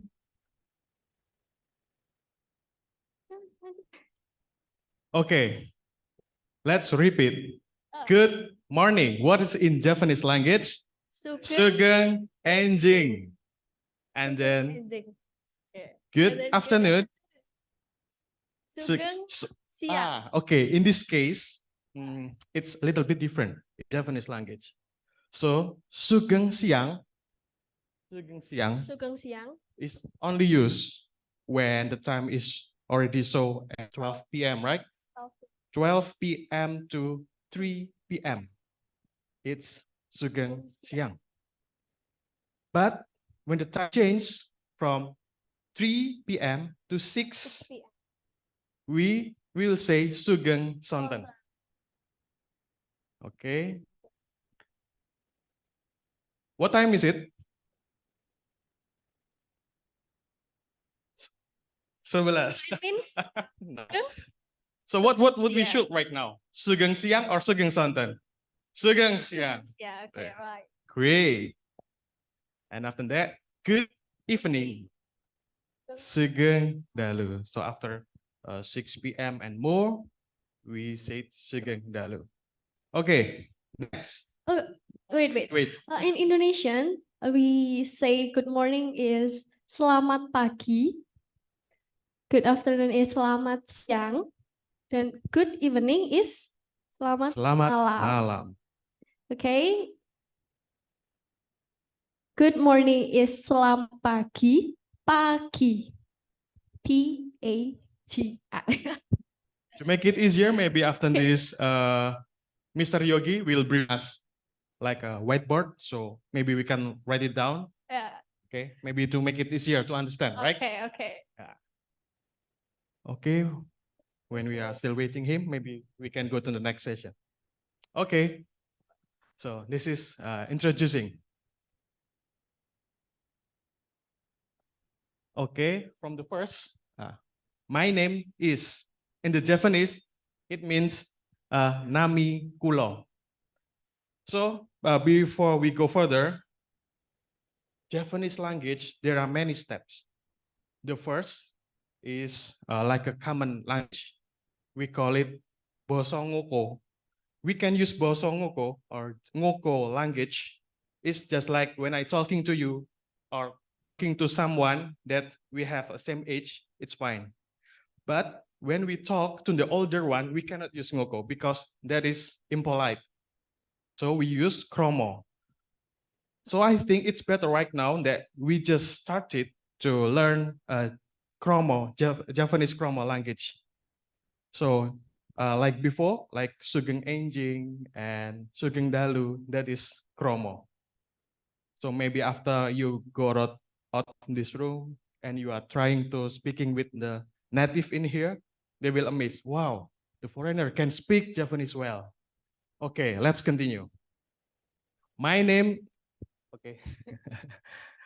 My name is, in Japanese, is Nami Kulo. So, for example, my name is Talia. Nami Kulo Talia. And my name is Ganga. Nami Okay. Kulo Ganga. Yeah. Okay. Kulo. Kulo means I. I. Then next, I am from. In Japanese, it will be Kulo Saking. For example, I'm from Yogyakarta, so I say Kulo Saking Yogyakarta. If you are from Japan, so what will you say? Kulo saking Jepang. Okay. Okay. Next Do you is get it? what's Miss Talia? Okay. My hobby is, in Japanese, it will be hobi kulo blah blah blah. For example, Miss Talia. Okay, for example, my hobby is singing. Hobi kulo menyanyi. And for my case, my hobby is fishing. Hobi kulo mancing. Mancing means fishing, mancing. Okay, and the last is thank you.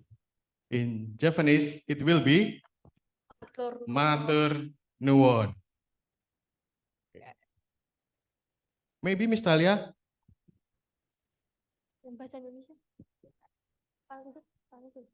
Okay, so we will learn about the Indonesian language. The first is my name is. Nama saya Talia. Do you get it? Like nama saya. Name is nama. My is saya. Okay. Nama saya. My name is. Almost similar. Nama, name. And Name. for case, Yeah. nama saya Gangga. It's Indonesian language. Okay. Okay, the second one is I'm from atau saya dari. I'm saya. From is dari. Dari. Dari. D-A-R-I. Dari. I am from Yogyakarta. So it means saya dari Yogyakarta. Saya Okay. dari Filipina. Ya, saya dari Filipina atau saya dari Jepang. Saya dari Korea. Yeah, it's your nationality. Okay, the next is my hobby is. So it means hobi saya. Hobi saya. Hobi saya. Okay.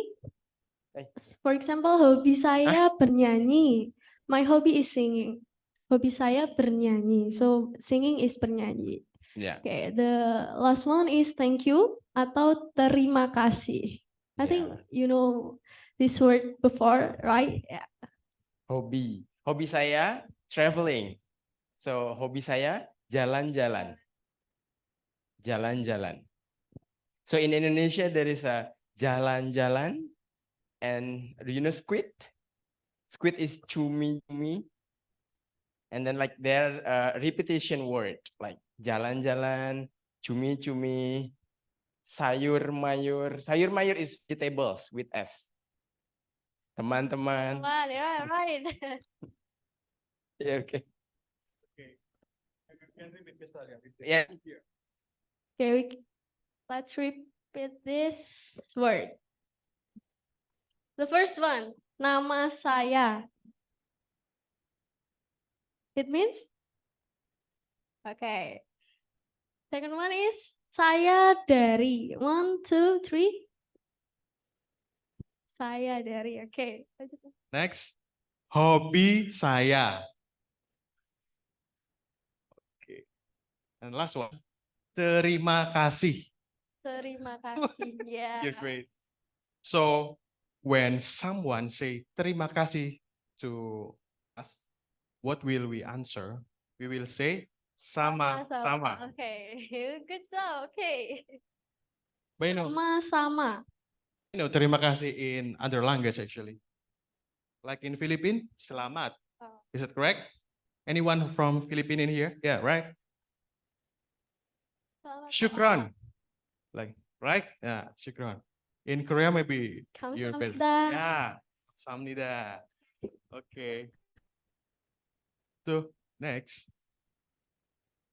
Okay. We will practice, Nalia. Okay. Maybe some of you already write down what we show in the screen, right? So right now it's your turn to introduce your name, yourself in Japanese language and maybe also in Bahasa. Miss Talia, where we will start? From right side or Right left side. side? Right side? Okay, let's go from right side. Maybe both? Both? Yeah. Okay. Nama saya Tonia, saya dari Timor Leste, hobi saya membaca novel. Terima kasih. Nami kulo Tonia, kulo saking Timor Leste, hobi kulo membaca novel. Mojo. Mojo means read. Yeah. M-O-C-O.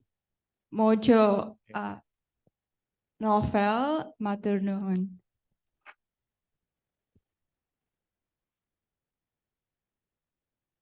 Yeah. Nami kulo Audrien, kulo saking Philippines, hobi kulo writing. What? Writing. Writing? Nulis. Nulis. Nulis. Hobi kulo nulis. Oh. Matur nuwun. Matur nuwun. And nama saya Audrien, saya dari Philippines, hobi saya writing. Menulis. Menulis. Almost same. Terima kasih.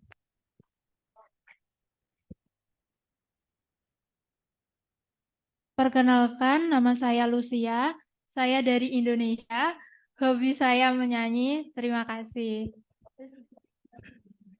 It may be, but asli Jawa. You are from Jawa. Ah, okay. Okay. Nami kulo Angel, kulo saking Philippines. Hobi kulo walking. Walking. Melaku. Walking, like walking. Yeah. Melaku. Laku. Melaku. Hobi kulo laku. Matur nuwun. Japanese ba? Japanese? Yeah. Huh? Sorry. It's okay. Easy. Nami kulo Jari. Kulo saking Philippines. Hobi kulo singing and matur nuwun. Yeah. Selamat, selamat. Salam. Big applause.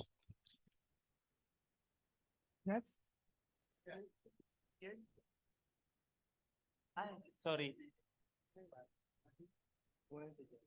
Yeah, from the corner is okay. Am I right? Japanese. Okay. Japanese, right? Yeah, Japanese okay, Indonesian okay. Both is okay. Nami Kulo Christopher, Kulo Saking Philippines, Habilo Joget, Maturnuan. What kind of dancing that you can perform? Hip hop? Is it okay that you show up? Okay, that's good. Thank you. Kami kulo ilay. Saya kulo saking Philippines. Hobi kulo gambar and then maturnuan.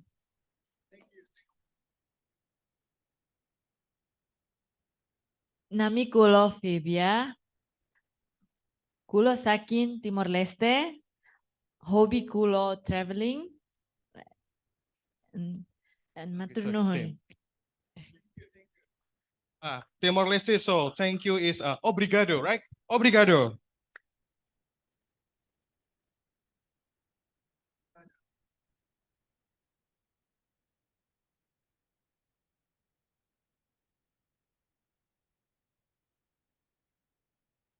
Thank you very much. Nama saya JC, saya dari Philippines. Hobi saya lari. Terima kasih. Oh, selamat, selamat. Nami kulo JC, kulo saking Philippines. Hobi kulo Malayo. Okay, thank you. Thank you.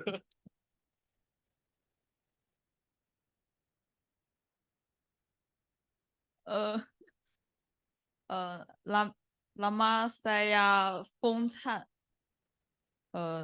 Saya dari China, 中国. Hobi saya travel and terima kasih.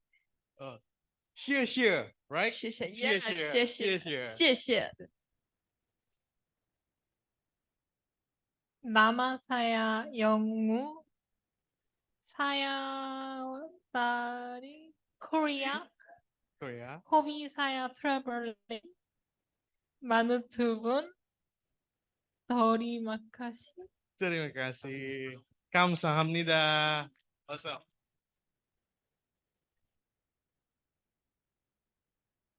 Be from here, Miss Talia.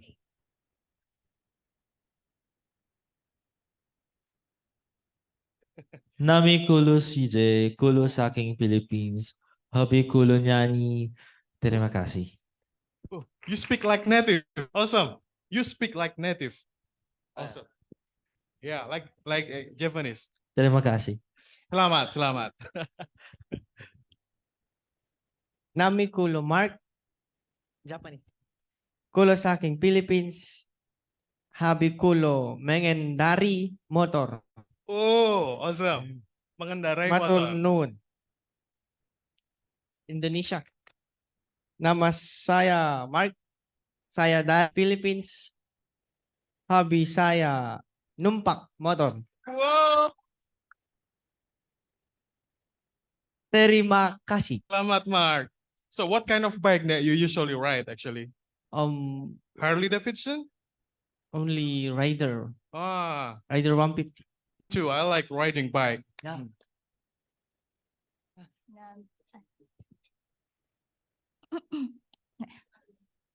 Nami kulo jual, kulo saking Philippines, hobi kulo nyanyi, maturnu. Selamat. What kind of song that you usually sing? Okay, yeah, Philippine song maybe? I know Christian Bautista from Philippines. He's very famous, yeah. Maybe she can touch you dangdut. Yes, you should listen to Dangdut. That's very good music.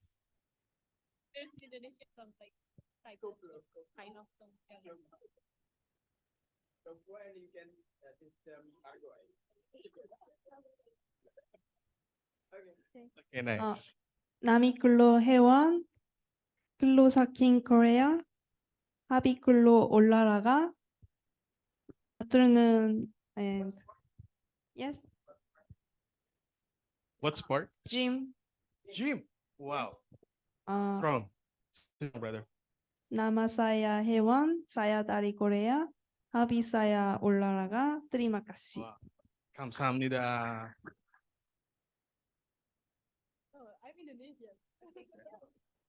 Assalamualaikum. Waalaikumsalam.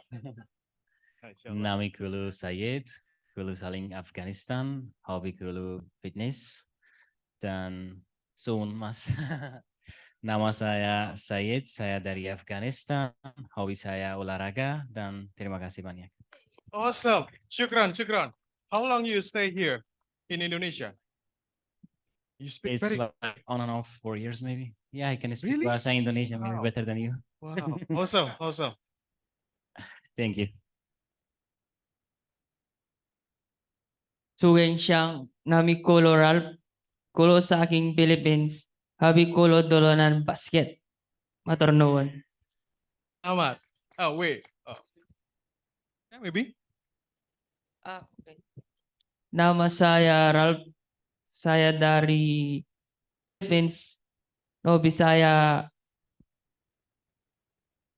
Yeah, same. Basket. Basket. basket. Terima kasih. Oh, selamat. Maybe we just ask. You say that you like basketball, right? So who's your basketball favorite player? Kobe? This generation, sir, or Yeah. the past generation?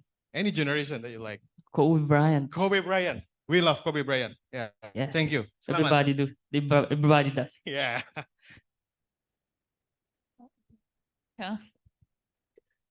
나미 클로 민주, 클로 사키 코리아, 허비 클로 포토그래피, 마토르누온, 마토르누온. 오케이. nama saya Minju, saya dari Korea. Hobi saya mengambil foto. Awesome. Terima kasih. Debak. Debak.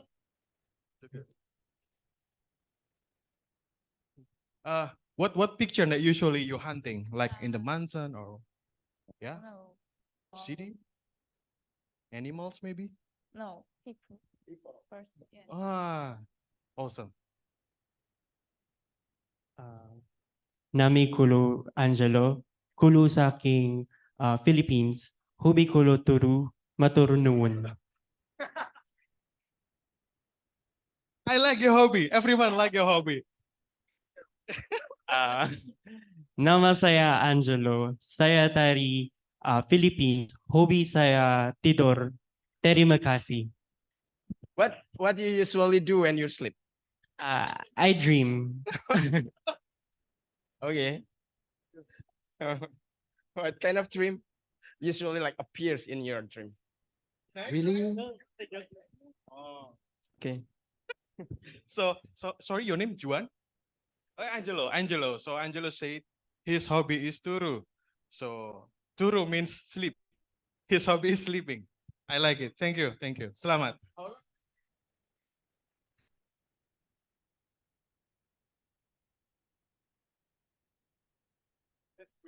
You will break a new world record. Nice. Thank you. Nami Kulu Rafi, Kulu saking Afghanistan, hobi kulo, Malayu, Oh. Materseon. Ya, nama saya Rafi, saya dari Afghanistan, hobi saya jalan-jalan. Makasih. Shukran, brother. Where you usually take a walk in your country? In the park or maybe in the downtown? Where? Jalan kaki atau jalan-jalan, Pak? Jalan-jalan. Jalan-jalan. Itu Bapak yang bilang itu jalan kaki. Lebih suka jalan kaki. Jalan-jalan trip. Ah, yeah. Wow. Spanish maybe. You like traveling?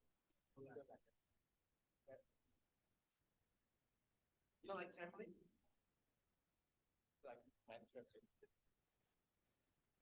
Okay. Okay. Sogeng Sunton.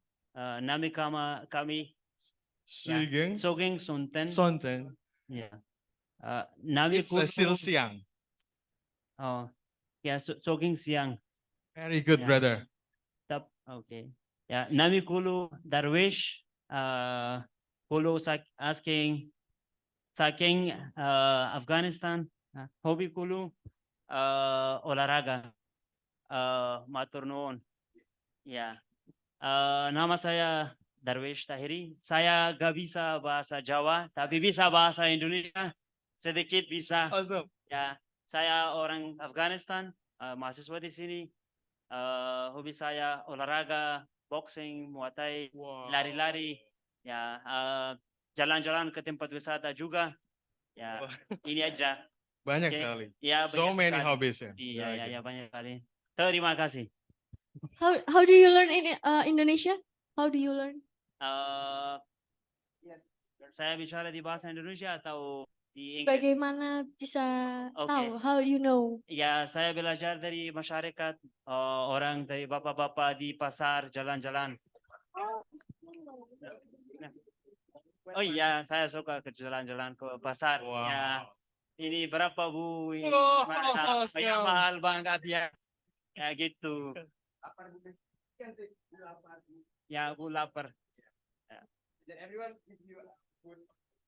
Oh ya, kadang-kadang mereka kasih, tapi kadang-kadang nggak boleh gitu. Ya. So all of you have to think twice before you make trouble with him into boxing. I'm afraid right now. Gak apa-apa, aku orang sopan dan ramah.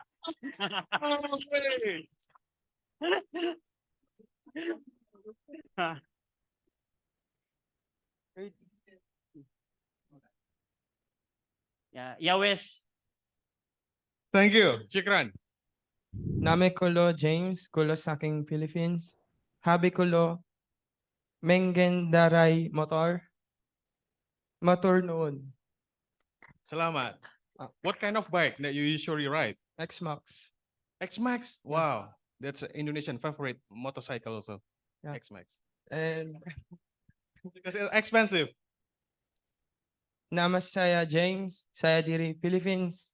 Habi saya nunggang motor. Terima kasih. Very good, very good. Selamat. Yeah, to animal like horse, chicken, nunggang chicken. Oh no. Okay. Nunggang.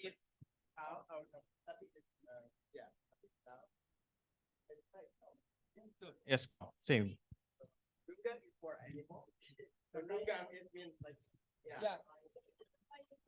And then like mengendarai, but in Java is numpak motor, ya, numpak motor. Numpak motor. Mbak. Nami kulo Vivian, kulo saking Philippines. Hobi kulo nonton film, matur nuwun. Nonton apa? Nonton. Yeah, nonton film. Oh, okay. What kind of movie usually? Any Korean. What is your favorite movie? Right now I'm watching King Dalan. King? King Dalan. Oh, like you like horror or you like what kind of movie? Comedy and fantasy. Oh, okay. Do you like Korean drama? Yes. What kind of Korean drama usually watch? Korean drama. Your favorite Korean drama? King Dalan. Okay. What's your favorite Korean drama? Oh yeah, you're from China, right? What's your favorite Korean drama? You don't like the Korean drama? Oh, mostly people in Korean, they don't like the drama? Not really, not like so. Oh, okay. Thank you information, yeah. Next. Nami kulo April, kulo saking Philippines. Kulo ngurunggo ke lagu, Can you say one more? Ngrunggok. Oh, oke lagu. Lagu. Oke. Matur nuwun. Nama saya April, saya dari Philippines. Hobi saya mendengarkan musik. Terima kasih. Sama-sama. Wait. What kind of song or music that you like to Oh. listen? I'm a fan of K-pop and Whoa. OPM and English. What's your favorite K-pop? BTS Yeah. and Day6 and I'm a multi fan, so Kim Sok-sit. She's also army. Wow. Like this, blink. Okay. Selamat. Okay, next. Nama saya Hyungkyung. Saya dari Korea. Hobi saya traveling. Terima kasih. Oh, 감사합니다. So you already traveling in some countries beside Indonesia, maybe? No. So this is a foreign country that you first time visit. What do you think about Indonesia? It's so good. Good. Yeah. Terima kasih.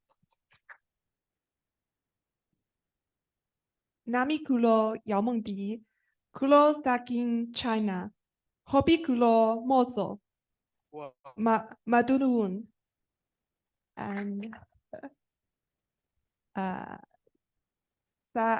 Nama saya.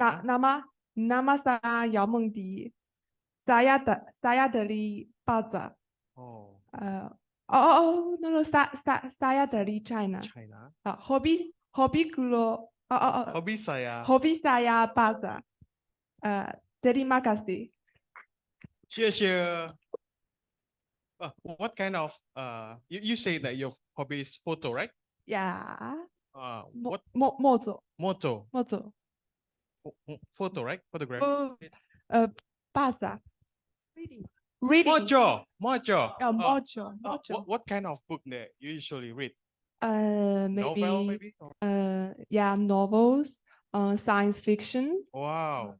That kind of books. Yeah. You like Harry Potter? Oh yeah. Wow. I like it. I like it very much. Wow, we got Potter hat, right? Yeah. Same with us. Yeah. Cheers. Thank you. Yeah. 不用谢。不用谢. You're welcome. One more. 不用谢. 不用谢. 用谢. Yeah. It means there's no need to 谢谢. You are welcome. Thank you very much. New word for me. Okay. 不用谢. Yeah. 不用谢.不用谢. Yeah.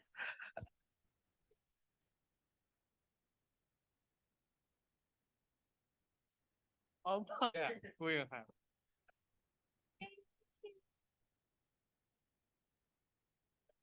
Okay, thank you everyone. So, Mr. We're gonna move to the next session maybe?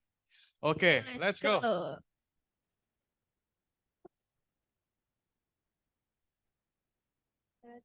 how long should we do that?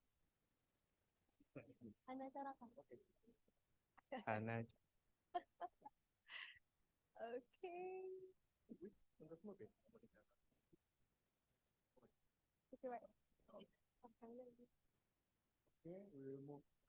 Okay, we will move to the last session, but maybe we will reverse because the time is limiting us to gather in here. So, words, we have ancient words in Indonesia. Yeah. Exactly in Java, right, Yogi-san? Yeah. So we call this Hanacaraka or Aksara Jawa. This is already used a long time ago before the electricity exists, before the car exists. When Indonesia is still not a country, but like a kingdom, there are so many kingdom in Java Island. They use this instead of alphabet because at the time alphabet it's still not founded. So before we practice how we write with Japanese ancient language, maybe we will tell you a little how the story, the origin of the Aksara Jawa is founded. Okay, next. Yeah. So now Mbak Talia will give you the paper.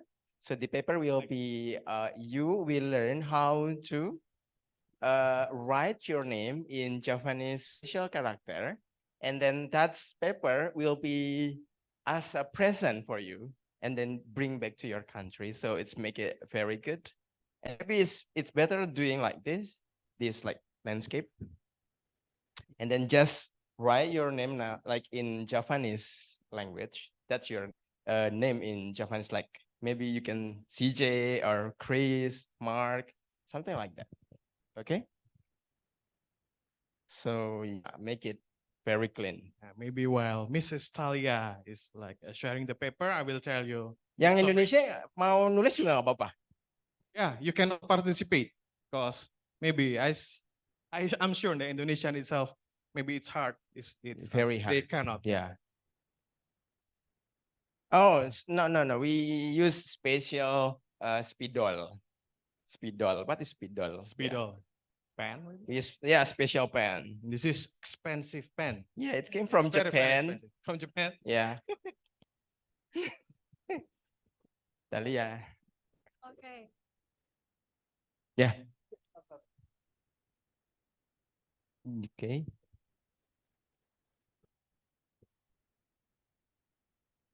Okay.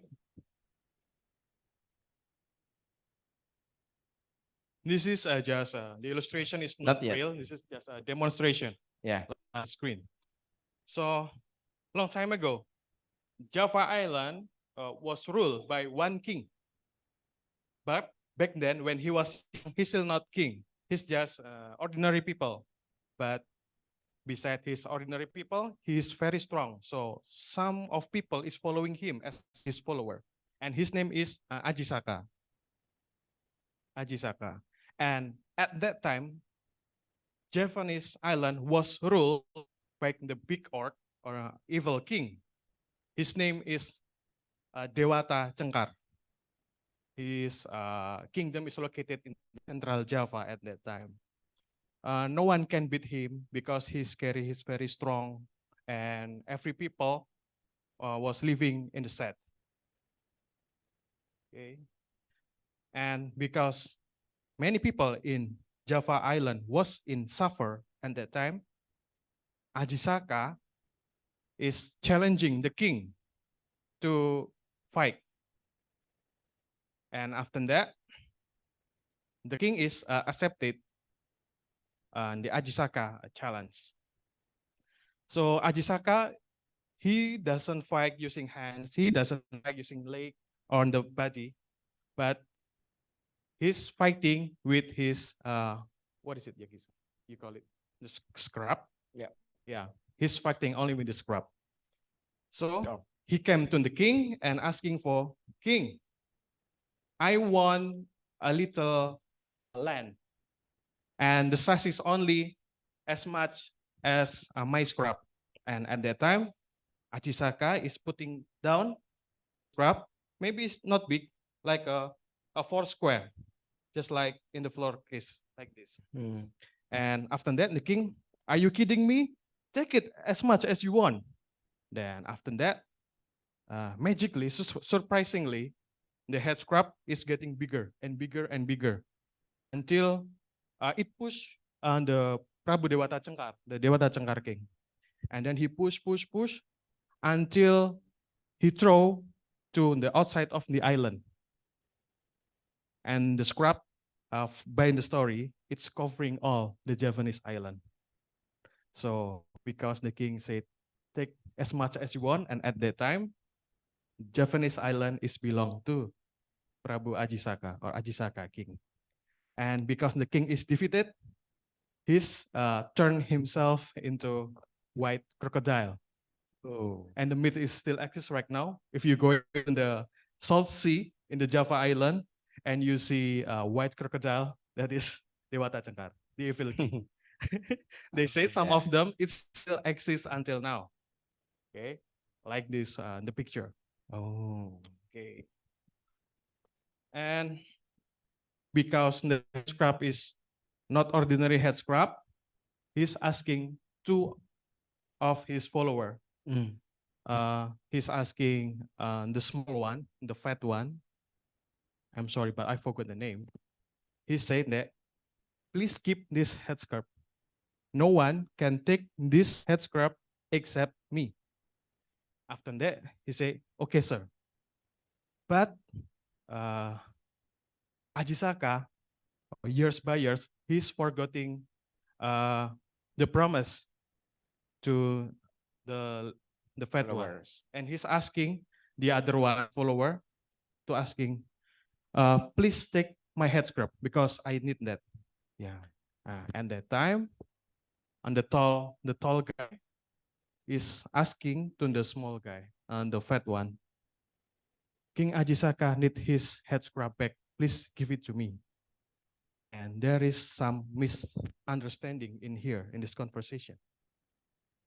And the fat one say, no, you can take it because King Ajisaka already give me promise that the headscarf only can get by King Ajisaka itself.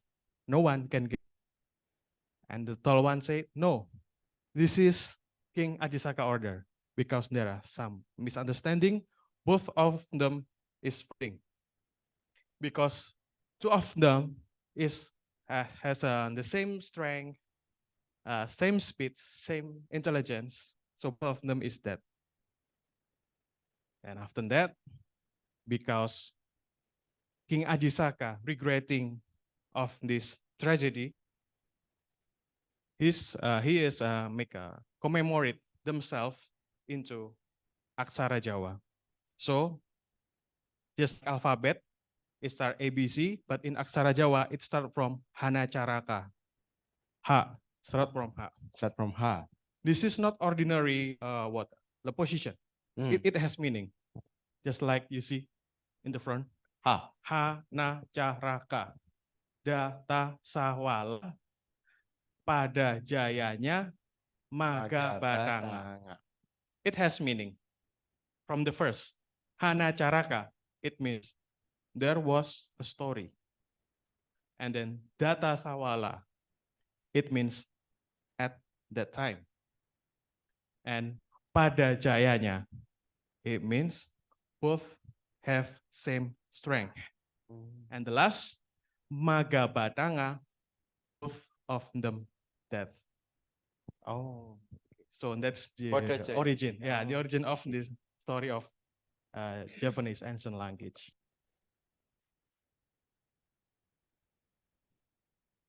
Interesting? Yeah. Maybe we will start to Yeah, practice. we try to learn. Actually, it's quite difficult. Like for Indonesian people also, it's not really, they don't really write this special character, but mostly maybe Japanese people. But nowadays, maybe there is no lesson for Japanese language anymore. So it's the rare. Very, very lesson. rare. Yeah.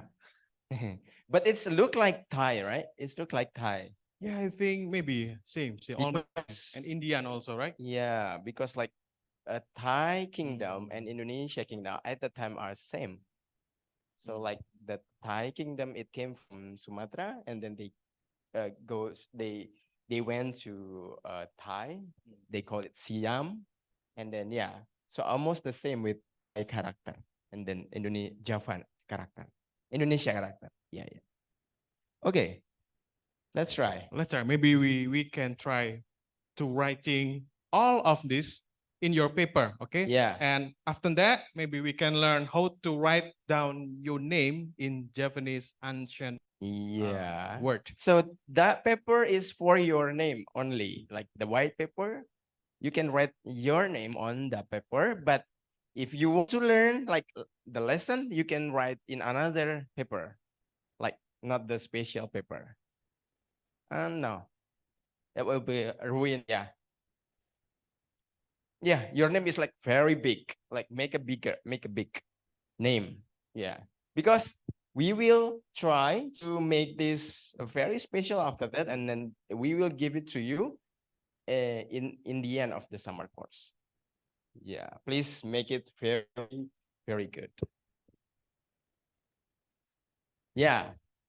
So how to write a ha? Na. How to write ha? Ha. Ha ha ha ha. How to write ha is very, very simple. It's just like making a mountain, 3 mountain. One slope and mountain and mountain. It's ha. Yeah.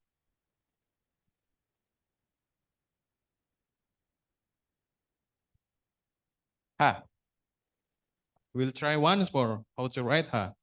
We draw a mountain, a slope, a mountain, and a mountain. It's ha. Like M? Like M. Yes, like M. One more. Yeah. Draw a mountain. But a now you can slope, learn how to write. mountain, in the- mountain. Ah. We need a bigger one, maybe. Yeah. This is ha. Ha ha ha. Ha.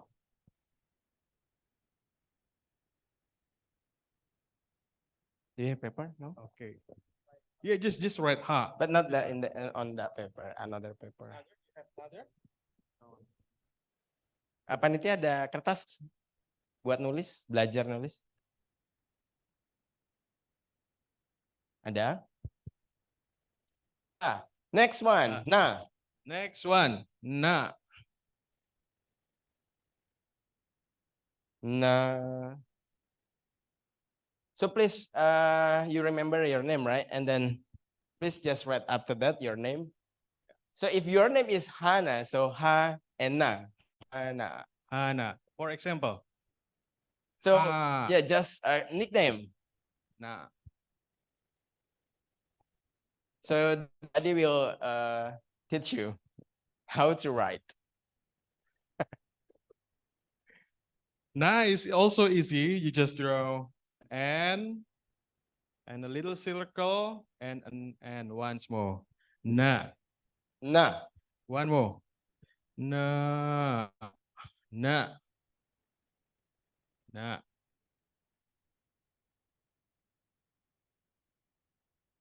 Nah, do you have paper? Paper? Nah, yeah. Yes. We will tell you after this. Okay. Mark, you can? You from Yeah. Good. Now. Hana. Oh, very nice. Belum. Oh, tulis saja Kim atau nama nickname aja. Oh, nggak apa-apa. It's okay. Good. Very good. Wow. I cannot. Oh, yeah. Very nice. Okay. No, it's good. Okay. Next is Cha. Cha.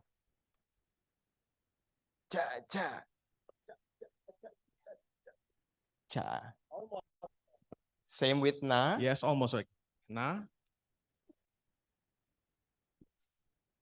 But maybe it has sharp point. Sharp point. Next one. Sharp. Like a ego. Cha. Ra, cha. One more.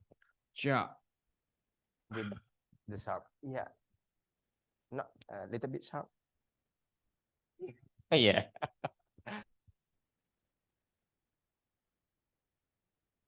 Yeah. Very good. Cha. Next one is very easy. Ra. Maybe the easiest one, Mr. Yeah. Robi. Ra is like an N. Big N. Okay. Yes. Perfect. N. Perfect. Ra. Ra. Ra. Yeah, yeah. This is a noun. Yeah, this is a noun. Ra. Oh, yeah, Dara. Oh, yeah, yeah, yeah. Oh, we can tell you later how to like we.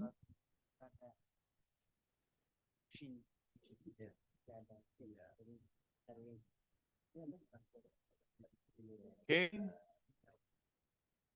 We go to the next word. Ka. Ka. Ka is like a ha and na. Yes. It's like na. Ka. Na. Like na. And we just one more n at the Yeah. right side. Ka. Na. Ka. Na. Yeah. Ra. One more in the right side. It's ka. Ka. Ka.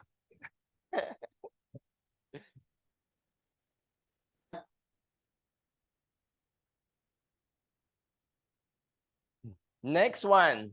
Da. Da. Da.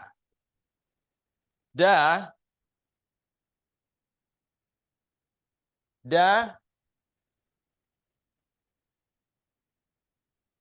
Right, Mr. Yogi. We. Yeah. Da. Yeah. Without any stop. Da. Da. Are you left hand? Oh, nice. Okay, like Da. it. Kim. Oh, nice, nice. She told you.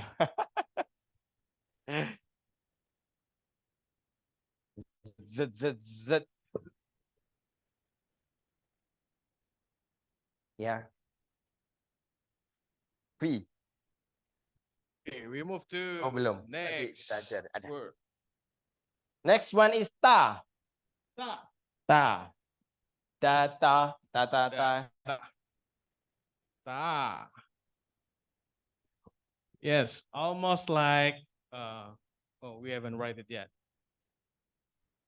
Almost like cha. Yes, without circle, I guess. Yeah. You draw an Kakata. and the big and one more. Okay. Next one is sa. Sa. Sa. Sa.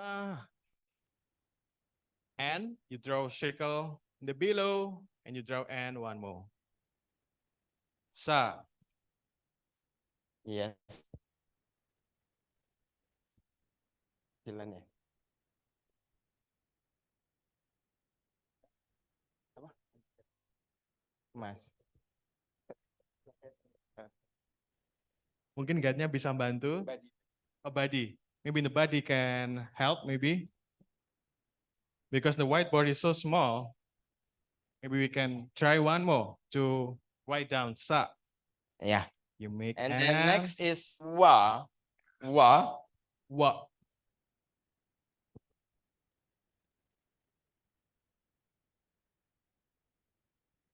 Wa.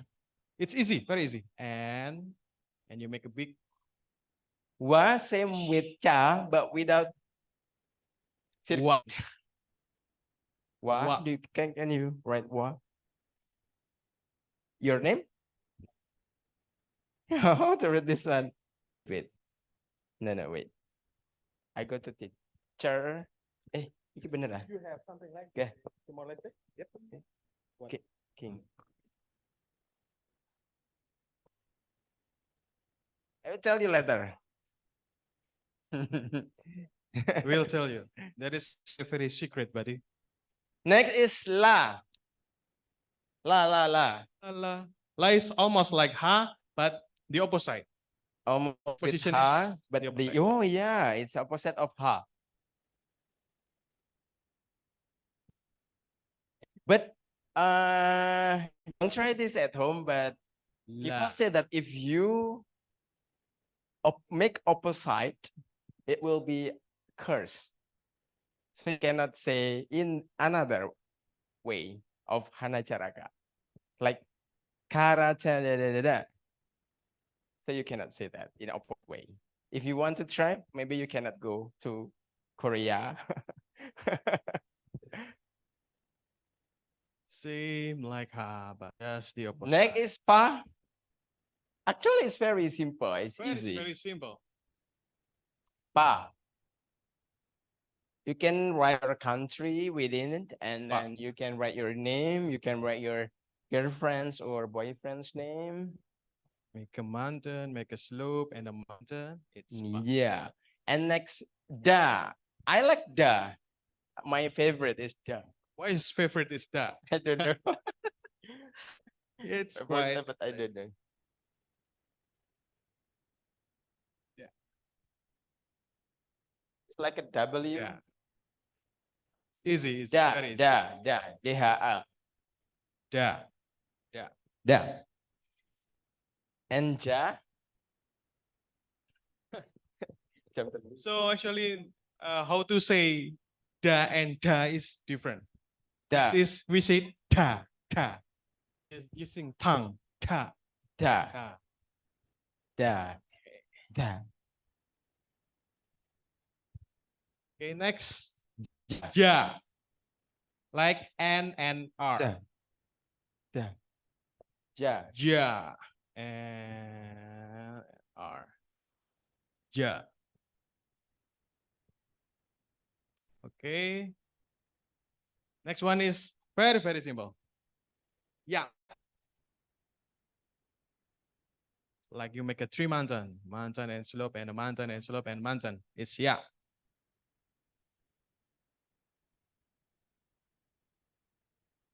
I just like drawing an intestine. This is Yeah. yeah. Yeah. Yeah. Tree mountain. And next is nya. Yeah. Nya.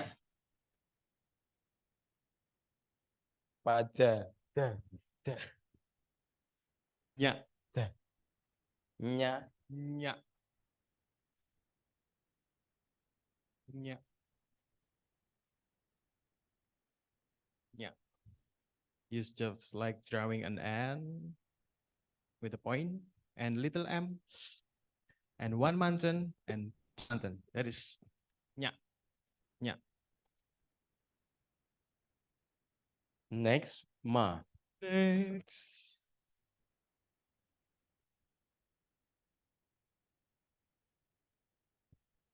Ma.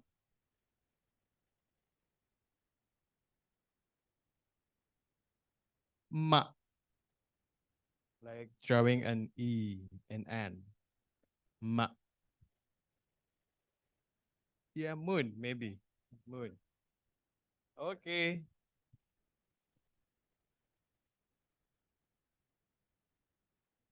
Bisa dibantu nulis namanya nggak? Cariin. Are you ready for write your name? Okay. Next is ga. Like drawing an M. It's very, very simple. Just drawing an M is ga. Okay. Ga. Just drawing a big M is ga.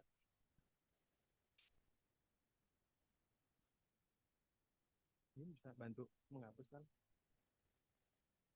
Oke, badinya mungkin bisa ngebantu nulis namanya. Nanti tinggal di approval sama Yeah. Mas Gangga dan Mbak Ahlinya. And the next is ba. It's same widthnya, almost same, but Udah? only have one mountain in the back. And with Can the you- point, Okay, it's okay. little M, Ya, ya, ya. ba. Ba.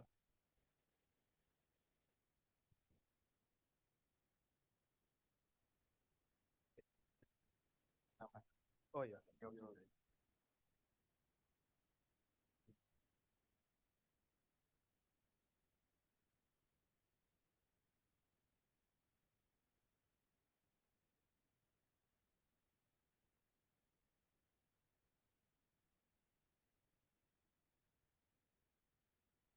Okay. You can write like this. It's like very big. So you can put on your room and then your signature. You need another paper? Huh? Okay. Next is Ta, just like your name, Talia. So make it like You this, can write like it make down. it bigger, like white paper. Ta. And big N and small E. And like this. Ta. Very, very simple. Ta. Ta. Okay. Last one. Is nga.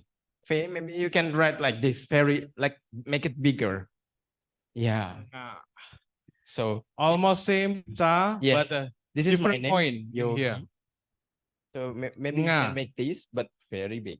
Nga. Yeah. Wow, that's good. That's great. Yeah.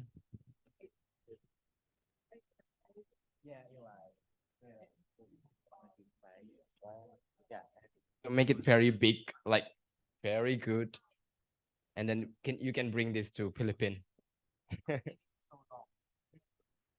Maybe Chris or Fur. Yeah.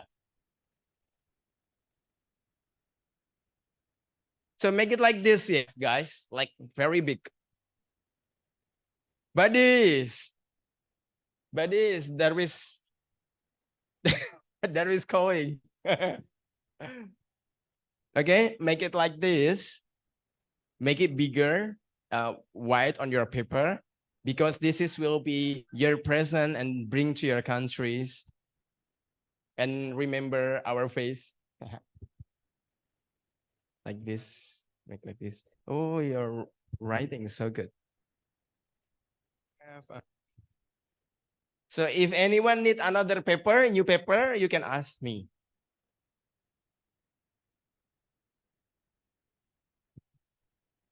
You need another paper? Wow, yeah. I like this one. It's very nice.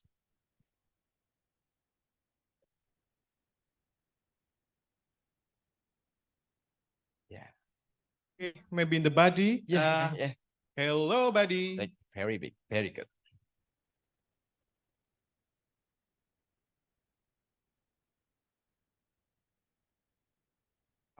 How we call you? How we can call you? Eli.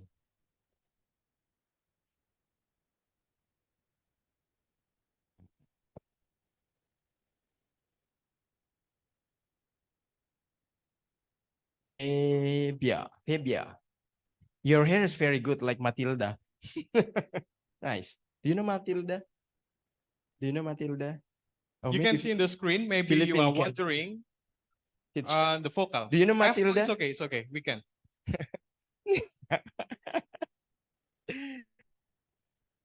You can see in the screen, we have Matilda is we call it a it's movie. as a movie. pasangan. Movie. Okay. So back then, Yes. there's just the vocal is just Very good. A. But how JC. we write Oh, or you need another we are paper? using No. this. You still have one? Okay, wait a second. Yeah. You already finished? Okay. But I still am studying, so I can confirm if this is Okay. You can ask him. You can ask him. It is Okay. correct. Maybe this is the session that we learn about the vocal in the Japanese ancient language. Maybe I need your attention in the front. Okay, guys.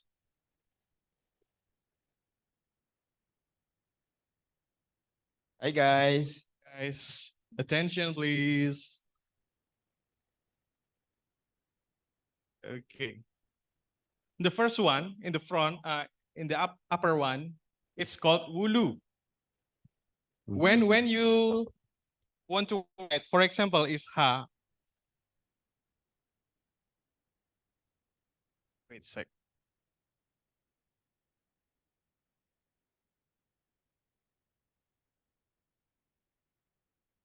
Okay.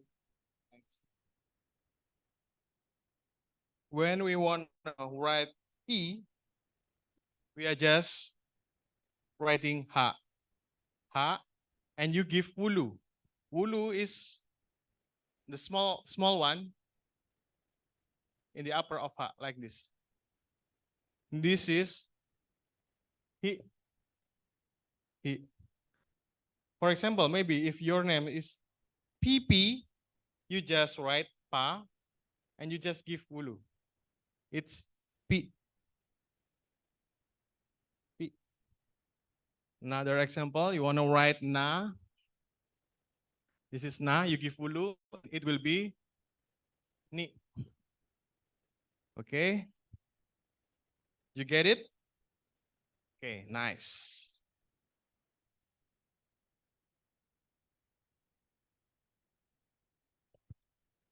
Okay, next is thank you. Next is puppet. When we want to say not e, but for example, we just write ha, and we give big wulu. This is For example, another example is pa. We give puppet. It's read by p, not a, but p. Yeah, p. Another example is ma. We give puppet. It will be m, m, m, p, m. Okay. Okay. And the next one is suku. When we want to say u, we give suku after the word. For example, is ha. We want to say u, just give suku in the edge of the word. U. This is u.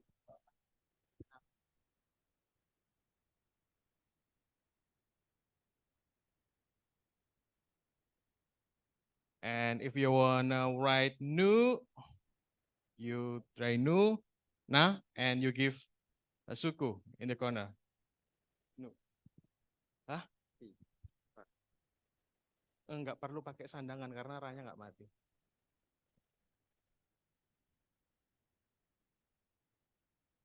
If you write ma,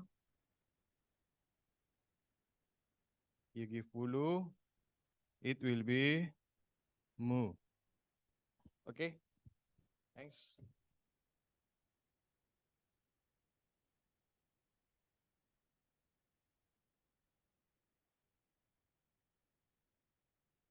We move to taling. Taling is one when we want to say a. Just giving taling in front of before the word. If we want to say a, just write ha. This is a. If you write, for example, is ta, we are giving taling in the front of ta. It's gonna be te. Okay. Last one.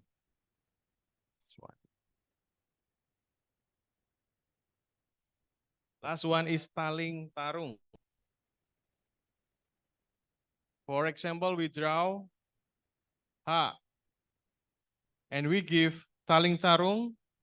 This is taling and this is tarung. It will become o. Another example, we write ta. If we give taling tarung, it will be to. Okay? Maybe right now you can try how to write your name.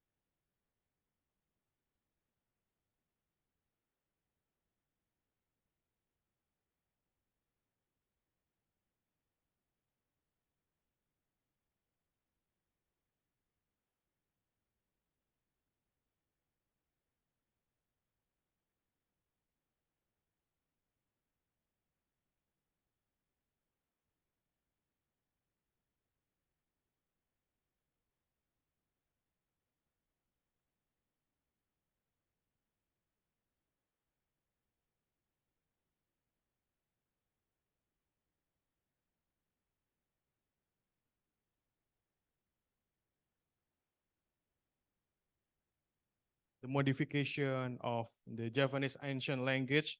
Actually, there are so many ways, and we can teach you all of it today because of the time. Maybe next time you can ask directly to us.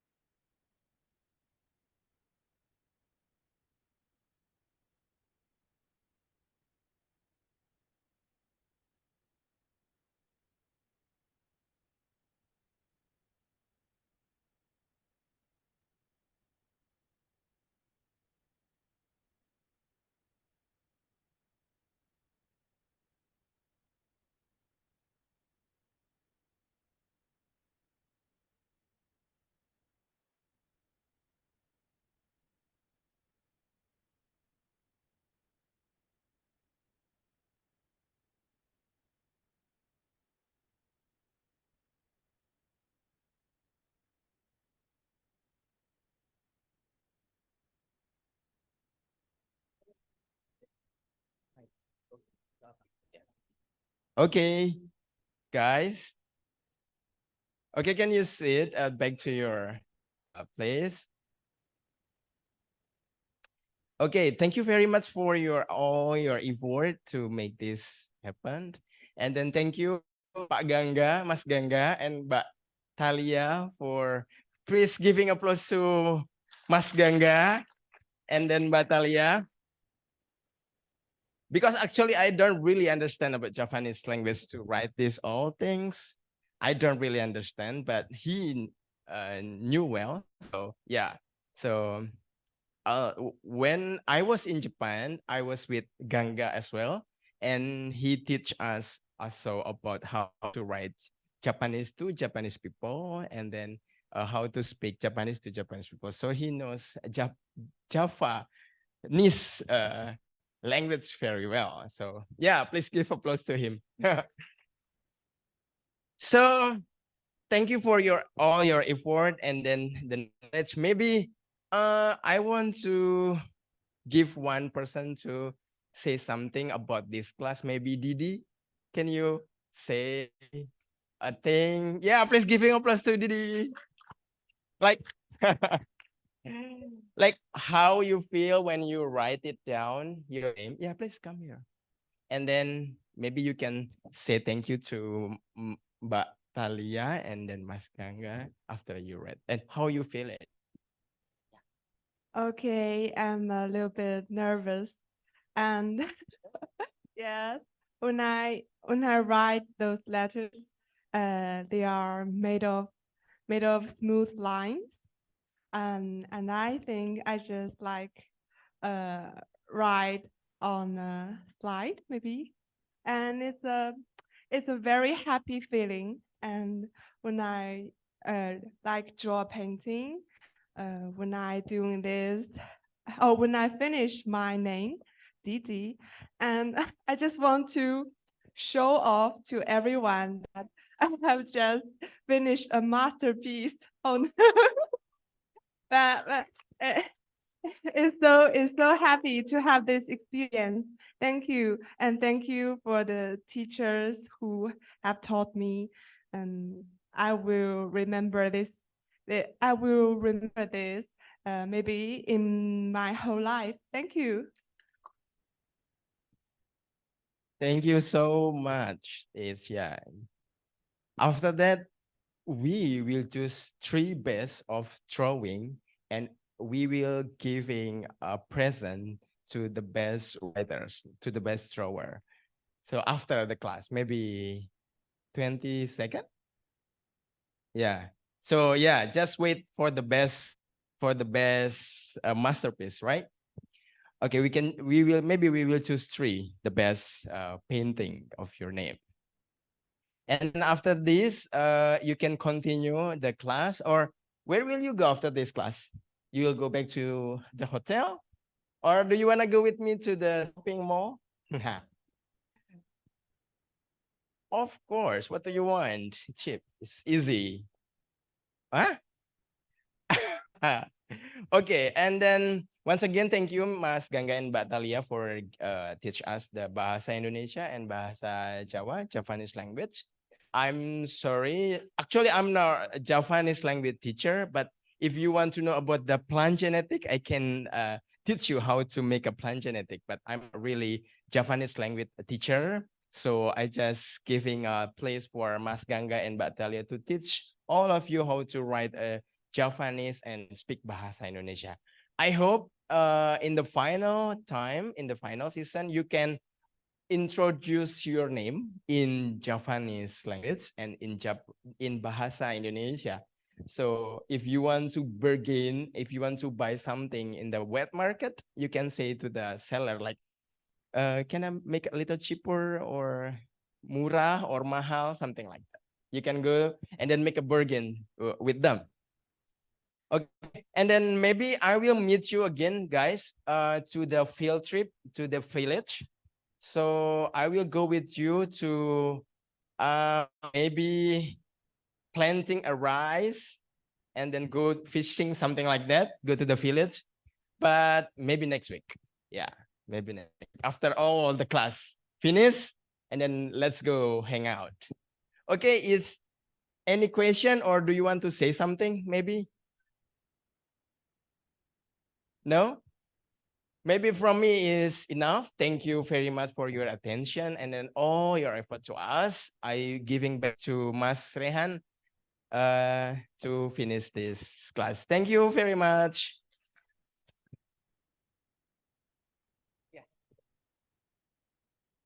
Okay, hi guys, back again. Oh, that's me. Hi. Okay, so it's already done, guys. So I saw that you guys are having fun during the what is it? Learning the Japanese language and stuff, and you guys also have a lot of lectures today. And after this, you guys can go back to your hotel. And don't forget that tonight we will have the lecture again, like our last lecture of today, which is at 7 p.m. So please be prepared at the hotel for the location and stuff. We will inform you soon in the group chat. And don't forget to bring your device as well, or maybe if you guys want to take some notes as well during the lecture.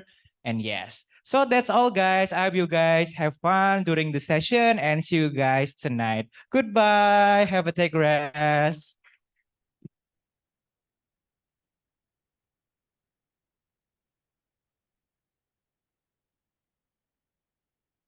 Oh, for the marker, you guys can keep it.